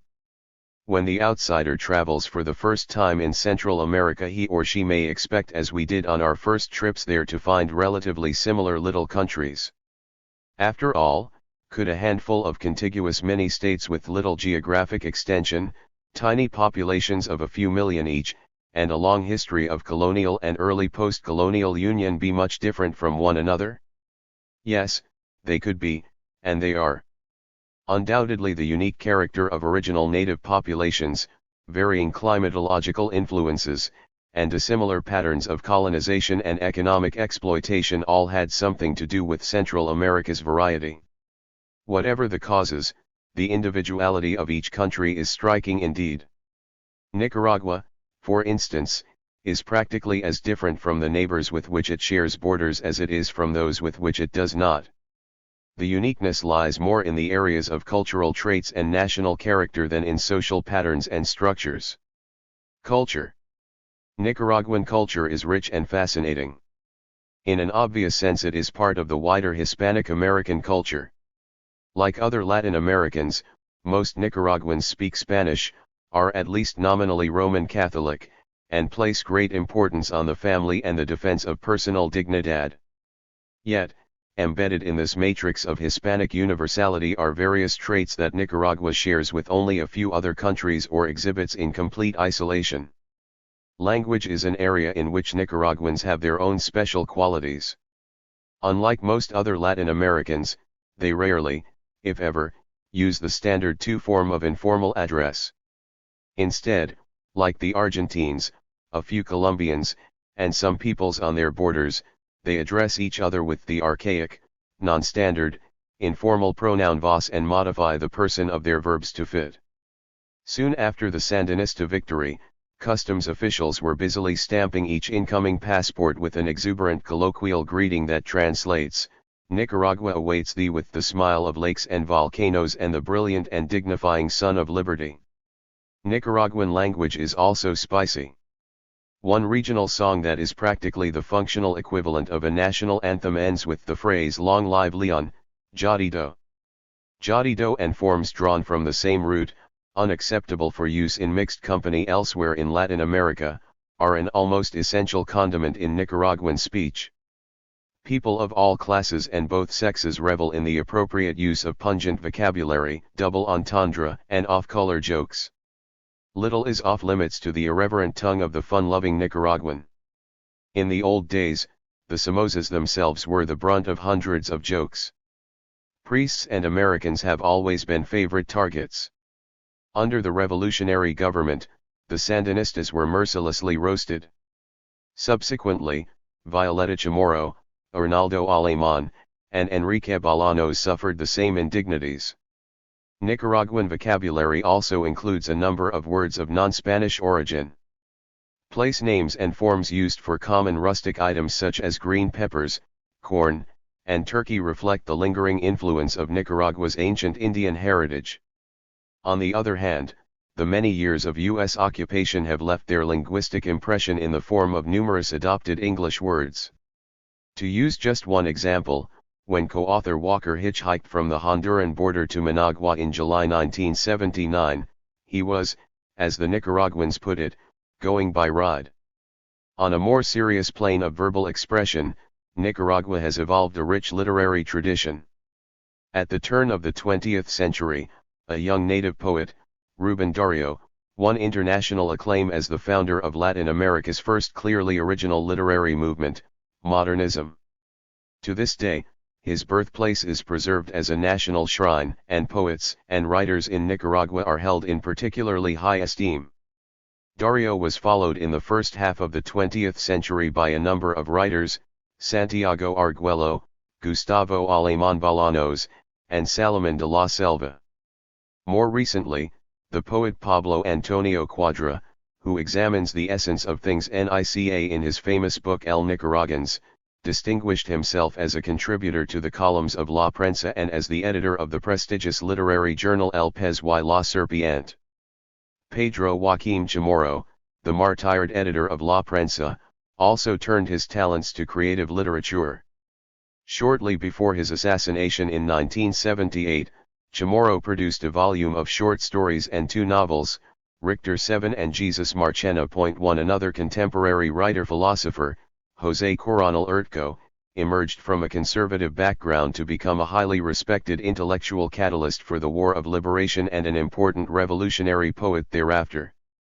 Also on the left was the famous priest Escobedo Cardinal, who won international acclaim as a revolutionary poet before joining the FSLN forces as a pastor in the field and subsequently serving as Minister of Culture in the revolutionary government. Numerous other leaders of the revolutionary government, among them Interior Minister Tomás Borga and Vice President Sergio Ramirez, also turned their hand to prose or poetry. Similarly, Nicaraguans have made notable contributions in the fields of art and music. There is a rich indigenous artistic heritage dating back to pre-colonial times that currently manifests itself in the pottery, leatherwork, wood carving, embroidered clothing, and other handicrafts available in local public markets. On a more sophisticated plane, the National School of Fine Arts, founded in Managua in the early 1940s, produced a number of well-known figures including the abstract painter Armando Morales. In the area of music, Nicaragua also has its formal and folk components. The outpouring of popular revolutionary music generated by the War of Liberation was particularly interesting. Pressured by the Carter administration to improve his human rights image by allowing limited freedom of expression, Somoza relaxed his censorship of radio broadcasts slightly in the year before his fall. As a result, some radio stations devoted considerable airtime to thinly veiled or openly revolutionary music. In a very real sense, the haunting and inspiring tunes and lyrics of such revolutionary singers and composers as Carlos Mejia Godoy became the background accompaniment of the young people who fought at the barricades. Nicaraguans also exhibit their cultural uniqueness in their religious ceremonies. Like Catholics throughout Latin America, the inhabitants of each Nicaraguan city and village hold annual festivities honoring patron saints. But unlike the people of any other Latin American country, Nicaraguans have a week-long celebration for the Immaculate Conception of Mary. The festivities of La Purísima, which culminate on December 8, far outshine other holidays, including Christmas. During La Purísima, altars to the Virgin are erected or decorated in homes or workplaces throughout the country, and the people of each neighborhood or village, especially the children, go from altar to altar singing songs and reciting prayers. For their piety, they are rewarded with small gifts, usually edible, that normally include a piece of sugar cane. Even in the wake of the War of Liberation, a time of great economic hardship, Nicaraguans of all classes and political persuasions celebrated La Purísima with tremendous enthusiasm. Indeed, one of the most moving sights co-author Walker saw in that period was that of two teenage war heroes, dressed in FSL and battle fatigues, standing enraptured in front of a tiny home altar, their Belgian automatic rifles temporarily abandoned on the floor like children's playthings. Another delightful aspect of Nicaraguan culture is the cuisine. Again, there are elements of both the universal and the particular. Like Mexicans and other Central Americans, Nicaraguans eat corn in the form of tortillas. Tortillas vary in size, color, and thickness from country to country. In Nicaragua they are large, thin, and made of finely milled white corn. They are often used as an edible utensil in which to wrap barbecued meat, beans, or whatever one happens to be eating. Another absolutely essential item in Nicaraguan cookery is beans. As elsewhere in Latin America, since most people cannot afford the regular consumption of animal protein, beans serve as the main source of protein. The small red bean, to which Nicaraguans are particularly addicted, is refried with rice to produce a delicious dish called gallo pinto, a favorite breakfast food of people of all classes. Like many other Latin Americans, Nicas also enjoy tamales. Their naca tamal, however, has its own particular character. Wrapped in a pungent leaf from a banana-like plant rather than a corn husk, it consists of corn masa, rice, tomatoes, potatoes, chili, cassava root, and often a small piece of meat. Another very typical Nicaraguan dish is vajo, which is prepared by slowly steaming salted meat and various vegetables in layers over the same banana-like leaves in a large covered container. In general, Nicaraguan cuisine is well worth trying. Though usually tastefully seasoned, it is seldom hot. For lovers of hot stuff, however, a bottle or bowl of fine, lip-mummifying salsa de chili is seldom very far away. No discussion of food would be complete without some mention of drink. The favorite non-alcoholic beverage in Nicaragua is coffee, the best coming from the high country around Matagalpa. Like other Latin Americans, Nicaraguans who can afford it drink their coffee 50-50, with hot milk at breakfast and black with sugar during the rest of the day. Other typical sweet drinks are made from toasted cacao and green or toasted corn. In the field of alcoholic beverages, Nicaragua excels. The typical lightly alcoholic drinks are beer and the more traditional and indigenous chicha, made from fermented corn mash. The favorite hard liquor is rum, of which Nicaragua has one of Latin America's very best, Flor de Cana. In all, Nicaraguan culture is rich, varied, and unique. Ironically, however, one of the many sins of the Somozas and their accomplices was to ape and promote foreign culture, especially North American, at the expense of what was authentically Nica. Not surprisingly, the preservation and strengthening of Nicaraguan culture was a high priority of the FSLN when it seized power. Their determination in this respect was signaled immediately by the creation of the Ministry of Culture, housed, ironically, in one of the deposed dictator's former residences, El Retiro. Before long, there was also a Sandinista Association of Cultural Workers, which, in addition to advancing the interests of people in the visual and performing arts, worked in promoting Nicaraguan culture. The ministry, the ASTC, and other groups and individuals did much in the next decade to stimulate a burgeoning of cultural expression. Small museums were created, performing groups were encouraged, an award-winning movie industry came into being, mural art flourished, a huge annual exhibition and sale of handcrafted children's toys, La Piñata, became a Managua Christmas tradition, and new cultural journals were printed. Even on Sandinista television, inexpensive foreign programming gradually gave way to relatively expensive but more appropriate locally produced material. Under Somoza, 95% of the programming had been foreign, mainly of U.S. origin. However, In 1985, just prior to the total U.S. embargo, 20% was Nicaraguan. U.S. programming had dropped to 59%, and the socialist countries and the rest of the world were contributing 3% and 18%, respectively. 2. Inevitably, the economic collapse of the late 1980s and the conservative restoration in the 1990s had a negative impact on the expression of Nicaraguan culture. The Sandinista austerity program of the late 1980s led to the abrupt closing of the Ministry of Culture in 1988 and the replacement of it and the ASTC with the new Institute of Culture in 1989. Many observers, including high-ranking Sandinistas, complained bitterly that these austerity moves represented a serious reversal of the process of democratization of culture that had flowered in the early to mid-1980s. 3. Austerity also diminished Nicaraguan cultural content on national television during the last several years of the Sandinista period. After the Sandinista defeat in 1990, the situation deteriorated even further. Murals were destroyed, museums were closed, literary works in some public libraries were burned, and state-run TV, now controlled by the new government, used more and more foreign programming. Society. In social conditions and structures, Nicaragua has much more in common with the rest of Latin America than it does in many aspects of culture. This is not particularly surprising, since most social phenomena are at least partly the product of fairly universal economic and political factors. Nicaragua shares with the other Latin American countries the twin legacies of Iberian colonialism and dependent capitalist development. Throughout Latin America, the human exploitation and rigid social stratification institutionalized during the colonial era were intensified by the income-concentrating tendencies of modern dependent capitalism.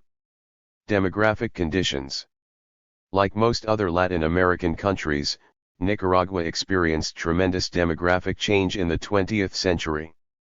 Population growth rates soared, the median age dropped to around 15, and there was a population shift away from the country toward the urban areas. The population explosion is a fairly recent phenomenon. True, Nicaragua traditionally has had a very high birth rate. High birth rates seem to be a predictable byproduct of poverty, especially in rural societies. Yet until the mid-20th century, the country's fertility was very nearly counterbalanced by the high death rate, resulting in only gradual net gains. In the late 20th century, however, major advances in medical science made it fairly easy throughout the world to significantly reduce death by contagious disease, especially among infants and children. Prodded and assisted by international organizations such as the United Nations, even the most socially insensitive regimes such as the Somoza dictatorship were able to introduce new technologies that significantly reduced the death rate. In the 1950s and 1960s, this meant that the Nicaraguan population grew at an annual rate approaching 3%. To compound the problem, the population was becoming younger and, as a result, even more fertile. This in turn pushed the growth rate in the early 1970s to 3.4% annually, for which meant that if nothing changed, the population would double every 21 years. Fortunately, by 2008, the country's population growth rate had dropped to about 1.3%. The Somoza regime's response to the population trend was to encourage the people to use birth control devices. A family planning program was created in 1967, which after about a decade was operating out of approximately 70 clinics. Even so, it is estimated that only about 5% of all women of fertile age used birth control devices. 6. Sandinista policy toward birth control was not as revolutionary as some might have expected.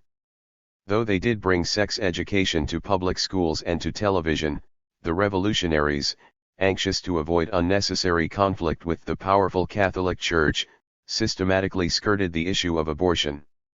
Although no one was prosecuted for having or performing one, abortion was never legalized during the Sandinista period. In addition, as happens almost anywhere there is war, there was a prolonged baby boom in war-torn Nicaragua. This, coupled with significantly reduced infant mortality, meant that from 1979 to 1989 the population grew by a phenomenal 52%, from 2.5 million to 3.8 million. In the wake of the Sandinista electoral defeat of 1990, there were reasons for both optimism and pessimism in the area of population control. On the one hand, the end of the Contra War brought hope that the baby boom might abate.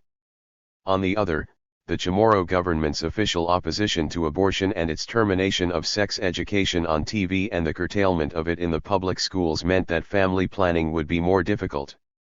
In addition, because there is normally a high correlation between poverty and high birth rates, the continuing deterioration of living conditions was not a good sign. In all, the country's population continued to rise in the post-Sandinista period, reaching about 6 million by 2010, more than twice the 1979 total of 2.5 million. Urbanization in Nicaragua, as elsewhere in Latin America, was also a 20th-century phenomenon. In 1900, fewer than 1 in every 3 Nicaraguans lived in towns and cities of 1,000 inhabitants or more. By 1980, however, approximately half were urban dwellers.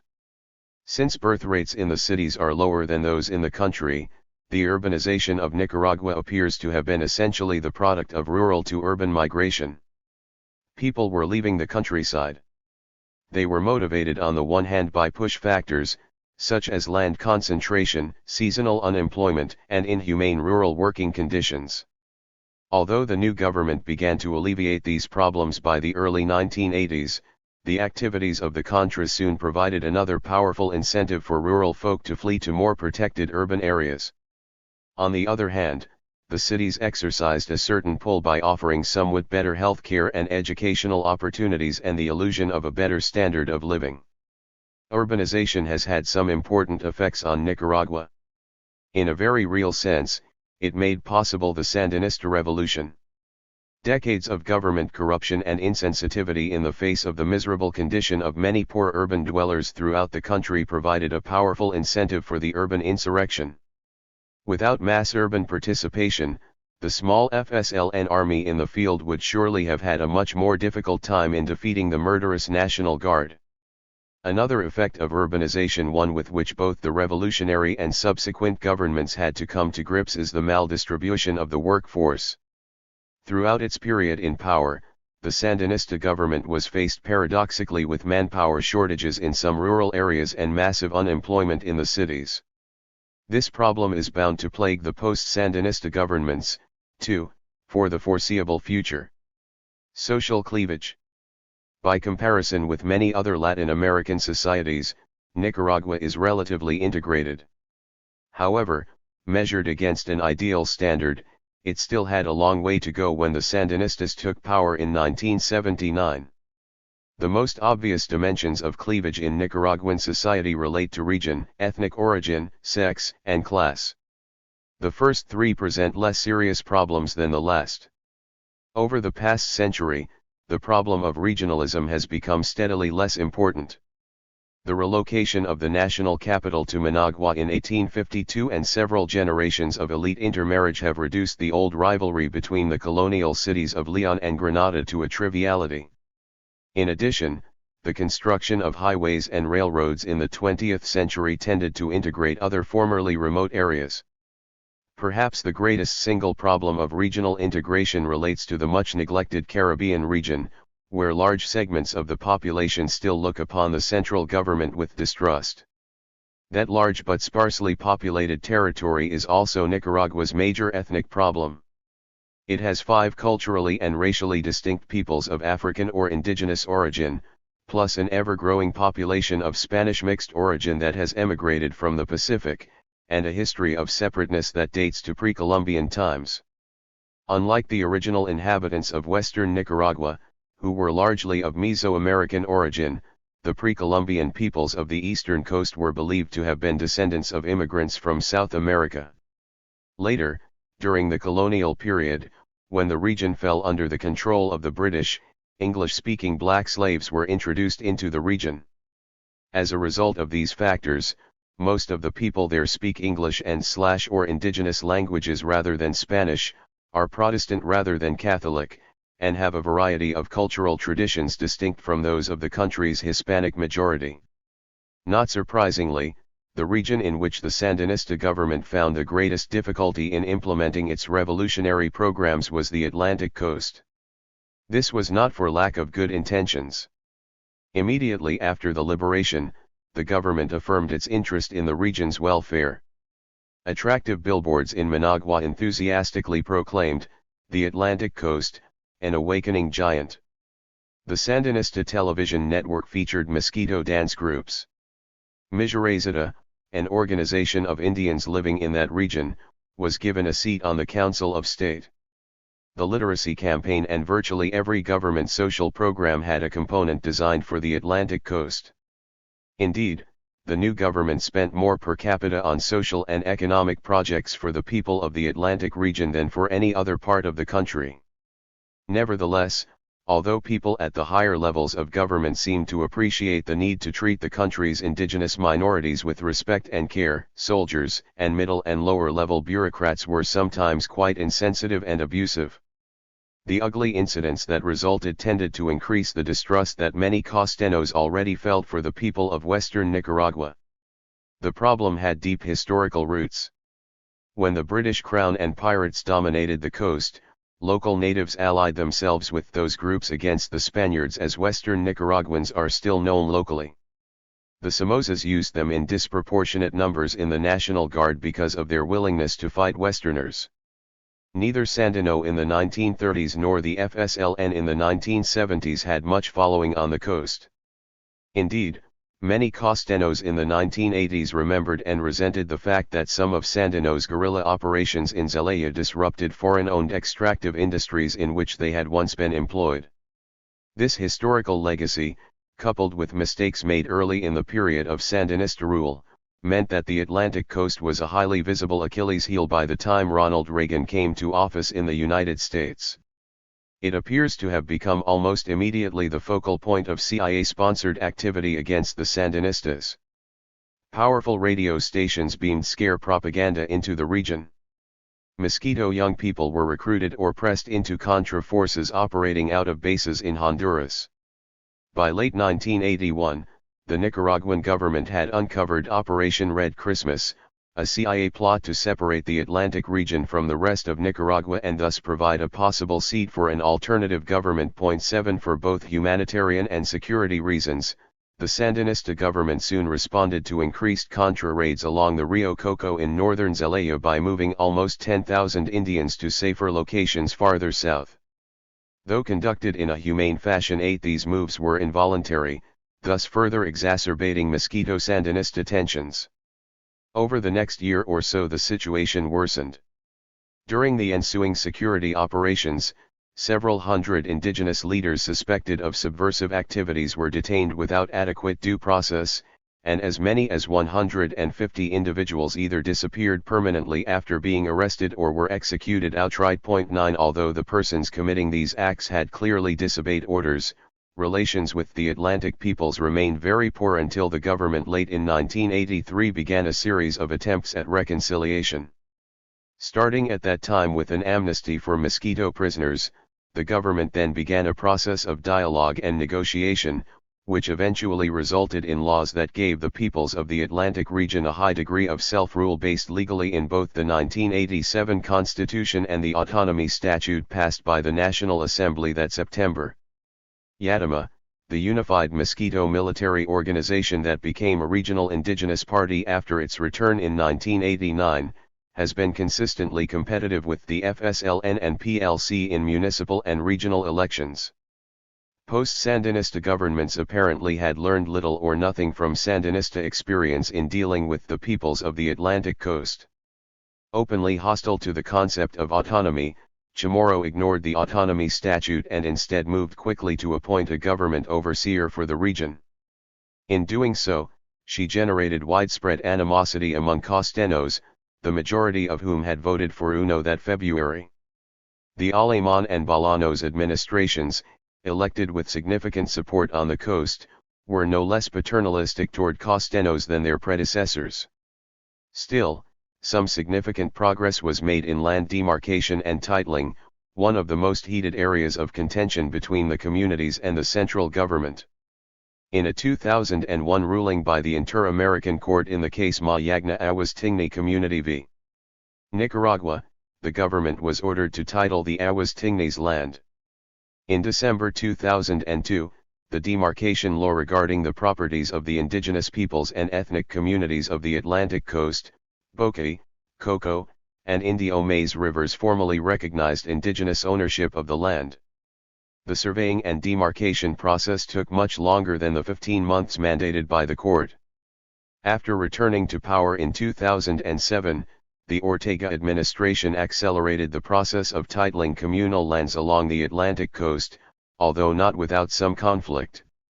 In December 2008, the Aguas Tingni community finally received the title to its territory. The government expected to complete the titling process by the end of 2010, ultimately distributing more than 22,000 square miles. Frustration with the long-simmering land issue spilled over into other areas. Outrage with the central government's response to the aftermath of Hurricane Felix, a Category 5 hurricane that battered the Atlantic coast in September 2007, the postponement of the 2008 elections in the RAAN, and economic disputes led to a resurgence of Mosquito nationalism. In 2009, the Mosquito Council of Elders declared independence from Nicaragua, although the claim was not embraced by everyone in the community and was not recognized by any outside entity. Point 10. Though the problem of integrating the Atlantic coast affects less than 8% of the country's population, the issue of sexism affects more than 50%. As elsewhere in Latin America, values and ideas connected with the concept of machismo have traditionally affected sex roles in Nicaragua. Though things were changing, Nicaragua was still very much a man's world in the 1970s. A woman's place was in her home, and a strict double standard of sexual behavior applied. On the whole, women received less education and, when employed, earned less money than men. The plight of poor women was especially aggravated by the nature of the Somoza dictatorship and its National Guard. Officers of the Guard controlled a flourishing prostitution industry, and soldiers were rarely punished for rape.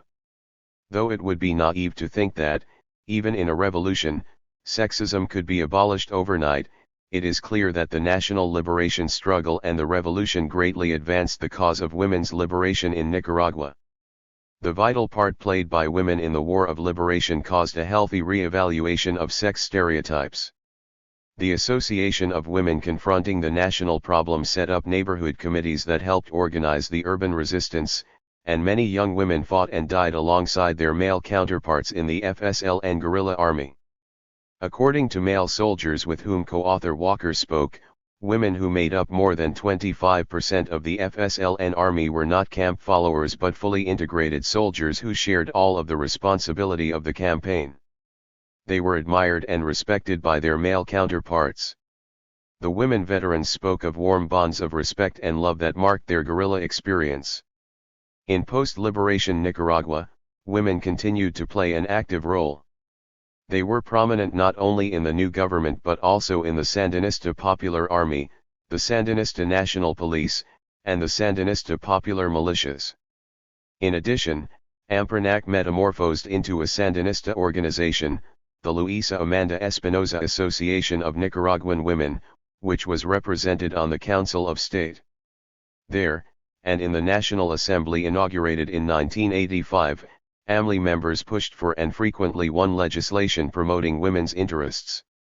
However, the Sandinista revolution by no means brought complete equality to women. Though more rigorously prosecuted, domestic violence continued. Abortion remained technically illegal. And AMLI, which was supposed to fight vigorously for women's rights, tended more often in the late 1980s to do the bidding of the state and the FSLN. 11. Post-Sandinista governments marked a clear step back for women's rights. Therapeutic abortions, which had been legal since 1890, were halted in Managua's Women's Hospital. The use of artificial contraception was condemned by education officials. A total abortion ban was passed in 2006 with the votes of the FSLN, which supported the measure in exchange for the church's support in the 2006 presidential elections. While contraceptives remained widely available, most poor women did not have access to health centers or sex education. As a result, Nicaragua had one of the region's highest teen pregnancy rates and the lowest average age of mothers. 12 Further, the deteriorating economic situation impacted most heavily on women. The last hired and first fired, they tended disproportionately to lose their jobs as overall unemployment grew. As a result, women increasingly looked for work elsewhere. This feminization of migration was particularly common among young, slightly more educated women, many of whom were single mothers. While most went to Costa Rica, those with resources also went to the United States and Spain.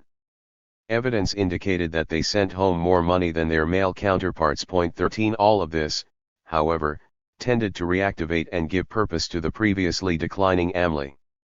In addition, a number of other women's rights groups soon took to the field. Having experienced some advances and a degree of liberation during the Sandinista period, many women were now unwilling to lapse back into their highly exploited pre-revolutionary role. By far the most serious dimension of social cleavage in Nicaragua is that of class. Before the revolution, there was a very wide gap in the standard of living between the privileged 20% of the population and the impoverished 80%. As elsewhere in Latin America, the usual European and North American class categories were inadequate to describe the Nicaraguan class structure. The problem lay in the fact that although the bulk of the privileged class could be described as belonging to a middle group or middle sector by virtue of occupation and standard of living, they were definitely not a distinct middle class. Rather than having their own set of values and distinct group identification, members of the middle sector tended to ape and identify with the tiny upper class. The real distinguishing factor in Nicaragua was whether one worked with one's hands. Quite simply, 80% did and 20% did not. Since any physical work was viewed as degrading, the privileged minority was accustomed to hiring lower-class individuals at very low pay to cook their meals, care for their children, clean their homes, tend their yards, shine their shoes, and tote their luggage. This was the natural order of things.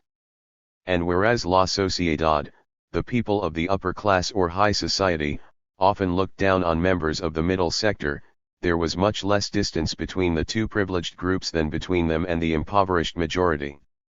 The distance between the masses and the privileged classes was also maintained symbolically.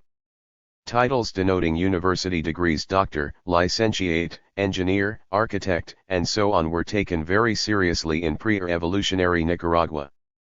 Lower-class individuals were expected to use them with the family name or the respectful don or dona with the given name in addressing their superiors. And whereas the privileged minority were accustomed to employing the familiar vos form with their inferiors, the latter were expected to respond with the respectful formal usted. This verbal underscoring of class distance even applied in communication between privileged children and their nursemaids. The child was usted and the servant, vos. Privileged status was also demonstrated in a number of other ways. Membership in a country club or prestigious social organization, the consumption of imported luxury goods, travel abroad, and the affectation of foreign mannerisms all helped distinguish gente decente from the masses. Although the overthrow of the Somozas was a product of the combined efforts of all classes, it was inevitable that if it were to be a real revolution with meaningful change, there would be class tension and conflict after the liberation.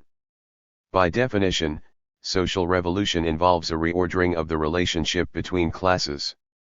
Former privileged groups are asked or obliged to make sacrifices so that the nation's limited resources can be redirected into the human development of the majority.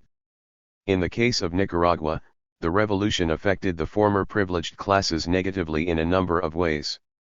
The use of don or dona, or of university titles, became less common at least for a while. Compañero or its more common variants, compa or compita, became the usual form of address, at least among revolutionaries. Country clubs were confiscated and put to other uses including recreation for the public. The importation of luxury goods was curtailed. Many rural and urban properties were seized, and stiff taxes were levied on property, income, and domestic luxury items such as cigarettes and rum. Many Nicaraguans understood and were able to accommodate themselves to this new reality. The relatively privileged parents of the tens of thousands of high school and college students who participated in the literacy crusade of 1980, for instance, demonstrated their willingness to cooperate with the revolution by giving their children the required permission to join the crusade. Some businessmen and landholders responded to government pleas to reactivate the economy by returning their properties to normal production. But many members of the former privileged classes were a good bit less generous and understanding. Some simply liquidated their assets and fled the country, joining more than 10,000 Somoza followers already exiled in northern Central America and the United States. Others stayed on, grumbling and resisting. Within days of the liberation, for instance, co-author Walker was asked by a lawyer friend to help get his teenage children into an English language program in the United States so they, in his words, would not waste the months that school would be out during the literacy campaign. Bitter jokes about the revolution and its leaders became standard fare at some gatherings. Rumors of all sorts spread like wildfire in privileged circles. More seriously, fearing that Nicaragua was becoming another Cuba, many landholders and businessmen refused to cooperate in the reconstruction. They began decapitalizing their properties instead of reinvesting in spite of repeated assurances that a responsible private sector would be preserved and provided with very generous government loans, tax incentives, and concessionary rates of currency exchange. As we noted earlier, bourgeois resistance began almost immediately after the triumph. Several recently founded or reorganized micro-parties began issuing shrill statements reflecting the fears of the privileged classes. In May 1980, La Prensa took a sharp political jag to the right. At the same time, several tiny counter-revolutionary armies such as the so-called Democratic Armed Forces, which had been organized by disgruntled cattlemen, began harassing the government. Though posing no real threat to the regime, these armies and former National Guardsmen operating out of safe sanctuary in Honduras did manage to inflict property damage and take innocent lives, including those of 7 young literacy campaigners. The position of the privileged classes hardened even more after the election of Ronald Reagan in the United States in November 1980. At that point, paramilitary activities increased and the Catholic Church hierarchy, La Prensa, the opposition micro-parties, and the Superior Council of Private Enterprise closed ranks in a more concerted effort to reverse history. Although their activities were couched in terms of the defense of freedom of the press and of the preservation of religious liberty and a mixed economy, those were not the issues. Neither of the latter two had been threatened at all, and press freedom was severely limited only in 1982, almost 3 years after the triumph, when the country was clearly under internationally organized paramilitary attack. In reality, the heart of the matter was power. The Catholic Church hierarchy feared an erosion of religious control and authority in the face of the immense popularity of the revolution and the new process of democratization within the Church that had begun at Medellin. The privileged classes in general sensed, quite accurately, that they had lost political power. The Sandinistas had been quite willing to allow these groups political participation at least equivalent to the percentage they represented within the population. But that was not enough. As long as the expectation remained that the Contras or the U.S. Marines might someday deliver power back into their hands, there would be no incentive to adjust to the new system. Sandinista social programs. The most important long-term concern of the Sandinista revolution was to improve the human condition of the downtrodden majority of the Nicaraguan people. From its founding in 1961 to its final triumph in 1979, the FSLN repeatedly advocated a variety of sweeping social reforms. Immediately after their victorious entry into Managua, therefore, the revolutionaries began to put promises into effect. Ironically, their efforts were made very difficult by the terrible domestic economic situation and the huge international debt inherited from the departing dictator and his cronies. The government had very little in public revenues with which to finance social programs and was forced to ask the working classes to show restraint in making admittedly justifiable wage demands, especially in the public sector. In spite of these problems, the revolutionaries made impressive progress in the social area, especially in the early 1980s. Almost immediately after their victory, in order to combat unemployment in urban areas, they embarked on a variety of labor-intensive public works projects financed out of a special fund to combat unemployment. The revenues for this fund were raised through a tax on the 13th month salary that all employers were obliged to pay their employees at Christmas. The privileged minority of wage earners entitled to more than $150 in their extra month salary were required to forego that part of their bonus in order that thousands of their less fortunate countrymen be employed.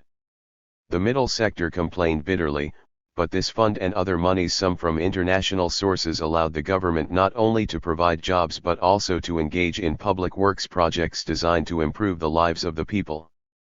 These included a 50-square-block children's park in the heart of Old Managua, public dance and assembly facilities, several clean and well-constructed public marketplaces, simple and hygienic concession stands, covered picnic areas, sidewalks, paved roads in poor neighborhoods, and the reconstruction of war-damaged roads in urban areas.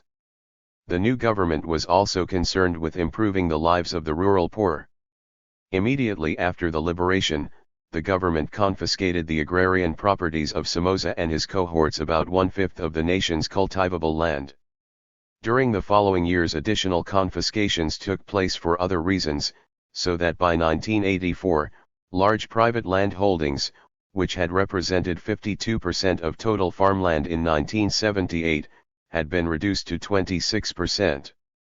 Although some of the land confiscated had been distributed to individual peasants, the major beneficiaries of this change at first were peasant cooperatives and state farms. They had not even existed in 1978, but now they controlled 36% and 19% of the land respectively. 14 On the state farms and cooperatives, efforts were made to improve the lives of the rural poor by upgrading working conditions, providing small health units, schools, housing projects, and daycare centers, and opening rural stores in which the prices for basic necessities were kept artificially low. From the mid-1980s onward, there was a movement away from state farms, which resulted in the redistribution of those lands to private cooperatives and individual peasants. In fact, by 1989, almost a third of former state farm acreage had been reassigned in this fashion. 15 Not only had the state farms shown relatively low productivity, but equally important, the war had created a political imperative to address the land hunger of the rural populations. In the segment of private agriculture that had not been organized into cooperatives, the government worked on behalf of the poor in a number of additional ways. To help the agricultural proletariat working on large private farms, it began strict enforcement of laws governing minimum wages and working conditions and encouraged workers, through their unions, to insist on their rights. In addition, for the first time in history, small producers were given access to substantial amounts of public credit. In the first year, over 50% of all public loans to the agrarian private sector went to credit and service cooperatives formed by peasants. Later, a program was begun that gave titles of ownership to large numbers of peasants who had previously occupied and used land without legal guarantees. Small farmers were also helped by strict controls governing water usage and maximum rents for agricultural lands. 16. A cartoon commentary on the attitude of the privileged classes. In spite of severe economic constraints, the government also implemented sweeping changes in public policy toward health, social security, food, housing, and education. 17. Efforts in the area of health were impressive. Even during the insurrection, the FSLN, through its neighborhood civil defense committees, had organized health volunteers to deal with the most pressing medical needs of people in the insurgent neighborhoods. Immediately after the liberation, the poorly coordinated, chaotic, clientelistic healthcare system inherited from Somoza was thoroughly reorganized into one administratively centralized ministry. The overriding philosophy of the new system was to make healthcare available to everyone in rural and urban areas alike. A major dilemma for the Sandinistas in these years was to decide whether, on the one hand, to emphasize expensive curative healthcare or, on the other, to opt for more effective but also less politically glamorous preventative programs. In the long run, the government ended up doing both. Government expenditures in the area of health increased over 200% from 1978 to 1983. The most costly aspect of the program related to the rebuilding, expansion, and staffing of curative facilities such as hospitals and clinics. At the same time, heavy emphasis was also placed on primary or preventative health care, and in 1981 the United Nations Children's Fund chose Nicaragua as a demonstration site for this type of approach to health. Here, voluntary labor was crucial. Within months of the Sandinista victory, inoculation campaigns had been carried out, at low cost, by mass organizations. By 1982, over 78,000 volunteer health brigadistas had been mobilized to work in a variety of preventative projects on designated popular health days. As a result of these efforts, not a single confirmed case of polio occurred in 1982, and by 1983 infant diarrhea, mountain leprosy, and malaria were down 75, 60, and 50%, respectively. Infant mortality in general was down from 121 per 1,000 in 1978 and 1979 to 90.1 per 1,000 in 1983. Life expectancy had crept up from 52.2 to 57.6 years. Early on, the social security and social welfare functions of the government were reorganized, separated from those having to do with health, and consolidated into one institution, the Nicaraguan Social Security and Welfare Institute. The latter not only extended social security coverage to a wider segment of society but also took on the responsibility of dealing with problems related to social welfare, such as the rehabilitation of prostitutes and delinquent minors, the care of orphans, the creation of daycare centers, the building and administration of workers' recreation facilities, and so on. Eventually it was also put in charge of handling the emergency needs of displaced persons, first the victims of the 1982 flood and later the hundreds of thousands of persons made homeless by the CIA-coordinated Contra War and by the ravages of Hurricane Joan in 1988. The revolution also brought an abrupt change in government policy regarding food. Under the Somozas, the majority of Nicaraguans had suffered from malnutrition.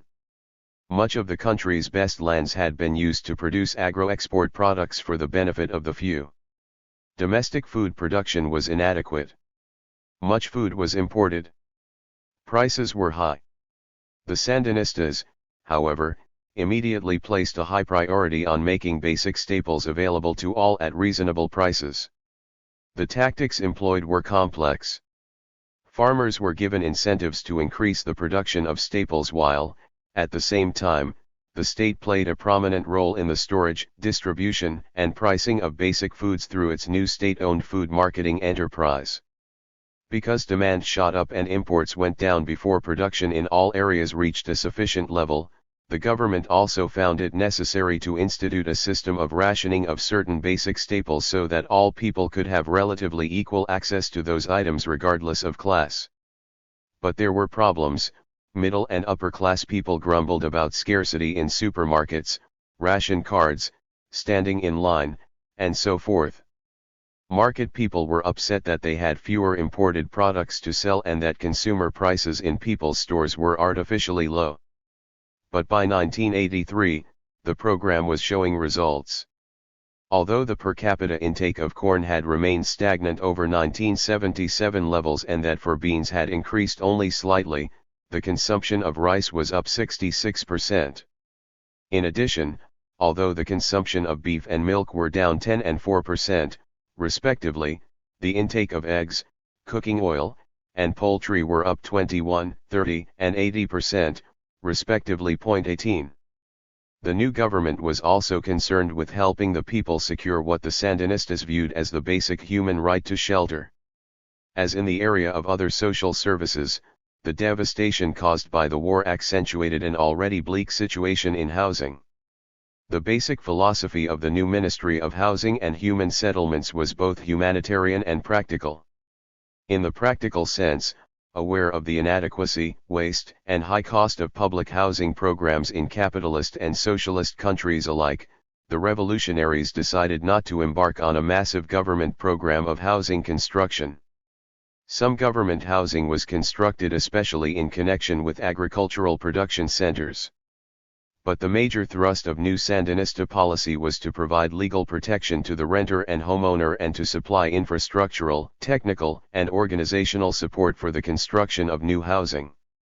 Accordingly, drastic rent reduction and controls were immediately implemented. Illegal subdivisions, in which wealthy landowners had been selling small building plots on the installment plan without supplying basic services, were nationalized. The government also moved to outlaw urban land speculation and passed legislation that allowed it to confiscate unused lands needed for housing projects.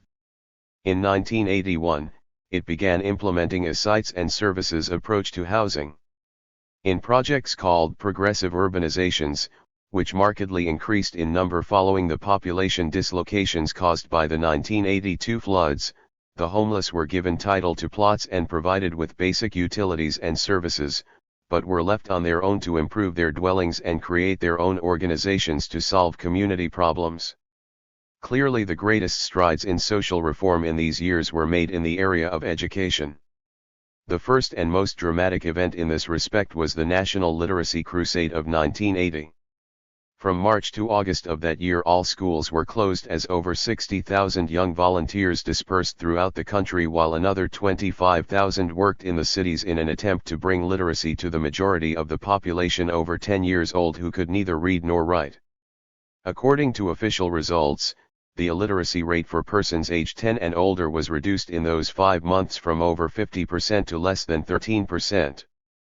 Though many people hostile to the revolution claimed that the Sandinistas had greatly exaggerated their achievement, a fair examination of methods, tactics, and resources reveals that gains in the general neighborhood of those claimed by the government were at least plausible. A literacy campaign of the type carried out by Nicaragua in 1980 would have been impossible in most of the pre-revolutionary societies of Latin America. Prohibitively expensive in an unmobilized society, such a campaign would also have amounted to an administrative and logistical nightmare of the first magnitude. For the highly mobilized society of post-liberation Nicaragua, however, this crusade was neither inordinately expensive nor exceptionally difficult to coordinate and implement. The key to its success was the voluntary participation not only of the young teachers and their previously illiterate students but also of various Sandinista popular organizations, which provided free and vitally important logistical support. Their efforts were also backed by a substantial segment of the Catholic Church, the private sector, and various other organizations.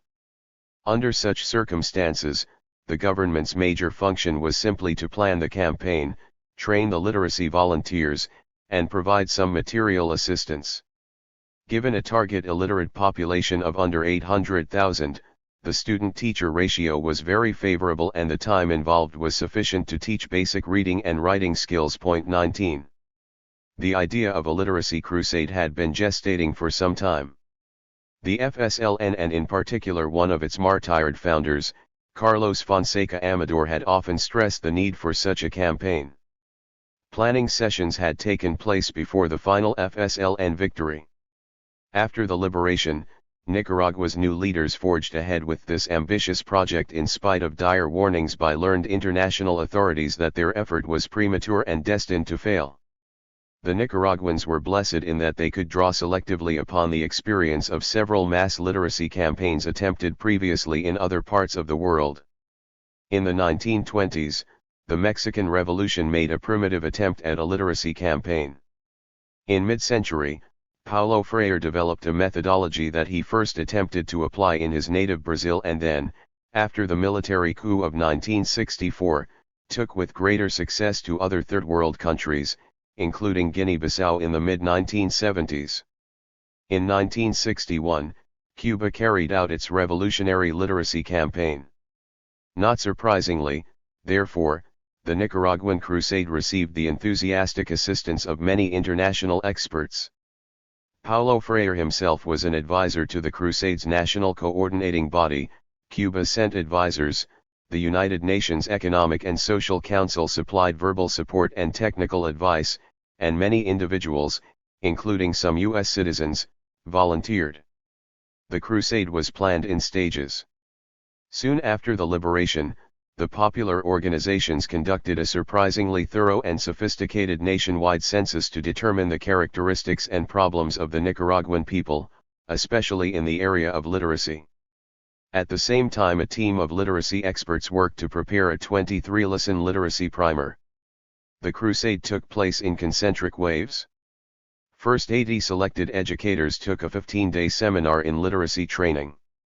After testing what they had learned in the field, each member taught another group, then they and the members of the second group taught hundreds of additional educators, bringing the total of literacy trainers to several thousand. At that point, all of the trainers were dispersed to various regions of the country to teach the volunteers. Finally, from March to August 1980, the volunteers themselves fanned out across the land to teach the illiterates who had been identified by the census. In 1980, the year of literacy, the crusade became the focus of national attention. The imagery employed flowed out of the previous year's War of Liberation.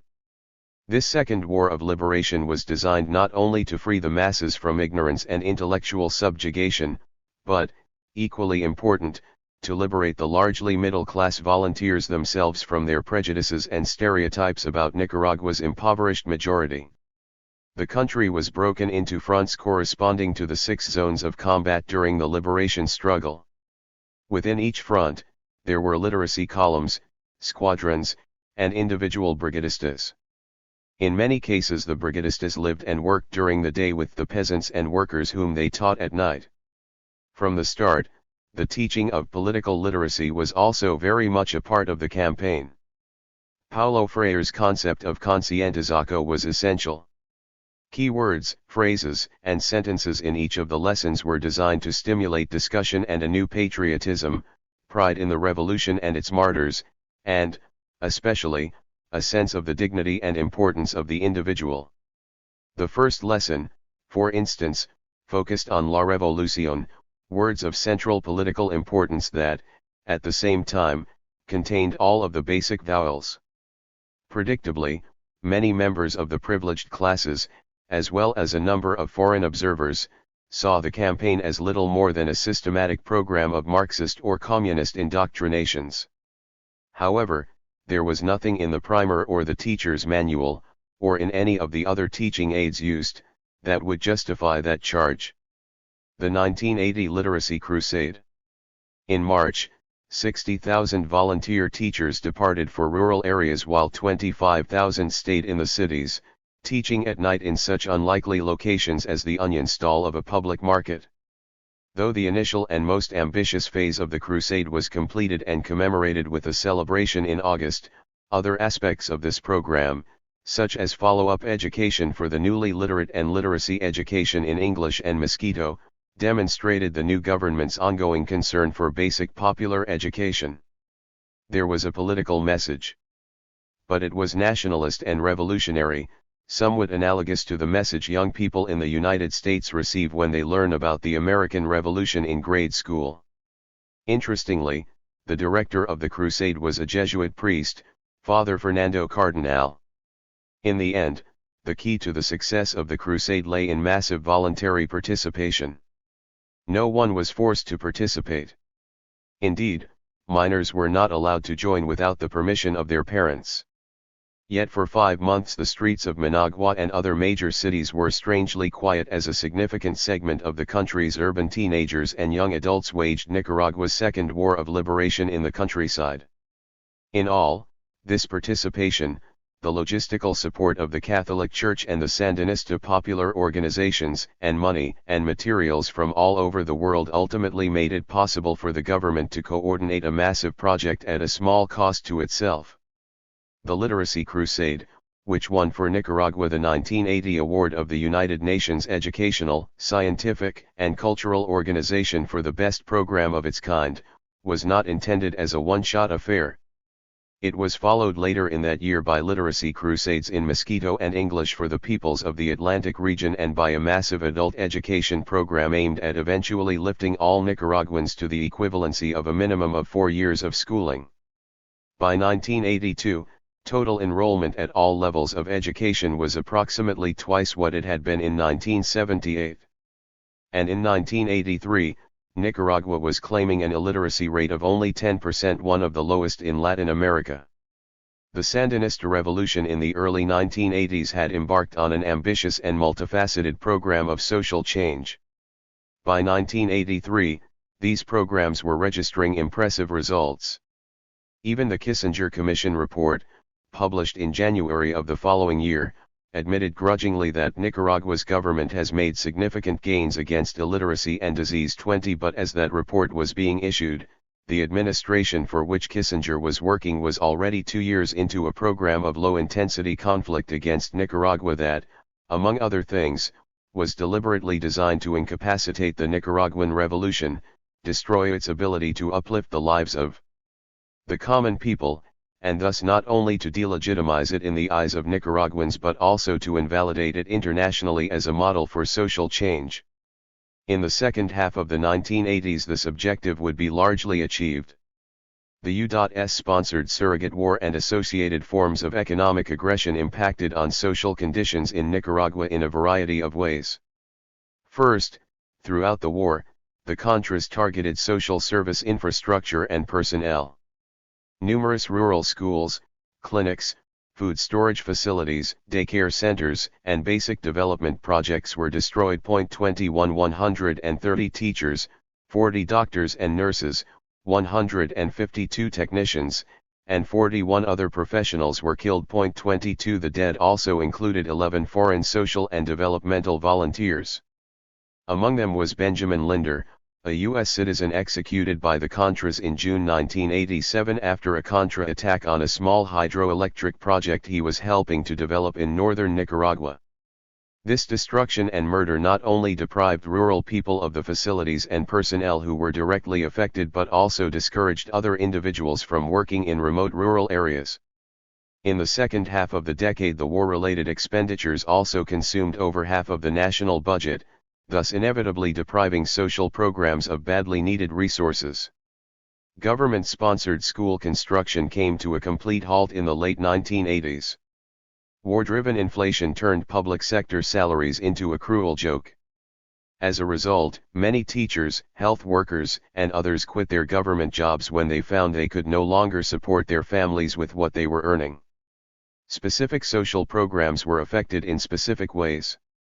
In the area of agrarian reform, although popular demand motivated the government to accelerate the distribution of land, the war severely limited its ability to supply credit, basic inputs, and extension services. Health services were strained to the breaking point by the large number of wounded needing immediate, often costly, curative attention.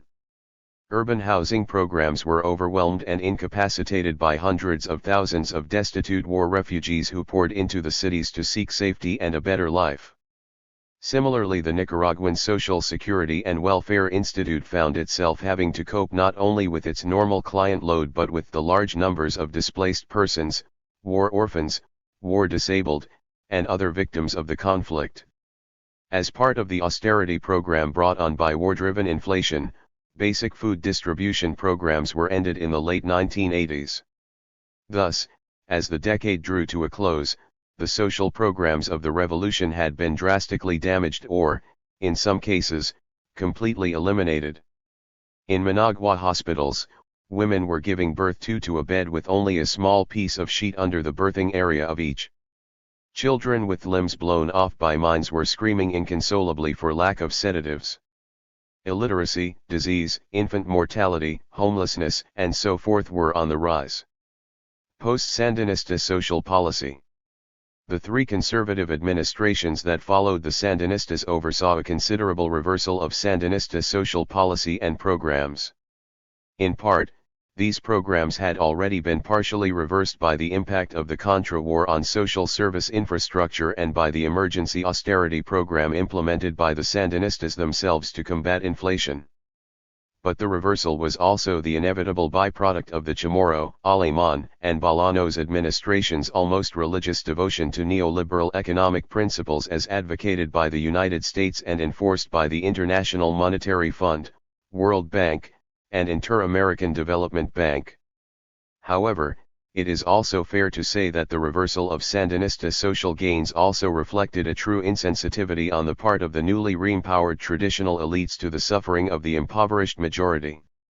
The elite attitude was starkly exemplified in an anecdote told in June 1990 by Reynaldo Antonio Tifel, the former minister of the Nicaraguan Social Security and Welfare Institute and a lifelong champion of the poor. According to Tifel, shortly after the 1990 election he had invited the president-elect to send a transition team to INSPI to be briefed on its history, administration, and functions. While explaining the social welfare functions of his institute, Tifel noticed that one obviously aristocratic member of the Chamorro team was becoming increasingly bored and frustrated. Unable to contain herself any longer, she eventually broke in and observed with indignation, "It is a duplication of effort that the government would have these programs when, for such things, the Rotary Club and the Lions Club exist." 23. Attacks on the social programs began almost immediately after the Sandinistas left office in April 1990. Not long after Chamorro's inauguration, the many church and other international non-governmental organizations that had been promoting social development in Nicaragua throughout the 1980s found that the new government was placing a high import tax on much of the material that they were bringing into the country to use in their programs. Under Nicaraguan law, non-profit organizations are exempt from this type of tax. Accordingly, those affected viewed the new taxes as an illegal and blatantly political effort to stop international support for health, education, and other social projects associated in some minds with Sandinismo. 24. Chamorro government behavior in the area of agrarian reform was also alarming to many. Although it had repeatedly promised to respect the changes accomplished under the Sandinista agrarian reform, the new government appeared in practice to be intent on doing just the opposite. State farms were deliberately undercapitalized, and efforts were made to return these consequently underutilized properties to their former owners. The UNO government looked the other way as UNO/Contra thugs attacked and seized peasant cooperatives. Even peasant recipients of individual plots of land under the Sandinistas found themselves threatened. The revolutionary government had given tens of thousands of peasants land use titles, which were written in such a way as to guard against the reconcentration of rural property by stipulating that although the plots could be used by the peasants and passed on to their heirs, they could not be sold. The new government, however, favored real titles, which, by allowing sale, would once again leave the rural poor vulnerable to pressure by big holders.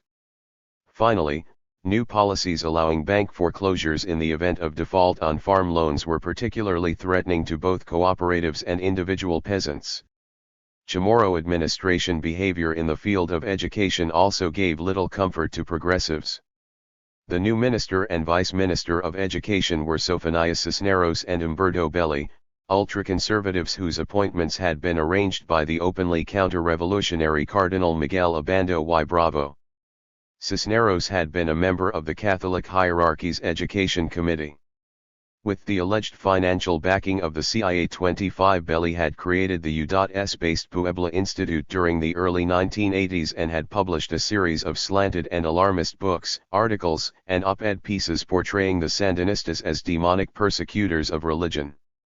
Claiming to be advocates of a scientific perspective and Christian values, Cisneros and Belli moved quickly to desandinize education in Nicaragua. In August 1990, 4 months after the Sandinistas left office, the second and third grade elementary text Carlitos, with its emphasis on pride in Nicaraguan history and patriots, was replaced by a generic blue and white reader that had been purchased and imported with USAID funds and featured drawings of blue-eyed children, references to Santa Claus, and sentences about riding a bicycle to market. 26 Furthermore, all new teachers hired were members of the Pro-UNO Nicaraguan Teachers Union Federation. By October 1990, 370 teachers and principals had been fired or transferred for what appeared to be political reasons. 27. The Chamorro government frequently bragged that it was spending a higher percentage of the national budget on health and education than had the Sandinistas.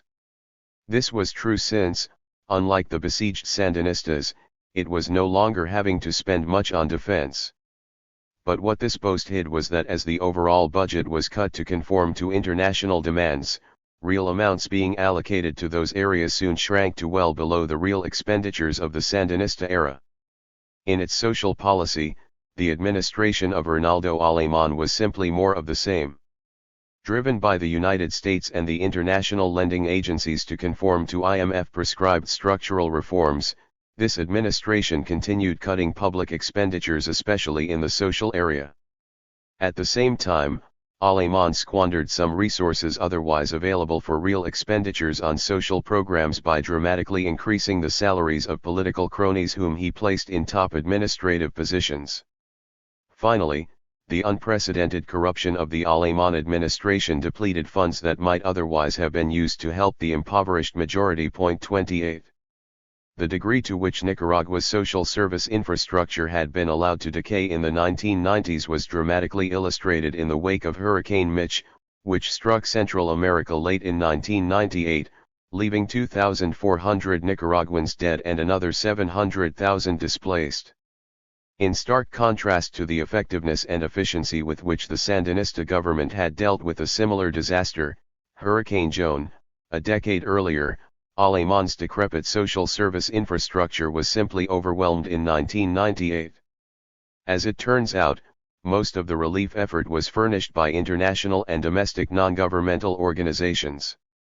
Even then, the Alemán government tried to channel that assistance through departmental governments where Alemán's Liberal Party was in control or through Liberal Party headquarters where it was not. That, and Alemán's idea of taxing such relief, met with such strong international disapproval that the government eventually had to back down.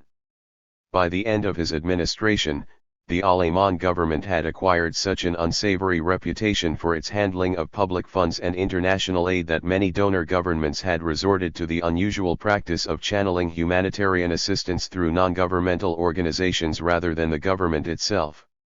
By 2001, even the United States, which normally has a rather strong stomach when it comes to the peccadillos of ideologically friendly regimes, was beginning to follow this practice with its food aid program. 29.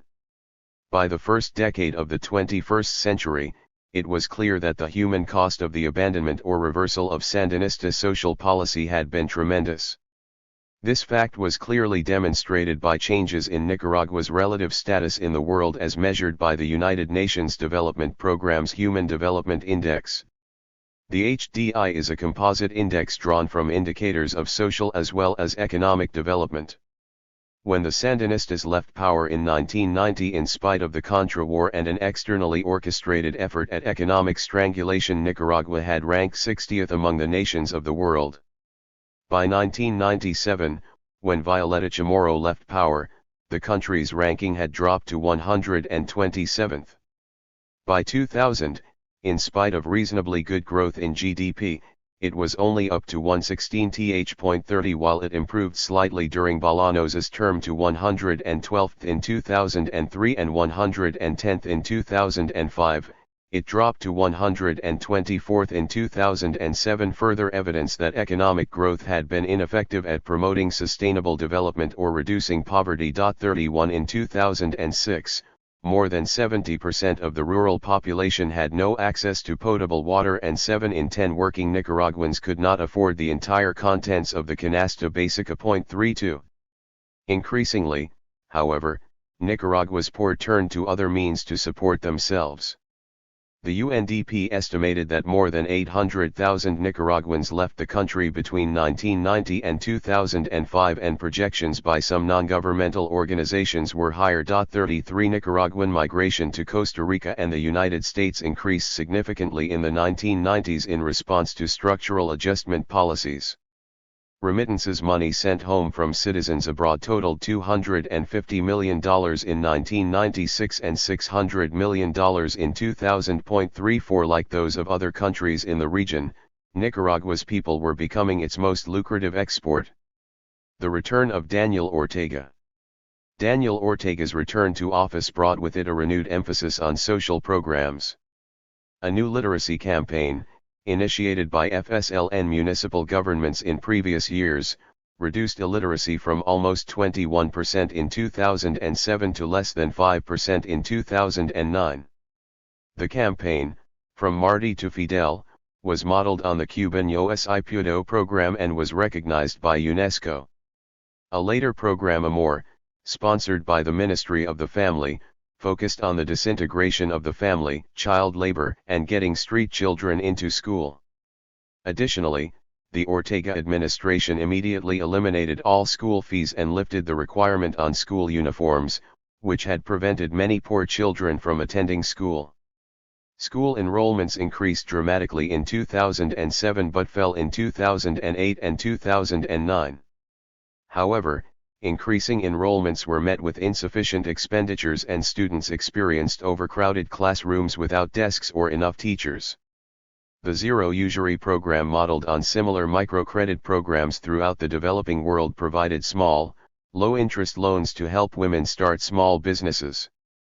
By July 2009, more than 82,000 women had received solidarity loans totaling 458 million cordobas. 35 However, since program participants were selected by Citizens' Power Councils, there were allegations that the program was politicized and clientelistic. The Zero Hunger program targeted hunger and food scarcity among the rural poor by providing a package of one pregnant cow, a sow, hens, seeds, and construction materials to those with at least a manzana 1.68 acres of land. The land requirement meant that a significant portion of the rural population, who are landless, were excluded from the program. Program participants had to agree not to sell the animals. As with the Zero Usury program, the transfers were made to the women of the household.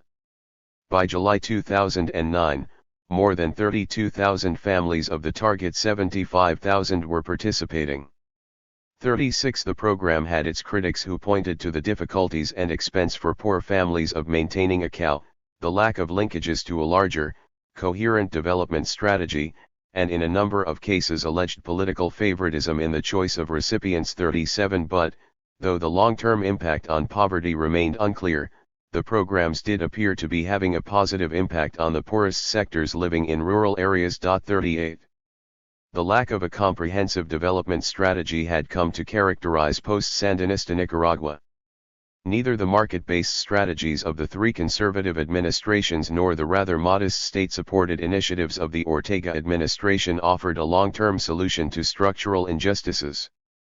Meaningful fiscal reform, which might have included much-needed tax and land reform, would have been incompatible with the neoliberal model and elite self-interest, and was not attempted by the new Ortega government.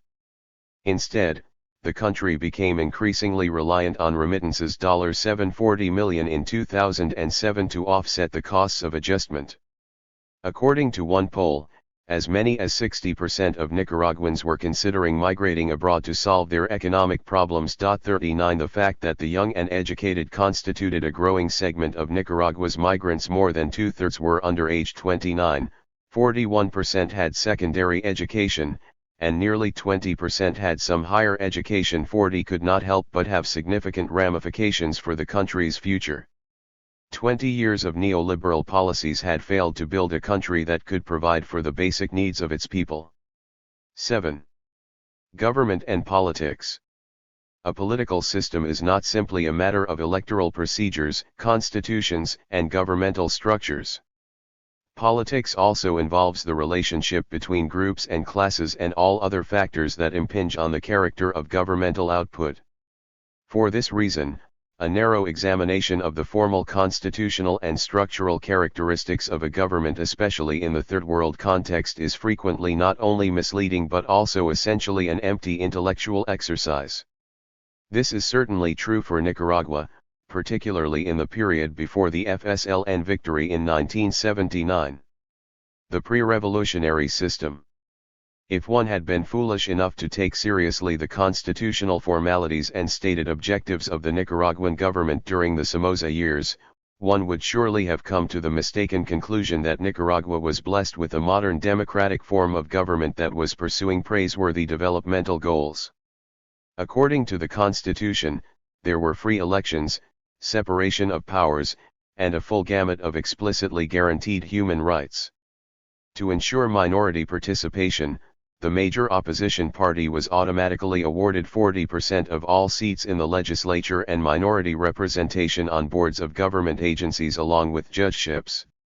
What is more, there were a variety of public agencies and institutions such as the Central Bank, the National Development Institute, the Nicaraguan Agrarian Institute, the Institute of Internal-External Commerce, and the Social Security Institute, which were ostensibly designed to cope with the problems faced by a modernizing society.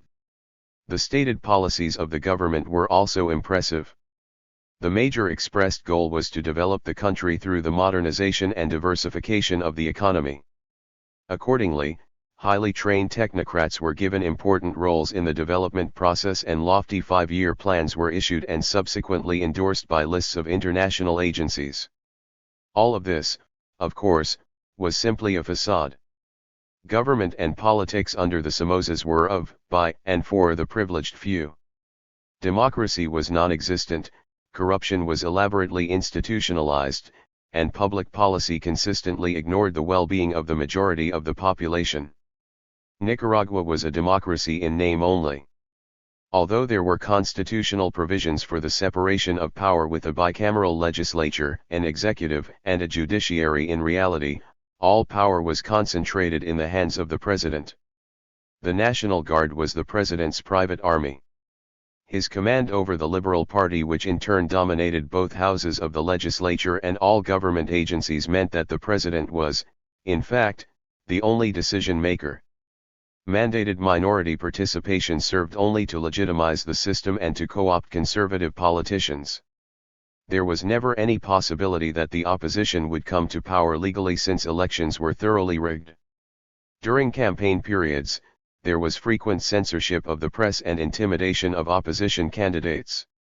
On election day, there was multiple voting by the pro-Somoza faithful, tampering with the ballot boxes, and, cleverest of all, the use of a translucent secret ballot that, even when folded, could easily be scrutinized by government election officials as it was deposited in the ballot box. Given the hopelessly undemocratic character of elections under the Somozas, party organization and activity were shallow and essentially without meaning. The two major parties, liberal and conservative, were crusty relics of the 19th century. The original ideological differences between them had long since faded into insignificance. Both represented the interests of a small privileged minority and, by the middle of the 20th century, both had been co-opted and emasculated by the Somoza system. Officially, the Somozas were liberals and their governments were liberal administrations. In fact, however, throughout most of the period, the Liberal Party was simply a cosmetic appendage to a system that depended on brute military force.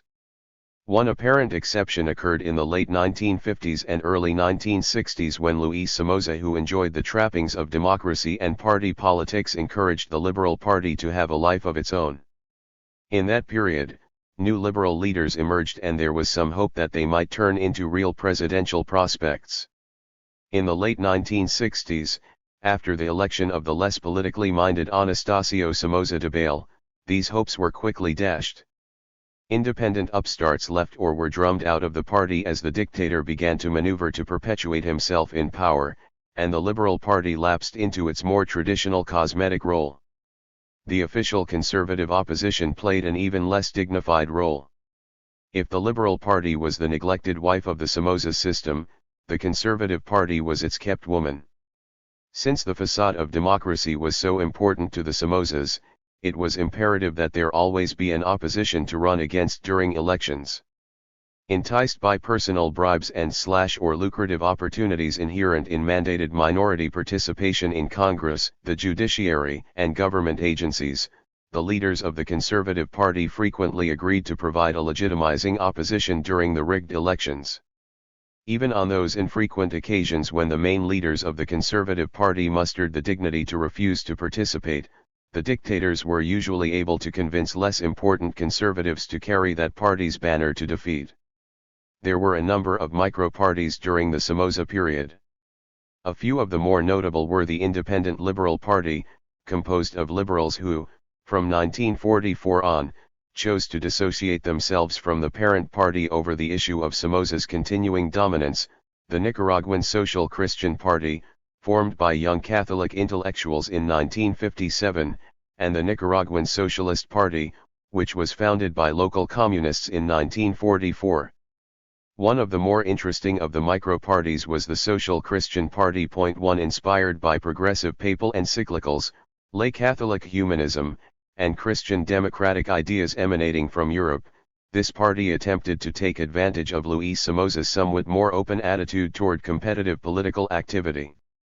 Stressing the importance of platform, ideology, organization, and tactics, the Social Christians not only won a significant popular following, but also penetrated the labor movement and for a while came to dominate the national students' organizations.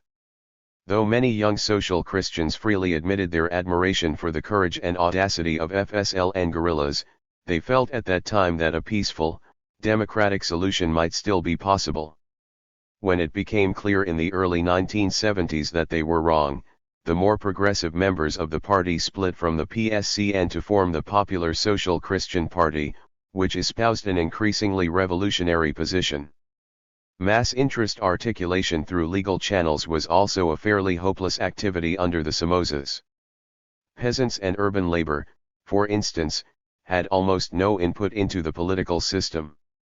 Ignorant, illiterate, and geographically scattered, the peasantry and rural proletariat were subject to constant abuse by landowners and the National Guard. An agrarian reform program legislated in the early days of the Alliance for Progress had virtually no impact on the misery of the rural poor.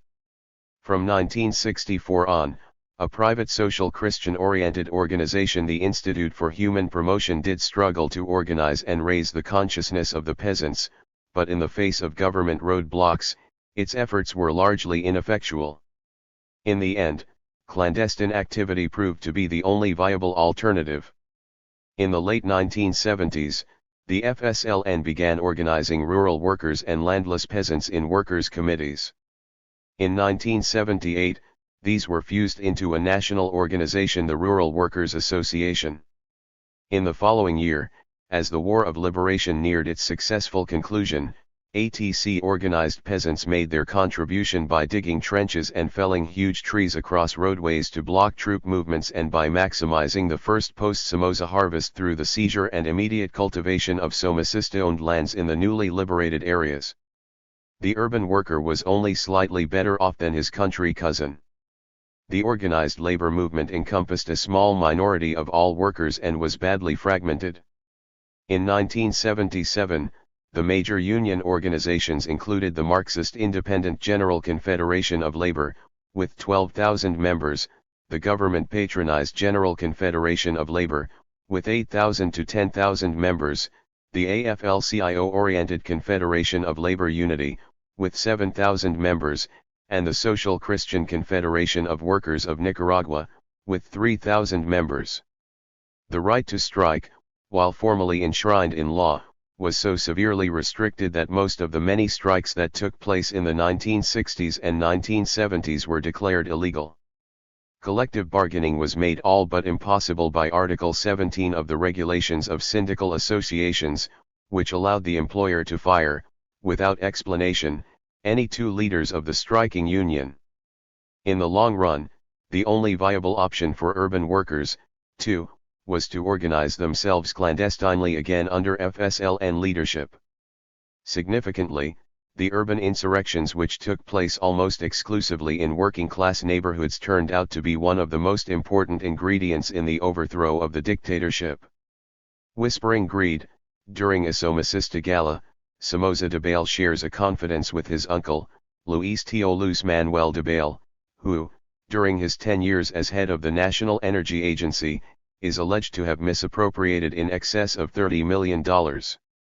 Not surprisingly, given the nearly complete absence of institutionalized popular input into the political system, the Somoza government was virtually oblivious to the interests of the ordinary Nicaraguan citizen. Lofty-sounding social programs ostensibly concerned with public health, agrarian reform, low-income housing, education, social security, and the like served mainly as devices to legitimize the system, attract foreign aid, employ the politically faithful, and diversify opportunities for the pilfering of public revenues. Very little of what the government spent actually trickled down to the people. With members of Somoza's family at the head of most government agencies, a large chunk of each agency's assets went directly to satisfy the family's greed. For instance, in the 10 years in which he headed the National Institute of Light and Energy, Anastasio Somoza Debaille's uncle, Luis Manuel Debaille, allegedly siphoned off more than $30 million. Under the Somozas were layer upon layer of corrupt bureaucrats who were expected and, indeed, encouraged to help themselves. Honesty, a threat to the system, was discouraged. Often a legalistic patina was applied to these misuses of public revenues. But the end result was that when the FSLN seized power in 1979, it had to cope with acute problems in health, education, housing, and welfare. To add insult to injury, the departing dictator and his accomplices, who had left barely $3 million in the public coffers, had saddled the new government with a whopping $1.6 billion foreign debt. 2. The revolutionary system. If the old political system had been of, by, and for a tiny privileged elite, the revolutionary system that replaced it was clearly based in and oriented toward the interests of the impoverished majority. Whereas democracy under the Somozas meant rigged elections, the empty rhetoric of corrupt elite-oriented parties, and the suppression of popular political participation, the new political system not only featured competitive internationally supervised elections but, more important, involved and depended upon the mobilized voluntary participation of hundreds of thousands of ordinary citizens. For the first time in Nicaraguan history, the impoverished majority came to have a voice and power in many aspects of the decision-making that affected their lives. Not surprisingly, this seismic change in the orientation of politics and government in favor of the have-nots was alarming to many of the former haves. The Government of National Reconstruction, 1979 to 1985. The governmental system of revolutionary Nicaragua came into existence gradually over a period of years. At first, its informal but central element was the 9-person FSLN National Directorate drawn equally from the 3 former factions of the party. Until an elected government was inaugurated in January 1985, each branch of the formal government, though by no means powerless, existed at the pleasure of the DN, which had created it in the first place. The National Directorate in turn drew its strength from the legitimacy it had acquired through its leading role in the revolutionary victory, its control of the revolutionary armed forces, and the support of hundreds of thousands of civilians who made up the grassroots organizations that had developed during the insurrection. Within the DN, as earlier noted, decision-making was based on consensus or near consensus. During the entire period of Sandinista rule, open factional disputes were completely avoided, and none of the 9 commandantes of 1979 either resigned or were replaced.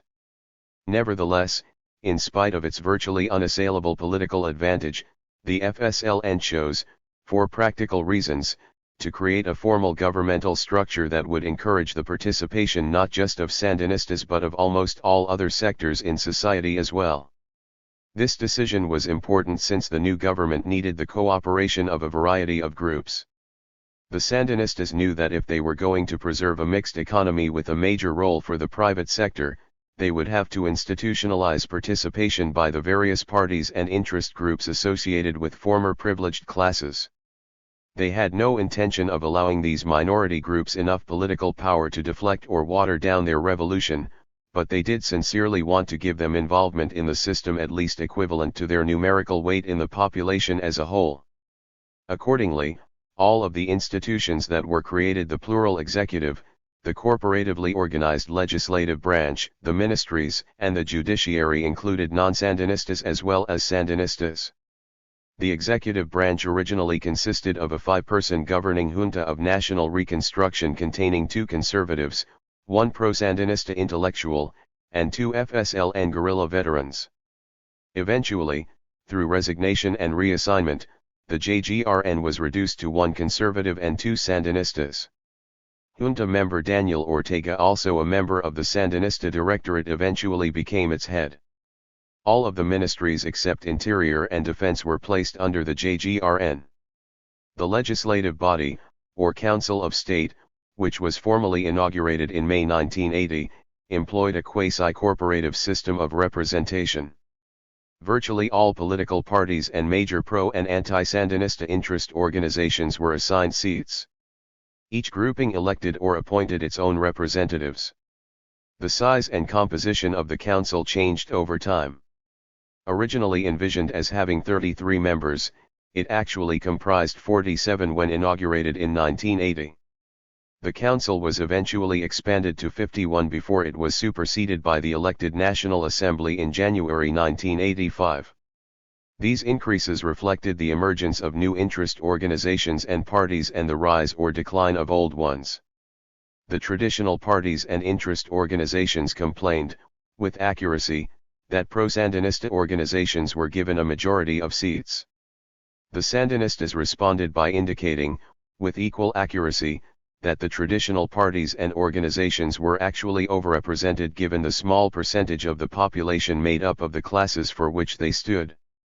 The FSLN National Directorate.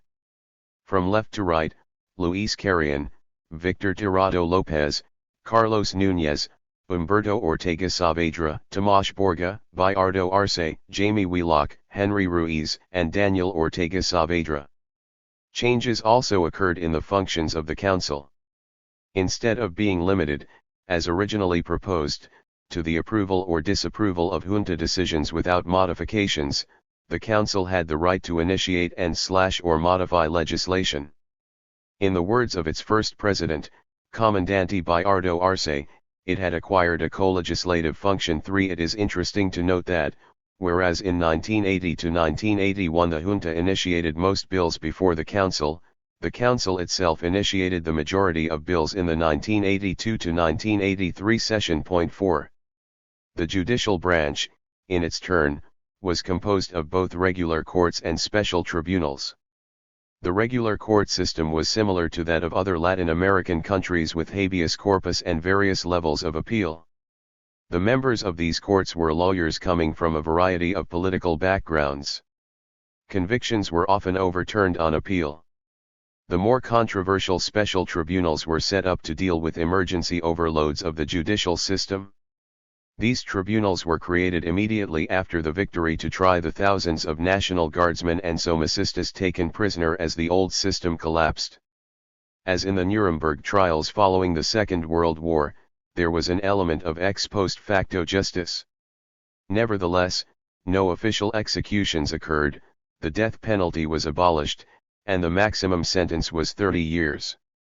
Further, those individuals sentenced on the questionable charge of illicit association were duly released when their 3-year terms were up. Later, in April 1983, another type of tribunal, the popular anti-Somocista tribunals, was created to try cases related to the Contra War and suspected internal counter-revolutionary activity. The TPAs were criticized for not providing sufficient due process. Among other problems, although an appeals process was included within the tribunal system, there was no right to appeal through the regular judicial system. 5. On the other hand, to view this matter in perspective, we should note that most governments violate due process during times of national danger. Even Great Britain, normally considered one of the world's greatest democracies, routinely imposed prolonged imprisonment without trial in the case of suspected members of the Irish Republican Army. The Sandinistas also moved to decentralize government and administration. At the time of the triumph, a network of local governments known as municipal juntas for reconstruction was elected in public assemblies. These 3 or 5-person bodies had the responsibility of coordinating local reconstruction efforts in cooperation with local grassroots organizations and with the departmental and national governments. However, the local governments, lacking authority and resources, found themselves heavily dependent on central government bureaucrats who often had little understanding of local problems. Negative feedback ultimately led the revolutionary government to draft a plan for regionalization and decentralization that was formally inaugurated on July 19, 1982. The country was then divided into 6 regions and 3 special zones, each of which had the authority to deal with all government functions. These 9 entities were created in accordance with the differing demographic and economic characteristics of different parts of the country. As a result, local officials, instead of having to deal with an overloaded central bureaucracy, could coordinate their activities directly with regional officials familiar with the needs, problems, and assets of the region. Groups and power in the early 1980s. The conduct of government in this period was made easier, less expensive, and more responsive to the people by the existence of a variety of volunteer grassroots organizations. Eventually involving approximately half of the adult population, these included the Sandinista Defense Committees, the Sandinista Women's Organization, the Sandinista Youth, the Rural Workers Association, the Sandinista Workers Central, and the National Union of Farmers and Ranchers. Grassroots mobilization and mass participation. Liberation theologist Teofilo Cabastrero takes notes as lay Catholic delegates of the Word discuss their experiences in teaching the social gospel in rural Nicaragua. Leaders of the UNAG from the region around Esteli conduct an end-of-the-year meeting to assess their success and failure in meeting the goals they had set for themselves at the beginning of the year. In July 1979, members of the rebel militias pose at a checkpoint near the northern town of Candiga. The makeshift uniforms and old M1 weapon were fairly typical of the urban militias. The grassroots organizations, especially the neighborhood CDSs, were bitterly criticized by disgruntled Nicaraguans and detractors in the United States as being little more than vigilante committees or gangs of thugs acting as mindless puppets of their Sandinista masters. Although there were occasional excesses such as a few instances of disruption of opposition political activities and one brief occupation of fundamentalist Protestant church buildings, no overall pattern of behavior emerged that would justify in any way such an Orwellian picture of Sandinista Nicaragua. On the contrary, the grassroots organizations, whose behavior was in fact normally orderly and correct, actually served numerous functions of crucial importance to the new society. One of these was vigilance. After all, the country was under attack. It was only fitting that the people for whom this revolution was being carried out would have the opportunity to defend it against subversion. In addition to helping block the formation of an internal fifth column, the mass organizations conducted Vigilancia Revolucionaria, a sort of neighborhood crime watch that spectacularly reduced the incidence of common violence and petty crime. Second, the grassroots organizations were also facilitators. Their role in mobilizing the enthusiastic voluntary participation of hundreds of thousands of Nicaraguans was an indispensable boost to the literacy crusade, health and housing programs, the organization of sports and cultural activities, the production and distribution of food, and the reactivation of the economy. Third, these organizations were vehicles for citizen input and participation. Through them hundreds of thousands of ordinary citizens learned how to hold meetings, elect leaders, debate issues, make collective decisions, and implement projects. Fourth, they frequently channeled feedback about common concerns to the government. For instance, demonstrations and other pressure from the ATC were clearly responsible for an important shift in government policy away from a heavy emphasis on state farms toward a policy of land distribution to peasant cooperatives and individual smallholders. Finally, these organizations played a crucial role in political socialization. All societies have ways of transmitting from generation to generation a common body of knowledge and attitudes toward national history, heroes, values, and principles. Through group activity and discussion, the new grassroots organizations helped replace old Somoza-era values with ones appropriate to a more sovereign, just, and humane society. The Sandinista armed forces were also an important pillar of the new system. Forged in long years of difficult struggle against the Somozas, they were explicitly Sandinista and therefore very unlikely to stage a coup against their own government, a phenomenon quite common elsewhere in Latin America. During the years of guerrilla warfare and throughout the 18-month War of Liberation, the FSLN army was vastly outnumbered and outgunned by Somoza's U.S. trained and equipped National Guard. Numbering only a few hundred during the urban uprisings of September 1978, The regular FSLN forces had grown to only a few thousand by the beginning of the final offensive of June 1979. It is remarkable that one unit of this tiny force was able to launch the attack on Managua with only approximately 125 weapons of war and 10 light machine guns and bazookas. 6. The FSLN won the war not because of its military superiority, but because it was convinced of the rightness of its cause and enjoyed the support of most Nicaraguans. The combination of a lean but well-trained and dedicated guerrilla army and massive urban insurgency was more than Somoza's corrupt and demoralized army could withstand. A 17-year-old veteran hero of the FSLN army and a friend posed for co-author Walker in November 1979. His Belgian FAL automatic rifle was the favorite weapon in the small regular guerrilla army. At the time of the victory, the guerrilla army grew precipitously. In the final days of the war, many thousands of urban insurgents joined the FSLN army by simply liberating weapons and uniforms from the thousands of surrendering or fleeing guardsmen. This influx of raw, untrained soldiers was both a blessing and a problem. It allowed the new government to provide police and emergency services from the very start.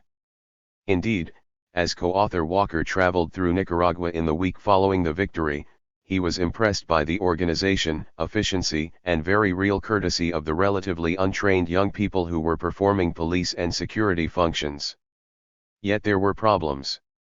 Whereas most of the veteran members of the FSLN army had been trained not only in military skills but also in the role of the new armed forces and the social mission of the revolution, the new volunteers had not.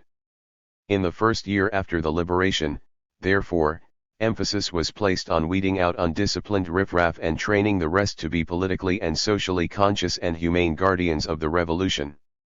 In regular training and during criticism and self-criticism sessions held in the evenings, the young men and women of the new armed forces were reminded that, in contrast to the hated National Guard, their role was to act as servants, friends, and protectors of the people. In the first year, the FSLN's major military concern appears to have been to build a conventional military establishment, with standardized equipment, roughly equivalent to the military institutions of most other Central American countries.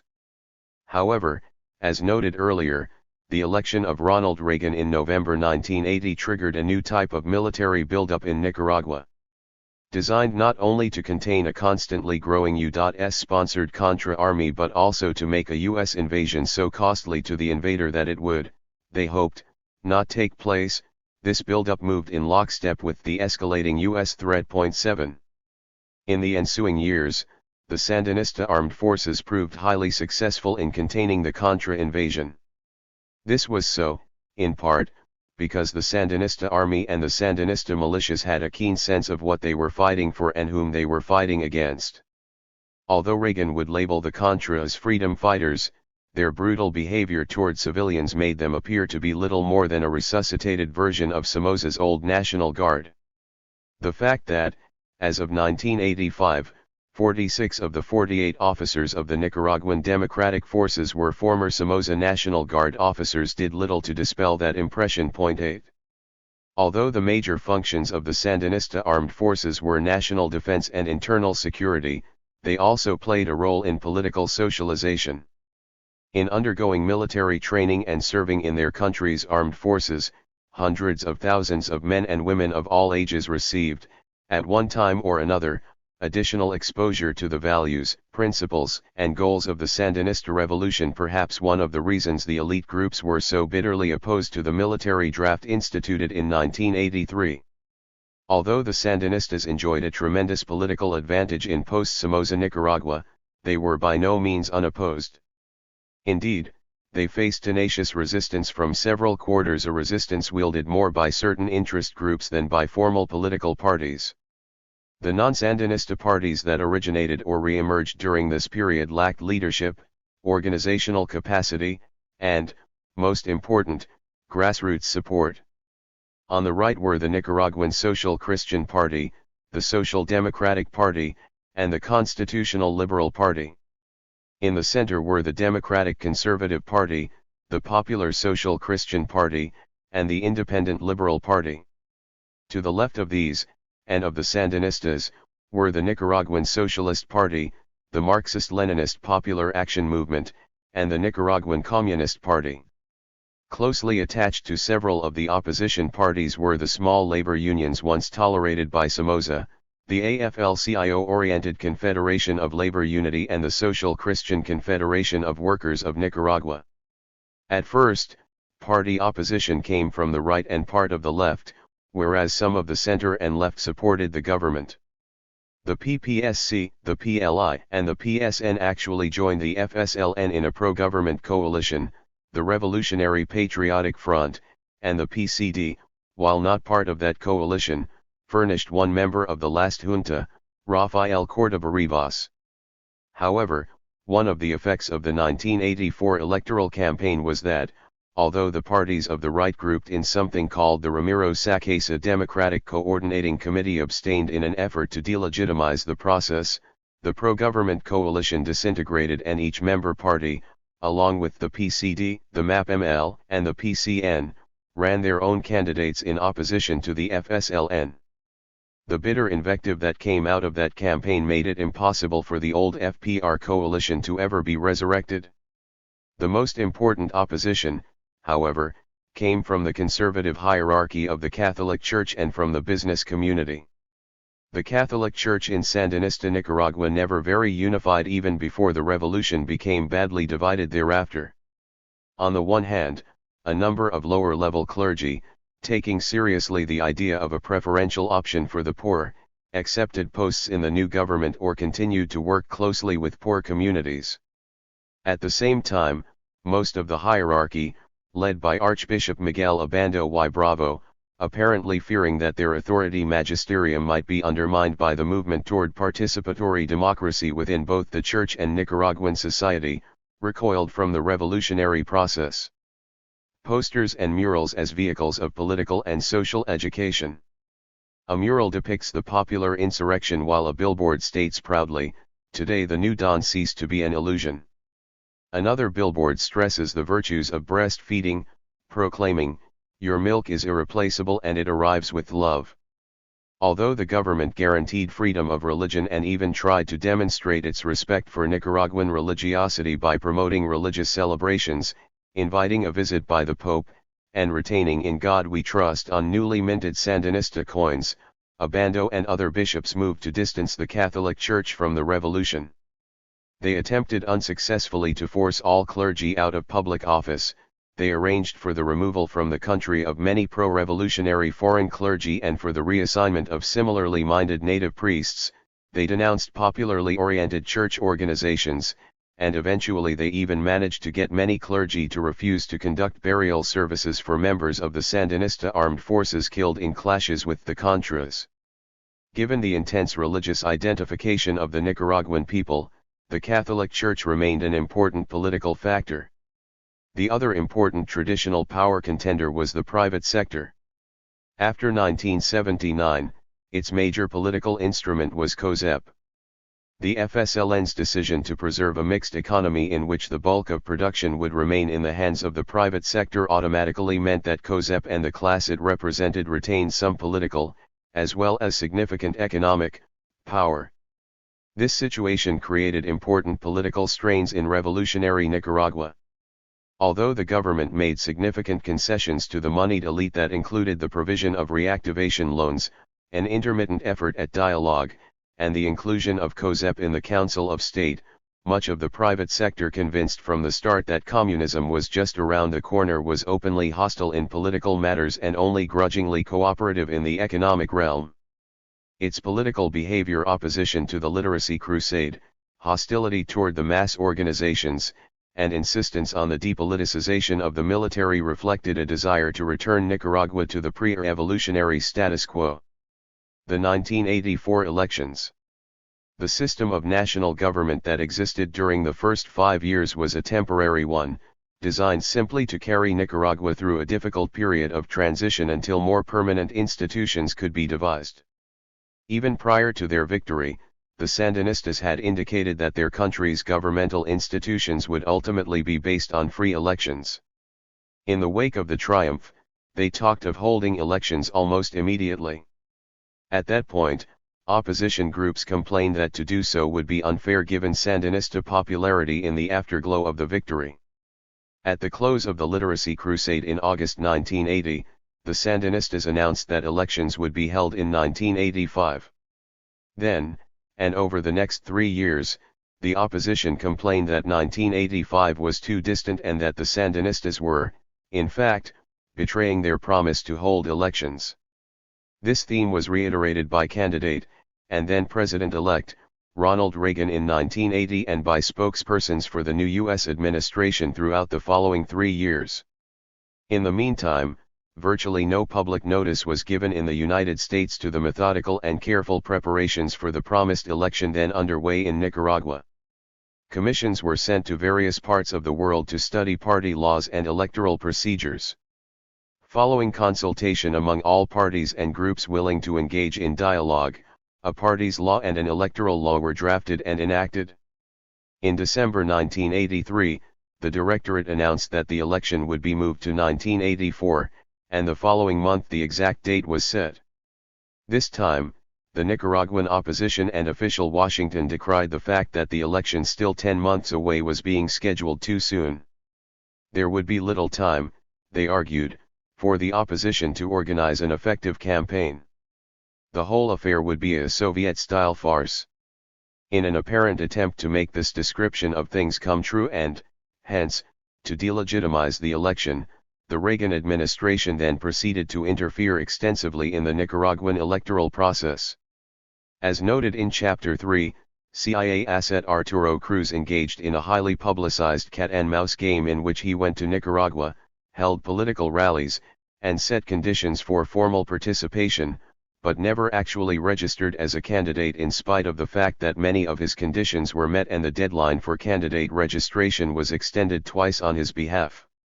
Meanwhile, U.S. officials in Nicaragua were working feverishly behind the scenes to cajole, counsel, pressure, and, reportedly, bribe the candidates of the 6 opposition parties that were formally registered in the election to withdraw. 9 Their efforts were not very successful.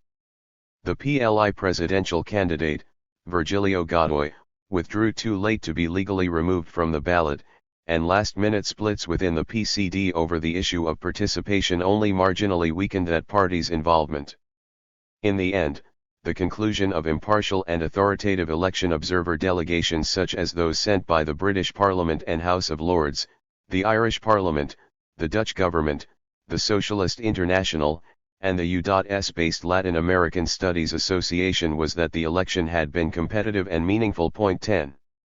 These international observers also agreed that the process through which the votes had been cast and counted on election day was beyond reproach. The Nicaraguan electoral law, as previously noted, drew heavily from Western European practices. The government had been given extensive direct technical assistance by members of the Swedish Electoral Commission. In addition, the Nicaraguan elections clearly benefited from the fact that the unsavory example of the 1984 Salvadoran elections was still fresh in people's minds. In El Salvador, citizens were required by law to vote.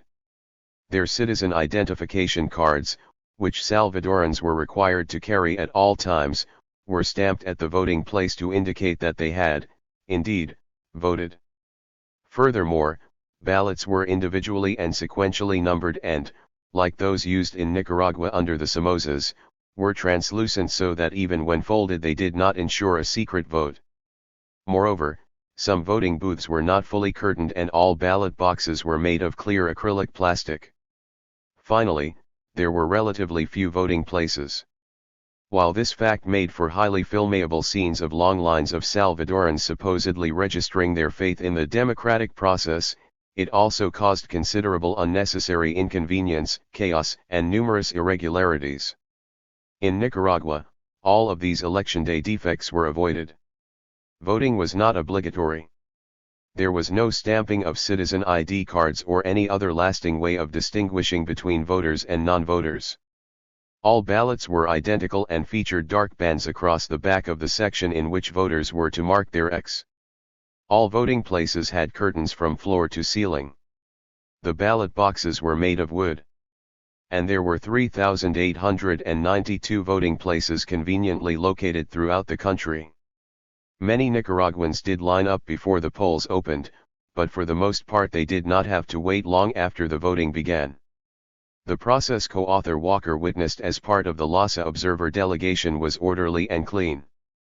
When asked by the LASA delegation if the United States were not applying a double standard in its evaluation of the 1984 elections in El Salvador and Nicaragua, a U.S. diplomat replied in a pique, "The United States is not obliged to apply the same standard of judgment to a country whose government is avowedly hostile to the U.S. as for a country, like El Salvador, where it is not. These people could bring about a situation in Central America which could pose a threat to U.S. security. That allows us to change our yardstick." 11. There are some superficially valid criticisms of the Nicaraguan elections, however. First, although censorship of the printed media during the campaign period was drastically reduced, it was not completely eliminated. And there were instances in which angry pro-Sandinista crowds' critics called them turbis disrupted opposition political rallies. However, it should be noted that what was published in La Prensa was bitterly and consistently critical of the Sandinistas, and that a half-hour on television and 45 minutes on Sandinista radio were set aside free of charge at prime time every evening during the electoral period for uncensored comment and campaign speeches by opposition parties and candidates. Additional time was also available for purchase. Moreover, the internationally hyped disruptions of opposition meetings by Sandinista turbis actually occurred in only 5 instances out of some 250 rallies during the campaign period, that is, did not constitute a pattern of activity but, rather, the exception 12. In the end, as noted earlier, 75% of the Nicaraguan electorate chose to vote even though no one was obliged or intimidated to do so.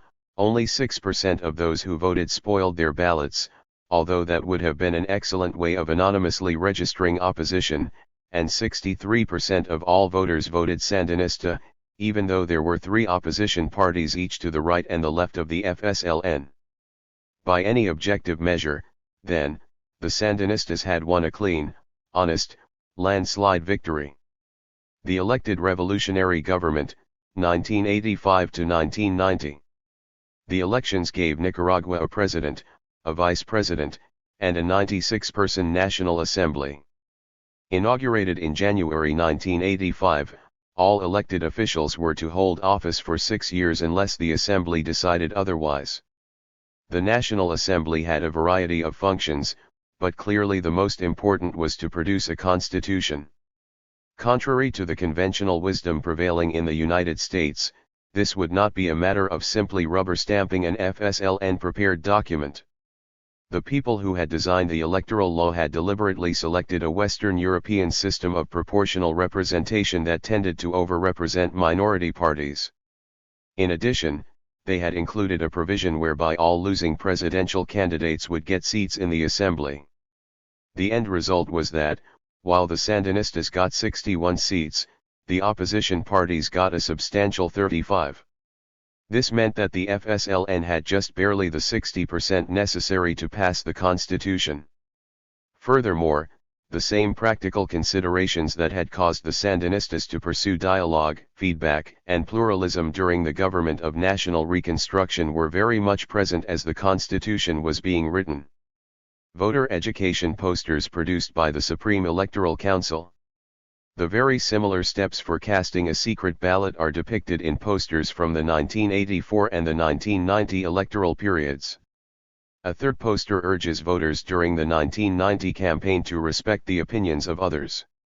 Nicaragua, it states, is a country of high ethical and moral values. In the present electoral campaign we should be an example of civic rectitude and respect the country's laws. It took a full 2 years and one of the most rigorous, open, and consultative processes in the history of constitution writing to produce the Nicaraguan Constitution of 1987.13. For about a year, the National Assembly worked to produce a first draft. Subcommittees in which minority opposition parties were deliberately overrepresented were set up to deal with different subject areas. Heated debate developed on a variety of issues. In 1986, an early draft was subjected to a process of domestic and international scrutiny and review. In what was dubbed the National Consultation, 78 open meetings organized according to geographical region or interest identification were held throughout Nicaragua to elicit feedback. As this process was taking place, large multi-party delegations from the Assembly went to various countries to seek expert advice on the draft constitution. For instance, at a national conference on the Nicaraguan Constitution, hundreds of prominent authorities on U.S. constitutional law, human rights, and Nicaraguan affairs organized into workshops on 11 principal themes, meeting for 3 days to examine and criticize that document. When all of the comments and suggestions from the national and international consultations were gathered, the original document underwent extensive rewriting and, in January 1987, the final version was formally promulgated. Though it drew heavily on the legal traditions of Western Europe and the United States, the new basic law was also very Nica in that it was clearly in tune with the social, cultural, and economic characteristics of Nicaragua. For instance, though most Sandinistas had wanted a purely secular document, the constitution that was finally produced bowed to the deep religiosity of the Nicaraguan people by including reference in the preamble to God in full capital letters. Like the U.S. Constitution, that of Nicaragua formalized the system of separation of powers and checks and balances between legislative, executive, and judicial branches, which had been emerging during the government of national reconstruction.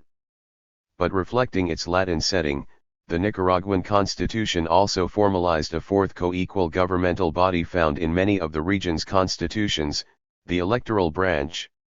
The Supreme Electoral Council was to have full authority and autonomy in all matters related to the conduct of free periodic elections. According to the 1987 Constitution, general elections were to take place every 6 years. Since the first had occurred in 1984, the next would come in 1990. Accordingly, the National Assembly now found itself faced with the task of writing new party and electoral laws that would make possible the implementation of that election. By late 1988, the required legislation had been produced and passed. Not unlike the laws that governed the 1984 election, the 1988 parties and electoral laws were among the fairest and most progressive in Latin America. Nevertheless, Washington and a segment of the Nicaraguan opposition maintained, as they had in 1984, that these laws were a blueprint for totalitarianism. Accordingly, anxious to convince the U.S. Congress to end all aid to the Contras and to ensure that all significant elements of the opposition participate in the 1990 election, the Nicaraguan government agreed to modify the election law in 1989. Among other things, these changes allowed for even more free and uncensored TV and radio time for opposition programming and the foreign financing of participating candidates, parties, and coalitions. Finally, in early August, after a marathon, nationally televised bargaining session, all of the opposition parties agreed not only to participate in the election but also to call for a demobilization of the Contras. The Contras were not disbanded. Indeed, as noted earlier, their presence in Nicaragua was increased during the campaign period. Even so, the election went ahead. The registration of voters was accomplished on 4 consecutive Sundays in October, and the campaign leading to the election of February 25, 1990, took place in the ensuing months. This time Washington would be satisfied with the results and, hence, the process itself. Groups and power in the late 1980s. The outcome of the 1990 elections was less a reflection of growth in the strength and organization of the opposition than it was a product of the decline of certain aspects of Sandinista strength and an attempt by an electorate to bring change. Although the FSLN leadership, even in the late 1980s, could rely on the state apparatus, a powerful military, a segment of the media, and the most powerful party organization in the country, it had gradually lost its ability to mobilize support from an increasingly desperate grassroots base. Some grassroots organizations such as the National Union of Farmers and Ranchers continued to maintain membership and generally to support the FSLN. But others, such as the Sandinista defense committees in urban neighborhoods and the National Women's Association, collapsed spectacularly as members became increasingly annoyed with the top-down tasking by an embattled party and state or found themselves so pressed with making a living that they no longer felt they had time for community activities. Attempts by the legendary FSLN Comandante Omar Cabezas in 1988 and 1989 to reform, depoliticize, and, hence, resuscitate the CDSs under a new label, the communal movement, were to little avail.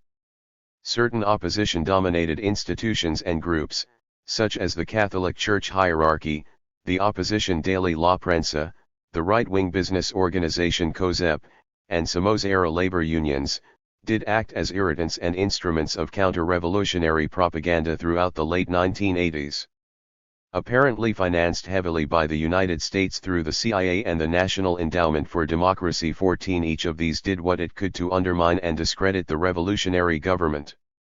Church leaders such as Cardinal Miguel Abando y Bravo and Bishop Pablo Antonio Vega denounced the alleged persecution of religion by the Sandinistas, made seditious statements, and effectively lobbied for aid to the Contras. 15 In addition to publishing imaginative and often quite irresponsible allegations about the Sandinista 16 Violeta Chamorro's La Prensa studiously ignored the impact of U.S. economic and military aggression while consistently placing the blame for the country's economic woes squarely on the shoulders of the revolutionary government. Echoing these allegations, COSEP worked tirelessly to prevent concertation and obstruct economic recovery. And the opposition labor unions promoted strikes, which further aggravated a grave economic crisis. On occasion, the government struck back by expelling seditious or subversive priests, closing La Prensa for more than a year in 1986 to 1987, and harassing or temporarily arresting some COSEP and opposition union leaders. Under international law, much of this was acceptable for a country under a state of siege. But repressive reaction, however mild or provoked, only tended to confirm Washington's portrayal of the Sandinistas as totalitarian. Even so, there was practically no growth in the organizational capacity or membership of the opposition parties during this period. In fact, badly fragmented in 1984, the opposition splintered even further during the late 1980s. Each of the major party tendencies, conservative, liberal, social Christian, and communist, split into a variety of warring splinter parties. By 1989, these had been joined by additional new parties such as the Atlantic Coast Indigenous Party Yadama and the Central American Unity Party to bring the total number of opposition micro-parties to more than 20. Few of these had an organizational infrastructure that reached much beyond the major cities of the country. In the end, the UNO coalition of 14 micro-parties hastily welded together and micromanaged by the United States in mid-1989 won the 1990 election not because of superior organizational capacity or the grassroots support of a vast party membership, but rather because the Nicaraguan people apparently felt that voting for UNO was the only way to bring the U.S. military and economic aggression to an end. Government and politics after 1990. How does one characterize the period that had elapsed from the Sandinista defeat in 1990 to the time this was being written in 2010? As described in the previous chapter, a dramatic reversal of Sandinista social policy and a real decline in the human condition of most Nicaraguans took place. Even so, at first at least, due to the governmental institutions created in the 1980s, the country was considerably more democratic, and its citizens markedly freer than in the Somoza era. Politics, though frequently nasty, brutish, and corrupt, were much more competitive than they had been prior to the Sandinista victory of 1979. Eventually, however, reasonable negotiation over political differences morphed into self-seeking pact-making as the very institutions of the rule of law created under the Sandinistas were corrupted into mere instruments of the country's two major caudillos. Ironically, for anyone familiar with the history of Nicaragua, this was nothing new. There was a certain déjà vu between Ortega's pact-making with his weaker adversary and Somoza family pact-making with some corrupt conservatives. As noted earlier, the nature of the basic democratic institutions created during the Sandinista Revolution was the subject of great debate and bargaining early in the post-Sandinista period. Although both Chamorro and Alemán loathed the Sandinistas, they quickly found that the FSLN controlled a large enough block of votes in the legislature and exercised sufficient influence in society that it would be difficult to govern without making deals with them. Consequently, pacts became a hallmark of the period. During the Chamorro administration, much of the deal-making and institutional modification seemed reasonable since it expanded consensus on the rules of the game without threatening democratic institutions. 17 Early on, the Supreme Court was expanded to include greater representation for non-Sandinistas. By the mid-1990s, a new military protocol was enacted, bringing that institution under greater civilian control, and a number of constitutional reforms including a prohibition on the re-election of the president and a strengthening of the legislature's budgetary powers were implemented. The only major unfortunate institutional modification during this early period was the last-minute tinkering with the membership and rules governing the fourth branch of government, the Supreme Electoral Council, which took place just before the 1996 elections. This, as noted earlier, led to dramatic irregularities in vote counting in districts under newly appointed liberal officials. The pact-making of the Alemán period represented a far greater threat to Nicaragua's infant democratic institutions.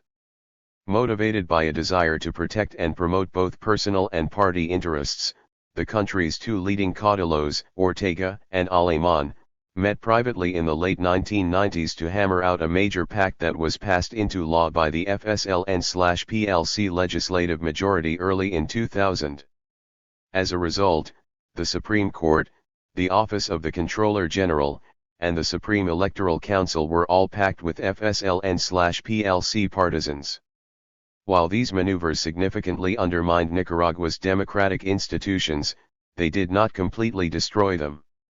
As we noted, the elections of 2001 and 2006, though designed in advance to favor the two major parties, were relatively clean procedurally.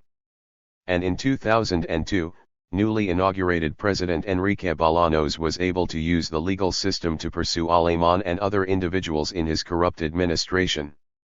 The period from 2007 onward, however, witnessed the further erosion of democratic institutions as Ortega extended his control over the judiciary, electoral commission, and civil society. Municipal governments, once heralded by the FSLN as a hallmark of autonomy, were increasingly under attack as several FSLN and liberal mayors were dismissed by city councils on specious grounds, giving the FSLN central government greater control over local government. 18. Governmental institutions. Odd as it may sound, the Nicaraguan security forces, military and police were among the most respected public institutions in post-1990 Nicaragua and the last to be tinkered with by that country's politicians. The army constituted one of these pivotal institutions. During the Cold War, local security institutions had been used by the United States as an instrument to control Latin American states and societies. 19 Throughout the hemisphere, hundreds of thousands of civilians had been arrested and murdered or disappeared by U.S. trained military and police establishments in an effort to silence opposition to anti-communist dictatorships. 20 Not surprisingly, the Sandinistas did not want this to happen in Nicaragua after they left power in 1990. Accordingly, there was considerable hard bargaining between them and their opposition over the future of what had been called the Sandinista Army and Sandinista Police.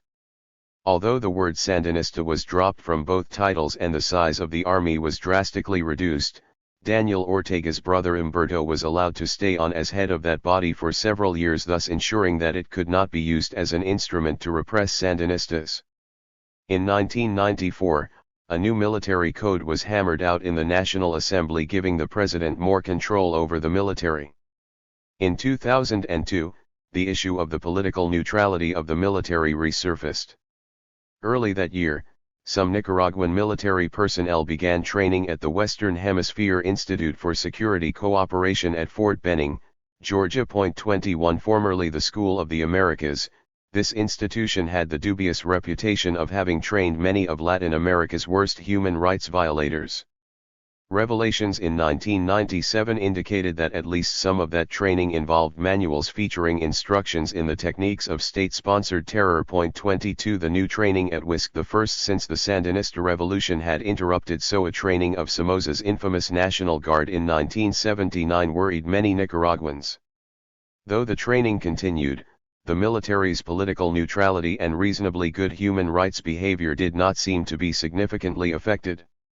Remarkably, both the police and military were still very popular even in the second decade of post-1990 Nicaragua.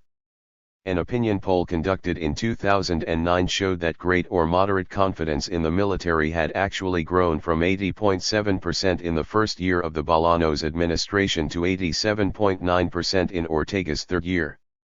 For the National Police, the figures were 69.4% and 79.4%.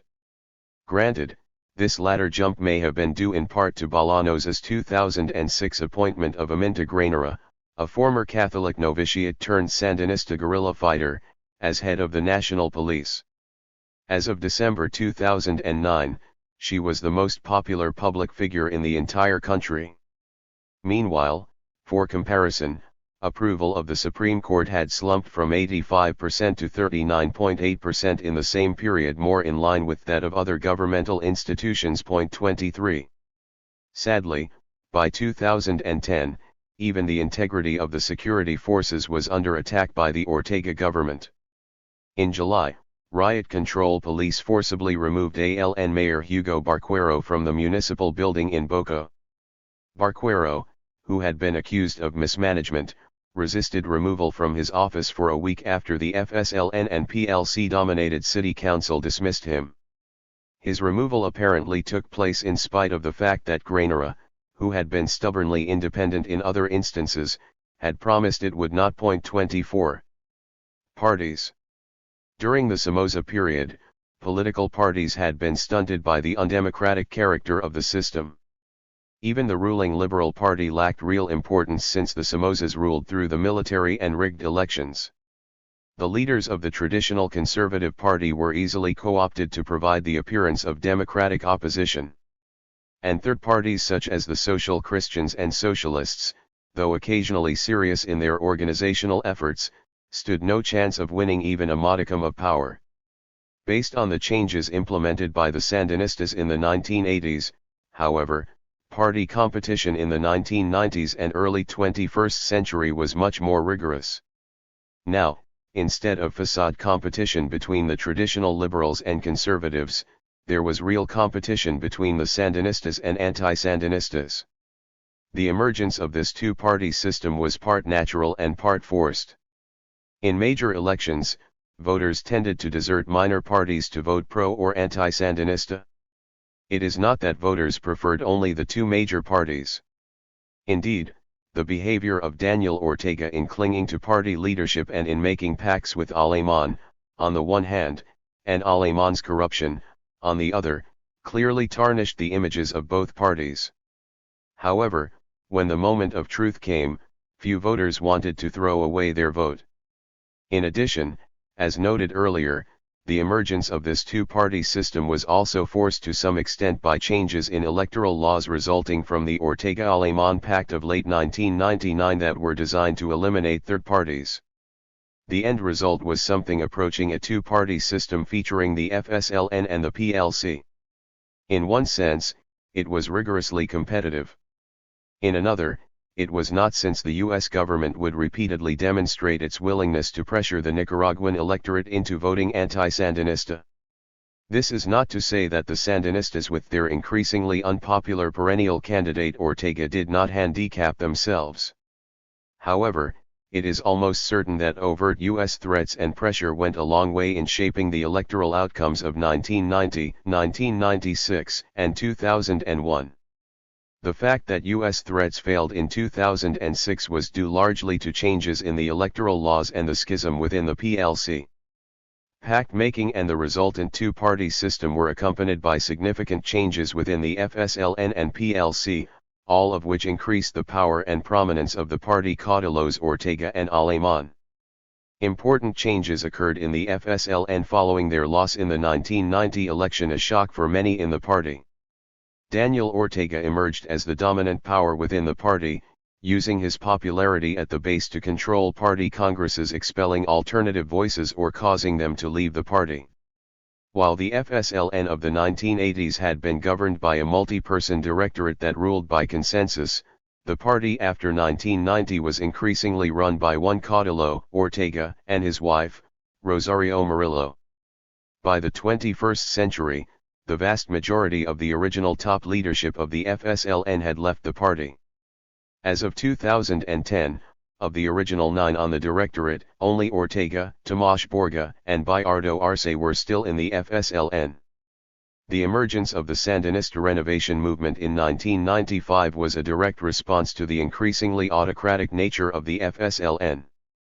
Founded by former Vice President Sergio Ramirez, it became the political expression of the anti-PACT left and included some of the most prominent faces of Sandinismo, including Gioconda Belli, Henry Ruiz, and Dora Maria Tellez.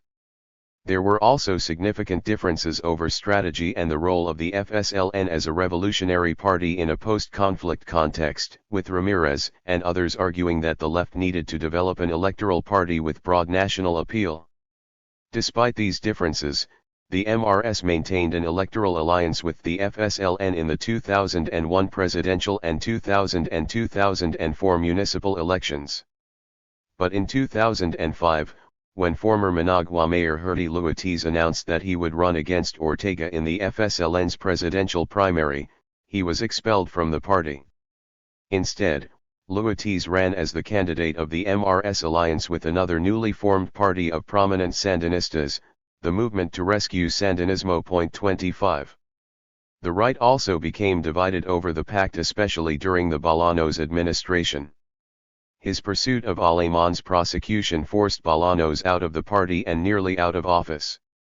He formed the Alliance for the Republic in 2004 with others from the PLC and PC. In 2005, opponents of Aleman from within the PLC, including Eduardo Montealegre, founded the Nicaraguan Liberal Alliance. Montealegre was dismissed from the ALN by the CSE over allegations of corruption in the CENI scandal.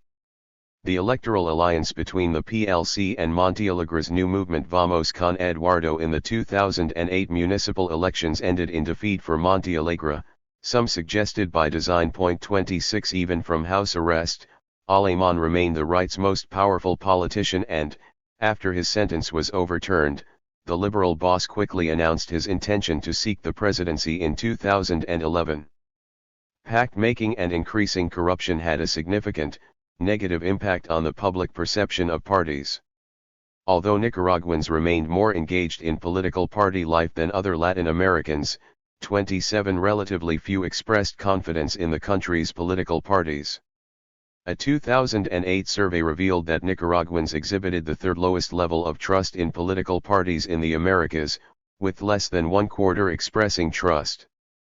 28 As a result, no party could dominate the electoral field outright, although the FSLN had the largest number of sympathizers, about a third of the electorate. 29 This necessitated electoral alliances, such as those described above, for the FSLN and the PLC. These alliances often resulted in strange bedfellows, uniting former enemies to defeat current ones. For example, Yadima, which governed the RAAN from 1990 to 1996, worked with the FSLN in 2002 to reclaim power from the PLC.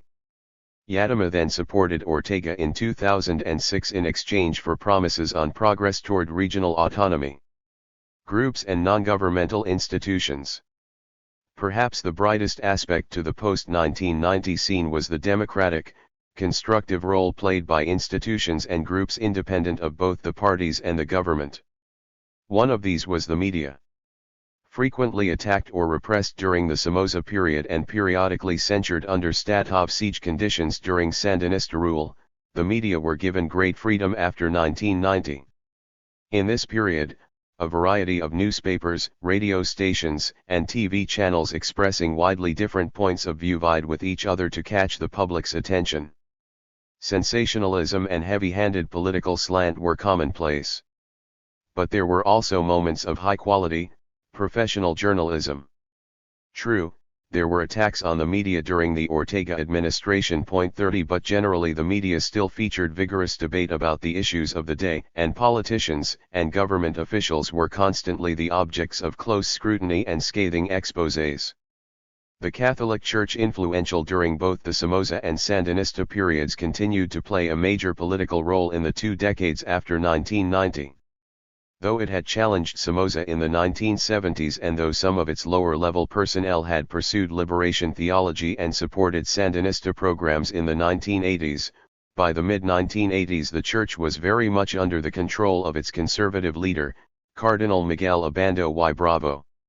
During the Chamorro and Alemán administrations, it virtually ran the important Ministry of Education and exercised a rightward pull on public policy in general.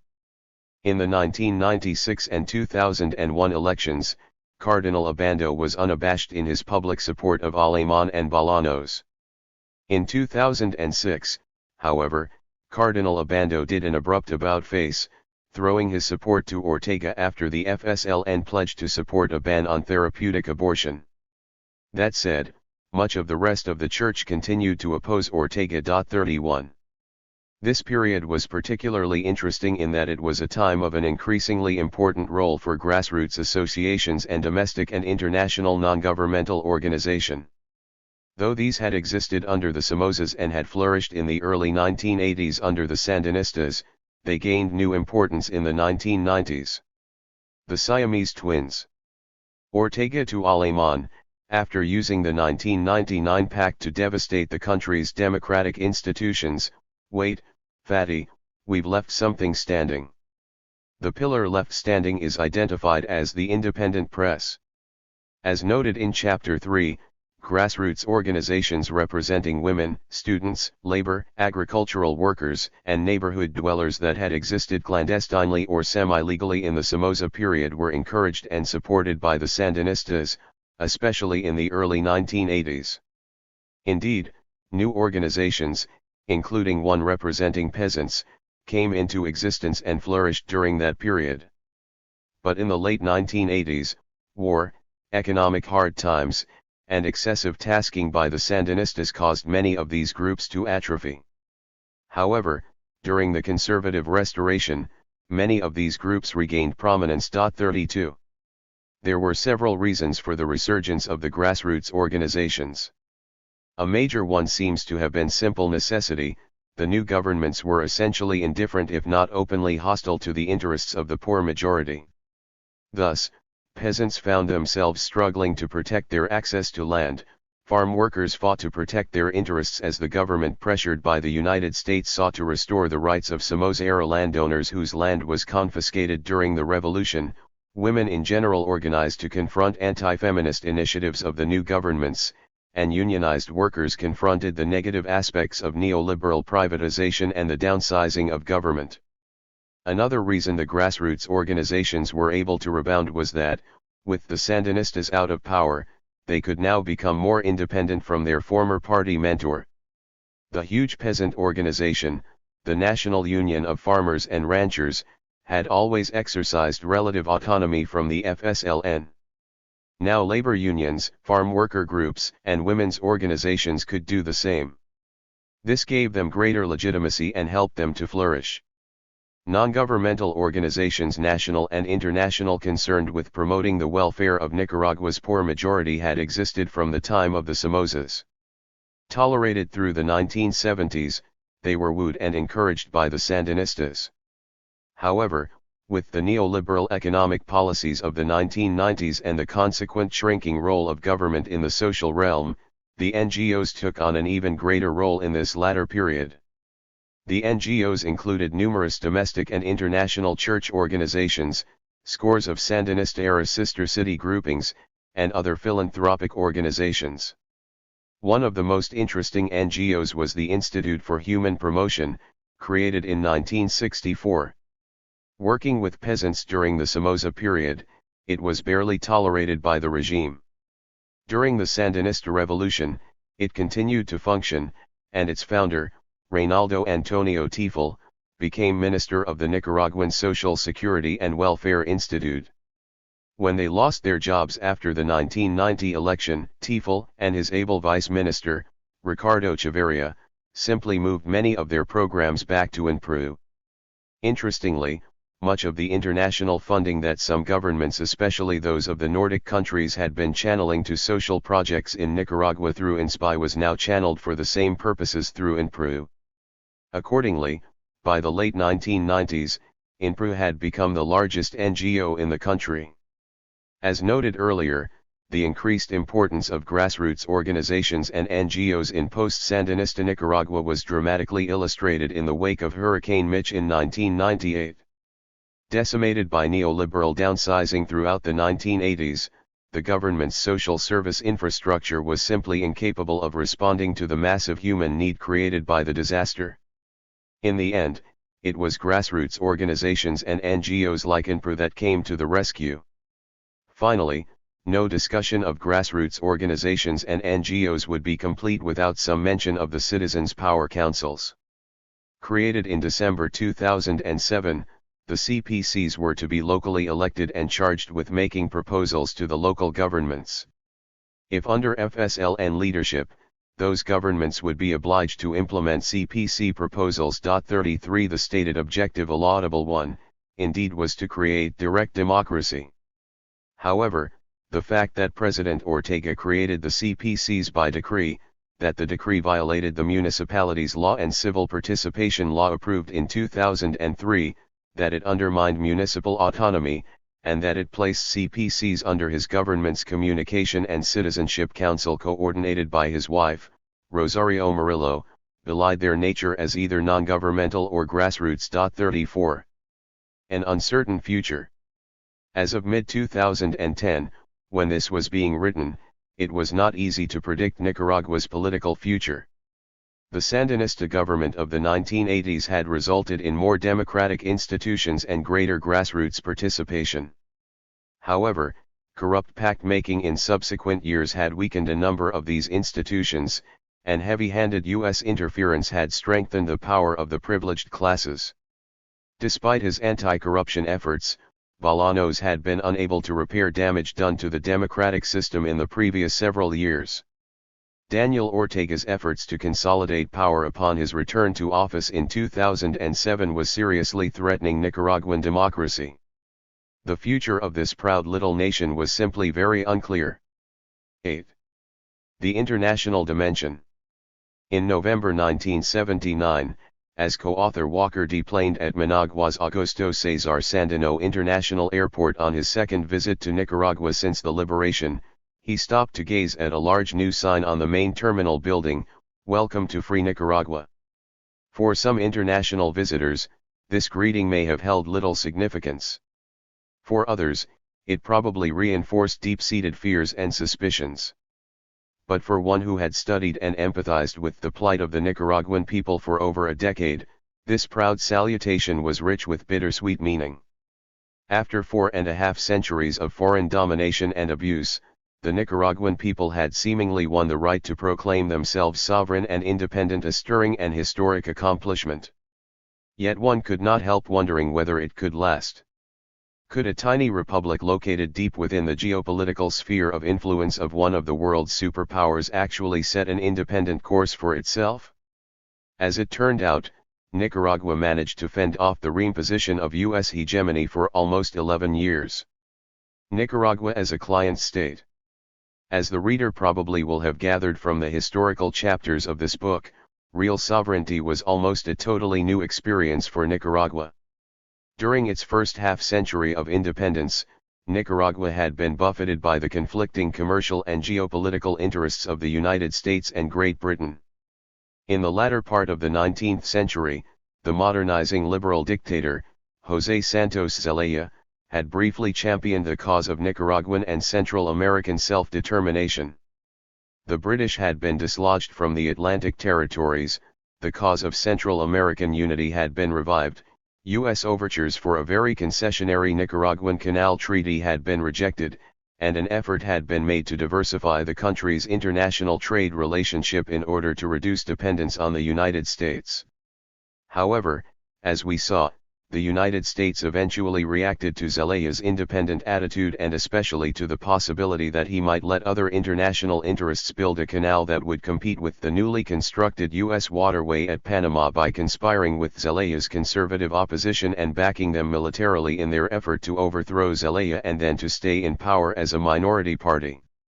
During the first third of the 20th century, Nicaragua's tiny privileged elite, conservative and liberal alike, came to realize that its narrow class interests could best be pursued through a subservient, symbiotic relationship with the United States.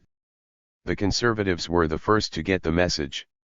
They would never have succeeded in their rebellion against the central government in 1909, nor defeated Benjamin Zeletin's nationalist forces in 1912, had it not been for direct U.S. military intervention. Accordingly, they learned to address their foreign protectors in a groveling and obsequious manner. For instance, after Zeletin's defeat, a group of conservatives of the highest social, political, and financial standing sent the local commander of the occupying Marines a message of thanks that was clearly tailored to appeal to the ethnocentric and chauvinistic interpretation of Central American reality prevalent in the United States at that time. The lamentable situation of these countries, perturbed by constant uprisings, is all the sadder when we consider their proximity to the great American nation, which, founded on wise institutions and inspired by the spirit of liberty and justice, marches at the head of the destiny of humanity. Thus the presence of the American troops among us marks an era of peace for this republic because she now has spread over us the protecting influence of her altruistic policy. 1. The conservative elite also ingratiated itself to the Americans by taking loans with private U.S. banks, allowing the occupiers to run many aspects of the country's public finances, and giving their protectors almost exactly the type of concessionary canal treaty Zelaya had vehemently rejected as injurious to the national interest. Among other things, the Bryan-Chamorro Treaty of 1916 allowed the United States to corner the rights to a Nicaraguan canal, thus ensuring that the new U.S. waterway through Panama would continue to operate without competition. By the late 1920s, the liberal elite also came to realize that its class interests could best be promoted by cultivating a symbiotic relationship with the United States. After the United States blocked one last attempt to remove the conservatives by force, all of the major liberal leaders, except Augusto César Sandino, bowed to the inevitable and endorsed the U.S.-sponsored Peace of Tipitapa in May 1927. Having done so, they won the U.S.-sponsored presidential elections of 1928 and 1932. The behavior of the liberal and conservative client governments that nominally ruled Nicaragua during the second U.S. occupation was obsequiously pro-American. The occupiers continued to play a key role in the financial affairs of the country. The U.S. trained, equipped, and officered Nicaraguan National Guard was rapidly developed and expanded as an immediate response to Sandinista banditry and as a long-range answer to the problem of ensuring pro-U.S. stability in the region. One of the clearest examples of the subservient character of these governments can be seen in Nicaragua's docile ratification of the very unfavorable Barcenas-Menezes-Esguerra Treaty of 1928. As a result of this treaty, Nicaragua relinquished to Colombia the Providencia and San Andres Islands and certain keys off Nicaragua's Atlantic coast. Though even a cursory glance at a map of the Caribbean would tend to verify Nicaragua's historic right to these territories, Colombia had long maintained a conflicting claim based on rather vague policing authority granted its colonial predecessor by the Spanish crown. While it was certainly not in Nicaragua's interest to relinquish these possessions, the United States benefited in two ways. First, the treaty helped assuage long-simmering Colombian resentment over U.S. connivance and military involvement in the independence of the former Colombian province of Panama in 1903. Then, too, it voided additional Colombian claims that had tended to cloud the validity of certain U.S. rights under the Bryan-Chamorro Treaty. The role of the Somozas. While it is clear that Nicaragua's status as a client state had developed long before the Somozas took power, it is also true that Anastasio Somoza Garcia and his two sons did much to refine that undignified relationship. Throughout most of the Somoza period, Nicaraguan and U.S. foreign policy were virtually indistinguishable. As a bitter Anastasio Somoza Debayle remarked shortly after his overthrow, I stood back to back with the US and gave my ally all the support I could muster. President anywhere supported the policies of the United States more devoutly than I did. No such loyalty existed anywhere. 2. The relationship was one of mutual benefit. The Somozas tailored their foreign policy to the interests of their international protector, and the United States, in turn, lavished various favors on its client.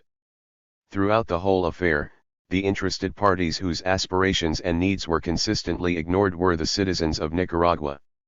U.S. personnel occasionally may have experienced some queasiness over the nature of the system they were supporting, but as Franklin Delano Roosevelt is said to have remarked at one point, Somoza might be an SOB, but he is our S.O.B.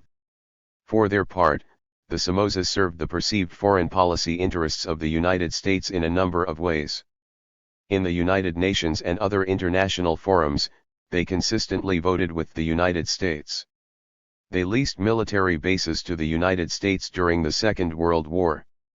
They allowed Nicaraguan territory to be used as a training and staging area for CIA-sponsored invasions of Guatemala and Cuba. They sent Nicaraguan National Guardsmen to aid in the U.S. occupation of the Dominican Republic in 1965. And they even offered to send troops to Korea and Vietnam. In the late 1960s and early 1970s, the last of the Somozas, Anastasio Somoza Debayle, also served U.S. interests as a surrogate enforcer of stability in Central America. In 1964, early in the Alliance for Progress, the Pentagon persuaded the military dictators of Central America to form the Central American Defense Council to coordinate the enforcement of stability so that, theoretically, social and economic development could take place.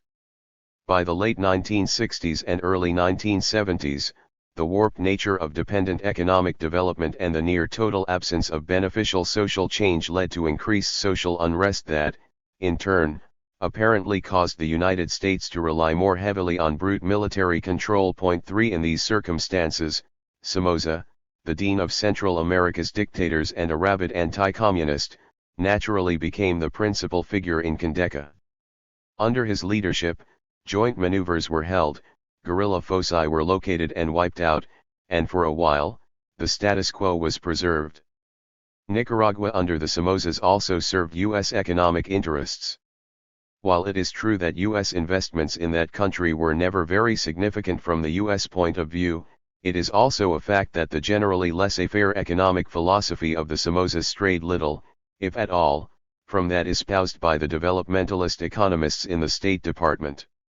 In more concrete terms, Anastasio Somoza Debayle in the early 1970s protected U.S. economic interests at his own country's expense by helping to sabotage Latin American schemes to create coffee and banana cartels to enforce higher commodity prices. In spite of all this, however, the Somozas were never quite willing to take U.S. friendship for granted. They also engaged in an extensive and well-financed propaganda and lobbying campaign in the United States. Millions of dollars were paid to U.S. public relations firms to create a favorable image of their regime among Americans, and full-time professional lobbyists devoted considerable effort manipulating U.S. politicians at all levels. 4 As a result, the Somozas could always count on the fervent support of a large number of U.S. congressmen and senators. Some of these individuals undoubtedly behaved as they did out of honest conviction.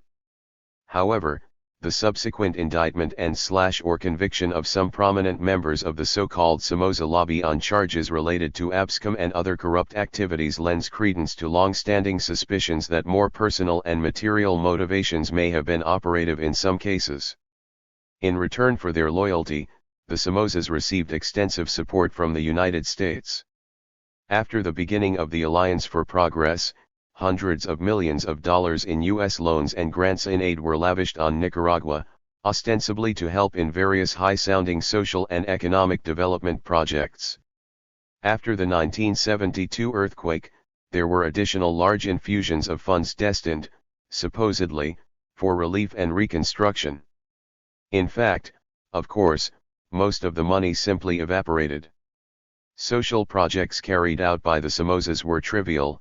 Most of Managua remained an unreconstructed moonscape, and the positive impact of such economic development as did take place fell mainly on the Somozas and a small privileged elite.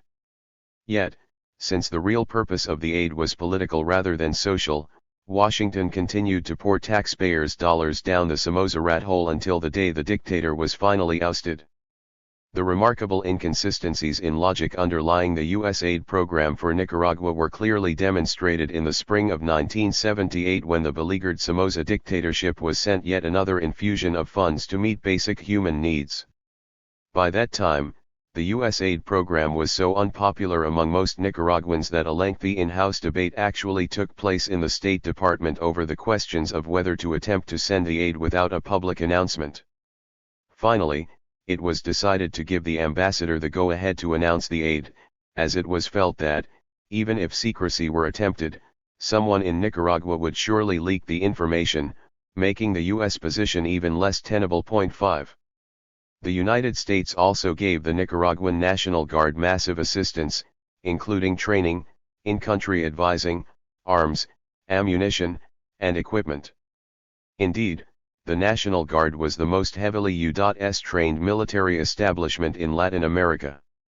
More members of Somoza's Guard had received military training in the United States or at U.S. bases in the Canal Zone than any other military establishment in Latin America, 6 including that of Brazil, a country approximately 50 times larger in population.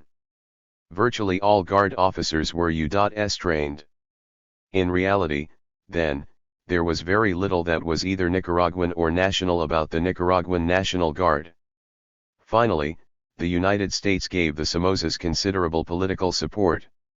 With a few exceptions, U.S. ambassadors to Nicaragua were individuals of very low professional qualifications who were easily co-opted and manipulated by the family. They tended to act more as agents and cronies of the Somozas than as envoys of the people of the United States to the people of Nicaragua. The two most clear-cut examples are those of Thomas Whelan and Turner Shelton. The owner of a grain and potato warehouse and one-time chairman of the Republican Party of North Dakota, Whelan received his ambassadorship during the Truman administration shortly after William Langer, chairman of the Senate Judiciary Committee, threatened to block all administration legislation until such time as someone from North Dakota, Langer's home state, received an ambassadorship, a post never before held by a North Dakotan. 7 Although he never learned to speak Spanish, Whelan quickly became an intimate of the Somoza family. When Somoza Garcia was gunned down in 1956, Whelan saw to it that the grave condition of the dictator as he lay dying in a hospital in Panama was not immediately made public. In doing so, he gave Luis and Anastasio time to consolidate their control over Nicaragua. Thereafter, he became a second father to the young Somozas. Years later, a former top advisor to Luis commented nostalgically to co-author Walker that he was our ambassador 8. The case of Turner Shelton is certainly no more uplifting than that of Whelan. An undistinguished, about-to-be-retired Foreign Service officer, Shelton apparently owed his appointment as ambassador to his friendship with, and campaign contributions to, Richard Nixon. Former Consul General to Nassau, he had close ties with Bebe Rebozo and Howard Hughes. Indeed, he later arranged for Hughes to set up residence in Managua. Like Whelan, Shelton spoke no Spanish but quickly became an intimate friend of the Somozas. It was he who helped arrange the Somoza-Aguero Pact of 1971, which enabled Somoza to retain control of the country beyond his original term of office. At the time of the earthquake, when it became apparent that Somoza's personal guard had been thrown into such temporary disarray that it could no longer protect the dictator, Shelton immediately arranged for 600 armed U.S. troops to be flown from the Canal Zone and stationed on the grounds of Somoza's residence to help in the relief effort.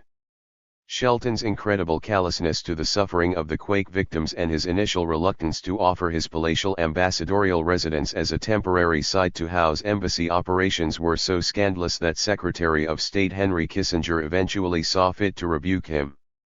Even so, his ultimate removal from Managua was delayed until 1975, apparently the result of active lobbying by his friend Anastasio Somoza. Somoza and Carter.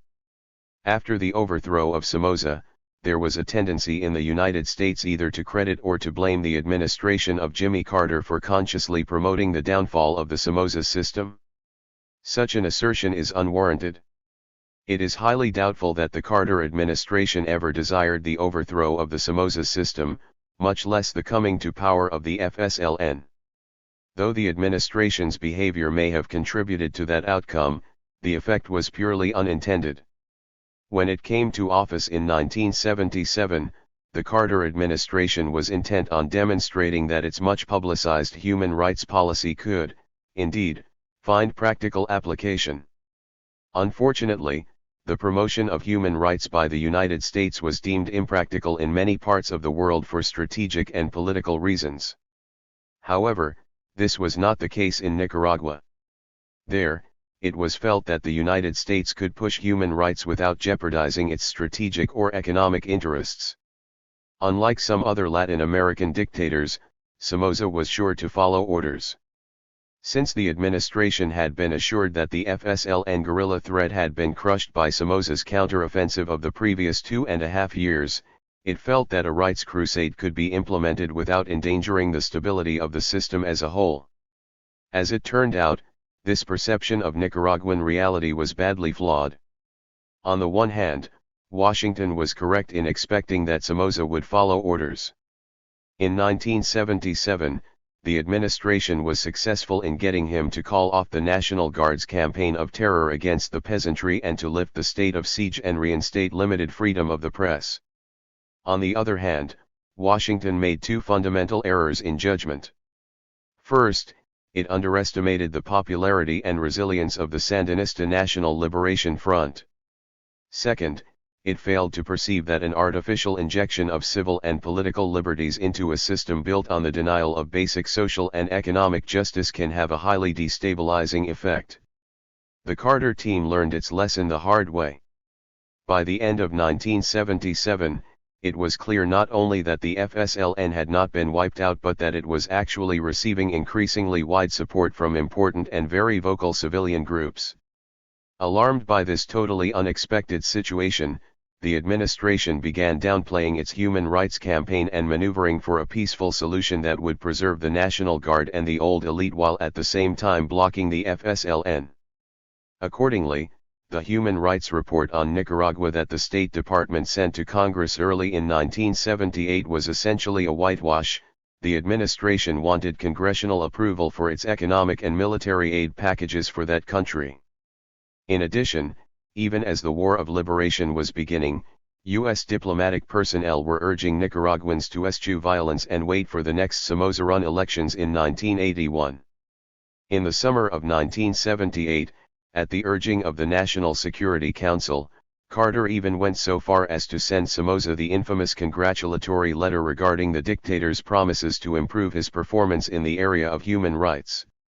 Then came the National Palace operation of August 1978 and the massive urban uprising the following month.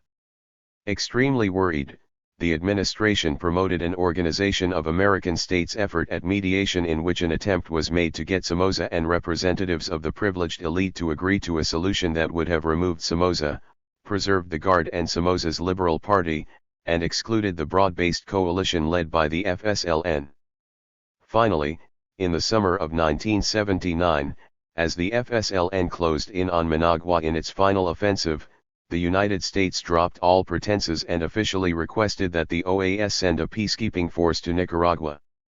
That request, as noted earlier, was unanimously rejected. In sum, the role of the United States in the downfall of the Somoza system was entirely unwitting. Throughout the process, the most revolutionary outcome ever envisioned by Washington was the creation of what Nicaraguans derisively refer to as Somocismo without Somoza, a political system in which a slightly broader spectrum of traditional privileged elites would have participated in a superficially democratic system under the watchful eye of a cosmetically reorganized National Guard. Not until just before Somoza fell, when it had exhausted all other alternatives, did the Carter administration face reality and begin serious communication with the popularly based Sandinista National Liberation Front. 9. Revolutionary Nicaragua. In an article written before the final offensive and subsequently published in the United States at the time of the FSLN victory, Sergio Ramirez, who was to become a central figure in the new governing junta and, later, vice president, made some important statements. To think that a new, democratic government in Nicaragua might be hostile to the United States is a perverse fantasy. To think that a new and truly representative Nicaraguan government is going to insist on dignified relations with the more powerful countries, is to think correctly. We aspire to dignity, integrity, and international respect. The United States should learn not to fear the ghosts of its past mistakes. Point 10. Immediately after the liberation, both the junta and the directorate of the FSLN made various efforts to convey to U.S. authorities their wish to develop the best possible relations and to heal the wounds inflicted as a result of Washington's historical complicity with Somoza 11. These wounds, of course, were raw and painful. The struggle to overthrow a U.S.-backed dictator and to dismantle his U.S.-trained and equipped army had cost Nicaragua the lives of approximately 50,000 people, or roughly 2% of its then 2.5 million population. In the United States at the time, that would have been equivalent to a loss of 4.5 million people, well over 75 times the U.S. death toll in the entire Vietnam conflict. Nevertheless, given Nicaragua's geopolitical position, its economic dependence on the United States, and the remarkably widespread goodwill of Nicaraguans toward the people of the United States, it was deemed highly important to try to construct good relations with that country. Even in the exuberance of the initial victory, U.S. citizens in Nicaragua were treated courteously. There was no attack on the U.S. embassy, nor were hostages taken. Normal relations were preserved, and government and FSLN leaders traveled to the United States on goodwill missions. Nicaraguan officials turned out en masse at social affairs held by the U.S. ambassador in Managua. In all, it was hoped that Nicaraguan-U.S. relations could develop into a model of mutual respect between a revolutionary nation and the dominant power of the Western Hemisphere. 12. Though intent on developing good relations with the United States, the new government was equally determined that Nicaragua should never again become subservient to any foreign power. The concepts of self-determination and non-alignment, therefore, became the central principles of Nicaraguan foreign policy. In fewer than 2 months after the revolutionary victory, Nicaragua joined the movement of non-aligned countries. In doing so, it was expressing solidarity with and seeking the support of the peoples and governments of the Third World. It was also implementing ideas that dated back in Nicaraguan history at least to the days of Augusto César Sandino. 13. Non-alignment, however, was not construed by the members of the movement as a position of meek neutrality. While the Sandinistas were determined that Nicaragua would never again be a client state of any great power or permit its soil to be used for foreign military bases, east or west, it would henceforth take stands on many important issues, especially those of interest to the Third World. Yet, although Nicaragua often voted in the United Nations against the United States and with other revolutionary countries, there were important East-West issues in which its mission either abstained or sided with the United States against the USSR. And in the silly but nonetheless symbolic squabbles over the Olympics, Nicaragua decided to send teams to both the 1980 Olympics in Moscow and its 1984 sequel in Los Angeles. For its part, the FSLN, as a party, pursued friendly relations not only with the communist parties of the Socialist Bloc but also with the Social Democrats of Western Europe, the Liberal International, and the Permanent Conference of Political Parties of Latin America. As a result of these efforts, Nicaragua avoided the international isolation that had befallen Cuba 20 years earlier. Indeed, in 1982 it was chosen by a large vote to occupy the non-permanent UN Security Council seat traditionally assigned to a Latin America country. The Sandinista policy of pursuing diplomatic relations with as many countries as possible regardless of ideology was put into motion immediately following the triumph. Within a year, the new government had relations with a majority of the countries of the world, over twice as many as under the Somozas. In earlier times there had been no need for much diplomatic infrastructure since Nicaraguan foreign policy, for all practical purposes, had been made in the USA. After July 1979, however, things changed so rapidly that by August of the following year an official in the Foreign Ministry noted, with obvious pride, that the ministry had been obliged to move to a large complex of buildings in order to house the various area desks into which it was now organized, much in the style of any modern foreign ministry. 14. Of course, there were some problems with this global approach to foreign policy. The U.S. media and the Reagan administration consistently pointed with alarm to Nicaragua's ties with the socialist bloc and such radical regimes as those of Libya and Iran. At the same time, however, they generally ignored Nicaraguan success in building good working relations with many other types of countries, including the governments of Western Europe and even some of Latin America's most conservative military dictatorships.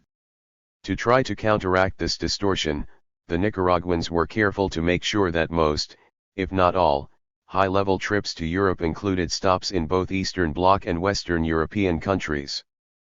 But this effort was often to no avail, as evidenced by Daniel Ortega's carefully balanced trip to Europe in May 1985, which the Reagan administration, the media, and a surprisingly large number of liberals in the U.S. Congress characterized simply as Ortega's trip to Moscow.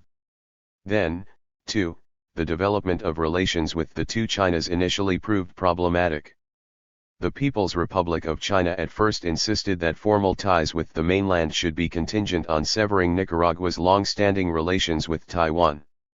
Eventually, however, although Nicaragua refused to comply, it was able to develop excellent trade relations with the PRC, which ultimately became a major purchaser of Nicaraguan cotton. Overall, Nicaragua's open approach to foreign relations seemed to produce more benefits than costs. One of the pillars of Nicaragua's new foreign policy was the continuance and enrichment of relations with Western Europe. 15 The Organization of Western Europe's Social Democratic Parties, the Socialist International had been very supportive of the FSLN during the War of Liberation. After the triumph, as it became increasingly worried about possible future U.S. behavior toward Nicaragua, the SI went so far as to form an International Committee for the Defense of the Nicaraguan Revolution, which included an impressive list of SI leaders. The Government of National Reconstruction built on this support by frequently sending high-level delegations to Europe to explain Nicaraguan positions and to solicit aid and trade. Nicaraguan relations with Western Europe fluctuated from country to country and from time to time. The United States, especially under Reagan, vigorously pressured its allies to diminish their ties to Nicaragua. And there were changes in European governments that affected relations with the Sandinistas. The coming to power of the Social Christians in Germany in 1982 was a clear loss. On the other hand, that setback was balanced by social democratic victories in France and Spain. Overall, however, the relationship with Western Europe was constructive, especially during the early to mid-1980s. Although the United States blocked the transfer of all but a trickle of badly needed arms from Western Europe to Nicaragua, it was forced to listen to European calls for a peaceful settlement and was relatively ineffective in slowing the flow of trade and aid. Indeed, as noted earlier, when the Reagan administration hit Nicaragua with a full trade embargo in May 1985, the Western European countries expressed their disapproval not only by refusing to join but also by immediately offering Nicaragua a total of $198 million in new assistance. And, of course, several Western European countries had earlier played a crucial role not only in verifying the legitimacy of the 1984 electoral process but, perhaps more important, in helping to set it up in the first place. A more universal approach to diplomacy also implied the pursuit of relations with various communist countries both within and outside the socialist bloc. Logically, Nicaragua's strongest relationship was that with Cuba. The two countries had strikingly similar historical experiences in having undergone first foreign domination and dictatorship, then a successful guerrilla war, and finally a genuine social revolution in which sweeping programs of social change and national defense had to occur simultaneously. Almost immediately after the triumph, Nicaragua received a number of Cuban advisors in the areas of health, education, and military training. Moreover, leaders of the two countries exchanged visits. Both before and immediately after the victory, Fidel Castro advised the Nicaraguans to preserve a private sector and retain good relations with the United States. Relations with the rest of the socialist bloc also advanced, but at a slower pace. Gradually, diplomatic relations were established or reopened, and agreements for trade and aid were signed. Although the new Nicaraguan armed forces were pathetically equipped throughout 1979 and 1980, the Sandinistas saw fit to import only relatively small amounts of socialist bloc weaponry until well after Ronald Reagan was inaugurated in January 1981. Much effort, at first, was spent in attempting to obtain standardized equipment from less controversial sources, the United States and Western Europe. Eventually, however, when the United States not only refused to sell arms but also blocked the transfer of any significant amount of materiel from sources in Western Europe, Nicaragua moved ahead with the large-scale procurement of socialist bloc weaponry. There was simply no alternative. The importation of such materiel grew as a clear response to the escalating threat from Washington. 17 And each purchase appears to have been carefully thought out with respect to its political implications. For instance, the first standardized equipment received by the Sandinista militia were obsolete Czech BZ-52 10-shot rifles, hardly an offensive weapon. The militia was not issued modern AK-47 automatic rifles until 1983, almost 2 years into the Reagan administration's CIA-directed Contra invasion. The several dozen Soviet-built tanks that Nicaragua imported shortly after Reagan came to power were old T-54S and T-55S. These were not obtained from the manufacturer but, rather, were sent second-hand from Algeria, an apparent effort to remove any political connotation. Eventually, of course, the rhythm of socialist bloc arms procurement picked up as the Contra War accelerated, and repeated deliberate disinformation leaks from official sources in Washington indicated that a full-scale U.S. invasion might be in the offing. Even as of mid-1985, Nicaragua's relationship with the socialist bloc was measured and practical. Trade with the bloc stood at about 20% of Nicaragua's total. The Soviet Union and other countries were giving some aid, but the USSR, for one, refused to offer the hard currency support that Nicaragua so badly needed. It had also indicated that it would not intervene militarily in Nicaragua's defense in the event of a U.S. invasion. The USSR was, by default, Nicaragua's major arms supplier. But at no time had it given the Sandinista armed forces an offensive capability. Nicaragua had almost no air force, little logistical infrastructure, and insufficient fuel storage capacity to launch a serious invasion against any of its neighbors. And even though the Reagan administration repeatedly stressed the military danger that the Sandinista armed forces purportedly posed to neighboring countries, it did so knowing that what it was saying was simply not the truth. Indeed, the Reagan administration was embarrassed in September 1982 when a subcommittee of the House Committee on Intelligence issued a staff report criticizing U.S. intelligence performance in Central America and noting in particular that, while U.S. intelligence services were publicly trumpeting Nicaragua's supposed offensive capabilities and intentions, there had been classified briefings whose analytical judgments about Nicaragua's intentions were quite distinct from those that appeared implicit in the briefings on the buildup. 18 And the in-house assessment did not change over time. A classified intelligence report prepared in 1984 still contended that the overall buildup is primarily defense-oriented, and much of the recent effort has been devoted to improving counterinsurgency capabilities. 19 What is more, at no point had the Soviet Union attempted to put its own bases in Nicaragua as Washington often warned it would. In fact, the Sandinistas had repeatedly stated categorically that they would not allow such a thing. Socialist bloc assistance, which peaked in the mid-1980s, declined rapidly thereafter, as the new Soviet leader Mikhail Gorbachev became increasingly interested in improving relations with the United States. 20 By 1989, with the Contra War ostensibly over, the Soviet Union had ceased arms shipments to Nicaragua. But economic assistance had dropped off even earlier. In 1986, Soviet deliveries of oil to Nicaragua fell 40% short of the promised amount. Overall, Socialist bloc assistance declined by over 2/3 that year and would continue to slump gradually thereafter. One economist later commented that the reduction in socialist bloc assistance may be the most important dimension underlying the crisis of 1987 and 1988-21. Nicaragua's major foreign policy problem, from the start, had been the United States. 22 As previously noted, the Carter administration had done almost all it could short of sending troops to block the Sandinista victory. True, after the triumph it then tried to make the best of what it perceived to be an unwelcome situation by maintaining relations with Nicaragua, sending emergency relief, continuing non-military aid already in the pipeline to Somoza, and proposing an additional $75 million in new aid. However, 1980, an election year, was hardly a convenient time for a weak incumbent president to be designing a rational policy of coexistence with a new revolutionary government in his own backyard. Hardliners in Congress had a field day with the Nicaraguan aid bill, amending it and holding it up until the second half of 1980. And although a joint report of the State Department and the Pentagon recommended a favorable reply to the Nicaraguan request to help arm its small military establishment, 23, the Carter administration rejected the idea.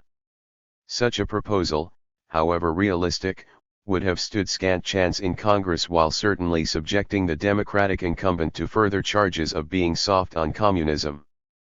Thus, early in 1980 the Carter administration chose instead to build up the Honduran military while doing nothing to pressure the government of that country to disband groups of Contras that already were being harbored in training camps in Honduras.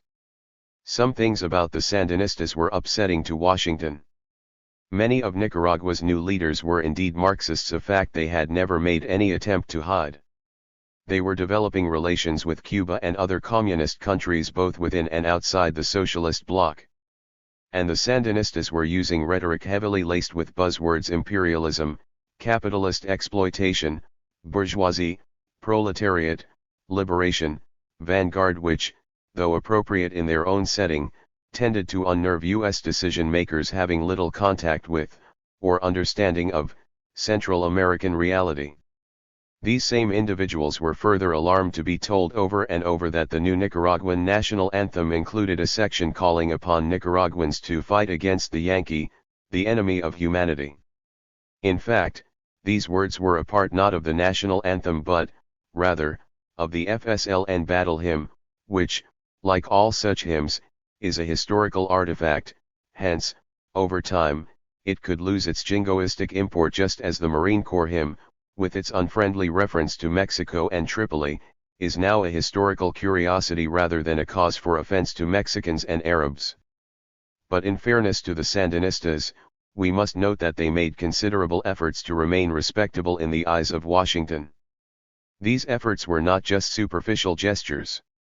The Sandinistas' prolonged attempt to buy badly needed arms from Western rather than communist sources was a clear effort to avoid being unduly dependent on the socialist bloc.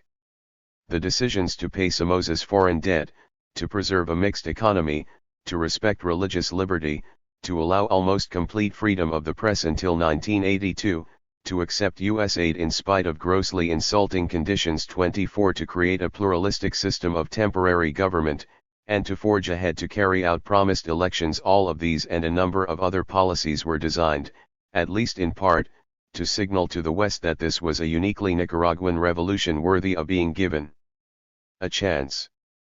Be that as it may, the administration inaugurated in Washington in January 1981 showed scant interest in coexisting with the Sandinistas. There were some initial attempts at negotiation, but these were conducted in a haughty and condescending manner and against a backdrop of bellicose statements from Washington that almost seemed designed to defeat their purpose. In addition to the termination of aid previously frozen by the Carter administration, the new administration suspended the wheat shipments on which the country relied. By late 1981, the CIA-Contra effort had been given the president's formal approval and, from then on, there was apparently no turning back. U.S. military maneuvers and infrastructural buildup in the area escalated inexorably. By 1984, upward of 15,000 Contras were harassing the Nicaraguan government. Throughout Reagan's first term, both sides claimed to be interested in a negotiated settlement. But the sincerity of these claims appears to have been rather one-sided. In the diplomatic exchanges that occurred in the second half of 1981, Nicaragua had proposed the creation of a joint Honduran-Nicaraguan border patrol to prevent illegal movement in either direction across the border. Such an arrangement would have helped address U.S. worries over alleged Nicaraguan arms shipments across Honduran territory to the guerrillas in El Salvador, which was the original excuse for the Contra aid. The United States not only turned the proposal down but also pressured Honduras, which had initially shown interest in it, to do the same. In early 1982, after Reagan's December 1981 authorization of CIA-Contra activities against Nicaragua had been leaked to the U.S. press, France, Mexico, and segments of the U.S. Congress began demanding an alternative peaceful solution. Accordingly, in April the National Security Planning Group adopted a top-secret but subsequently leaked planning document in which the authors stated, "We continue to have serious difficulties with U.S. public and congressional opinion, which jeopardize our ability to stay the course. International opinion, particularly in Europe and Mexico, continues to work against our policies." Later, under the category of policy implications, these planners declared that the administration should step up efforts to co-opt negotiations issue to avoid congressionally mandated negotiations, which would work against our interests. 25. From then on, the administration was careful to appear to be interested in negotiation. A roving ambassador, Richard Stone, was recruited and sent to Central America ostensibly to investigate the possibility of peace. As a conservative former senator from Florida and a former lobbyist for the military regime in Guatemala, Stone hardly seemed the appropriate choice for the job. Surprisingly, Stone took his formal mandate seriously. Nevertheless, in February 1984, after a long period of having been ignored and shunted aside in Reagan administration policy making towards Central America, he resigned and was replaced by an apparently more trustworthy hawk, Harry Schlotteman. Starting in June 1984, Schlotteman went through the motions of conducting bilateral peace negotiations with Nicaraguan Representative Victor Hugo Tinoco in Manzanillo, Mexico. Apparently designed largely to make Ronald Reagan's Central America policy appear reasonable during the 1984 campaign, these talks were abruptly and unilaterally terminated by the United States early in 1985. In 1983, Colombia, Mexico, Panama, and Venezuela began their own search for a peaceful settlement, a search dubbed the Contadora process after the Panamanian island on which the diplomats from the four countries had first met. Both the United States and Nicaragua expressed interest, but it was Nicaragua that, on October 15 of the same year, produced 4 draft peace treaties they claimed were based on the Contadora process. Hand-delivered to the State Department by Nicaraguan Foreign Minister Miguel Descoto, these proposals were rejected out of hand without discussion. The Contadora process, however, ground on, and by September 1984 the 4 Contadora countries, in consultation with the United States and all Central American countries, had produced the Contadora Act, a comprehensive draft peace proposal. Again, the United States had been expressing support of the Contadora process, and officials from Honduras, Guatemala, El Salvador, and Costa Rica indicated their governments would be willing to sign the treaty. 26. However, after Nicaragua surprised the world by agreeing to sign unconditionally, the United States and its Central American allies did a complete reversal of position, saying that the act was incomplete and that Nicaragua could not be trusted. El Salvador, Honduras, and Costa Rica, the 3 Central American countries most closely tied to the United States, then produced a long list of objections to the very document they had originally helped shape. One bewildered State Department official, apparently somewhat out of the loop, commented candidly, "The whole point was to get the Nicaraguans to accept the Contadora proposals. Now they have, but we say we are not satisfied. I am not sure if I would blame the Nicaraguans if they were confused." 27. Nicaraguans under siege. As the Contra War grew and the threat of a U.S. invasion became ever more real, Nicaraguans of all ages and sexes joined the militia and demanded to be armed. Members of the self-defense agricultural communities in the north work with their weapons strapped to their shoulders. Urban dwellers dig L-shaped slit trenches in vacant lots and bank patios. Meanwhile, from late 1983 onward, a large segment of the U.S. community in Managua held regular Thursday morning peace vigils in front of the U.S. Embassy asking their government not to rescue them, a reference to the pretext used for the invasion of Grenada. Discouraged, but not defeated, by these machinations, the Contadora Group enlisted the backing of a Contadora support group, composed of Argentina, Brazil, Peru, and Uruguay. In 1986, the two groups, representing over 80% of Latin America's population, produced a second draft treaty that included many of the amendments proposed by U.S. allies in Central America when they rejected the 1984 Act. After arduous negotiations, Nicaragua agreed to accept the new document provided the United States, the major promoter of the Contras, would also sign. Washington refused, arguing in essence that it was not a party to the conflicts. In 1986, the Iran-Contra scandal broke.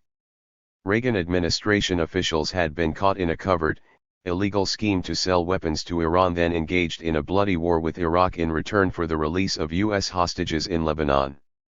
The profits from those sales were to be diverted to the Contras in Nicaragua, for whom Congress had temporarily cut off aid following the passage of the Boland Amendment in late 1982.28. The scandal plunged U.S. Central American policy into disarray and seeded doubts among Washington's allies in Central America about U.S. ability to continue to fund the Contras.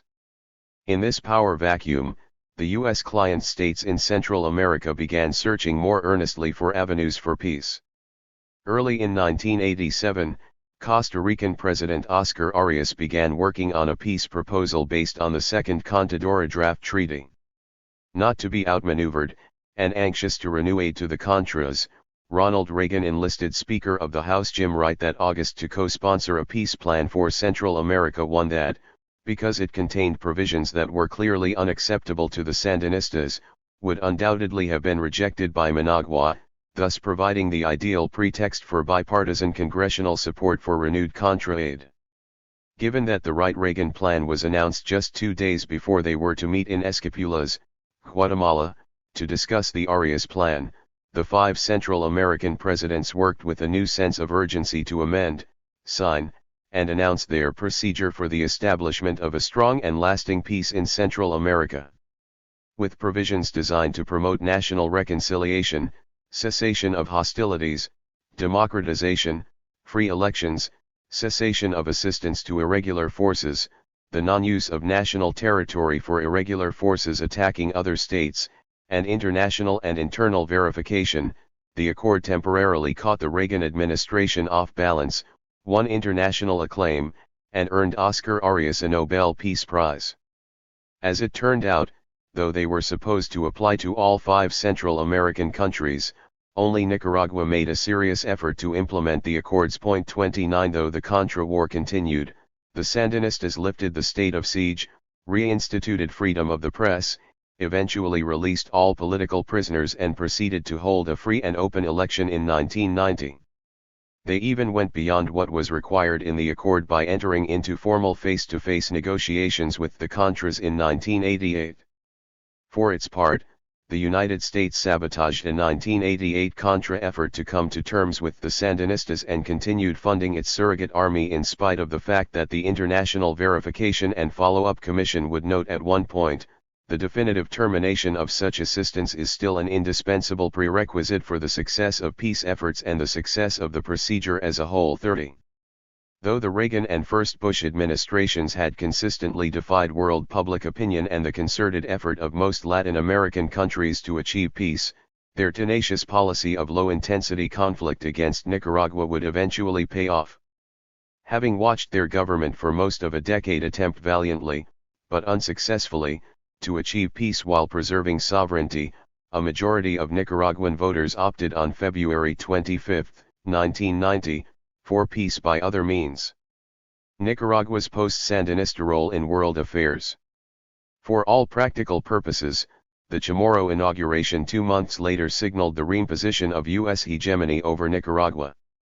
Eventually the Contras were formally demobilized and the economic embargo was quickly terminated, but the recovery aid promised by the United States was woefully inadequate to clean up the economic mess that the low-intensity conflict had created.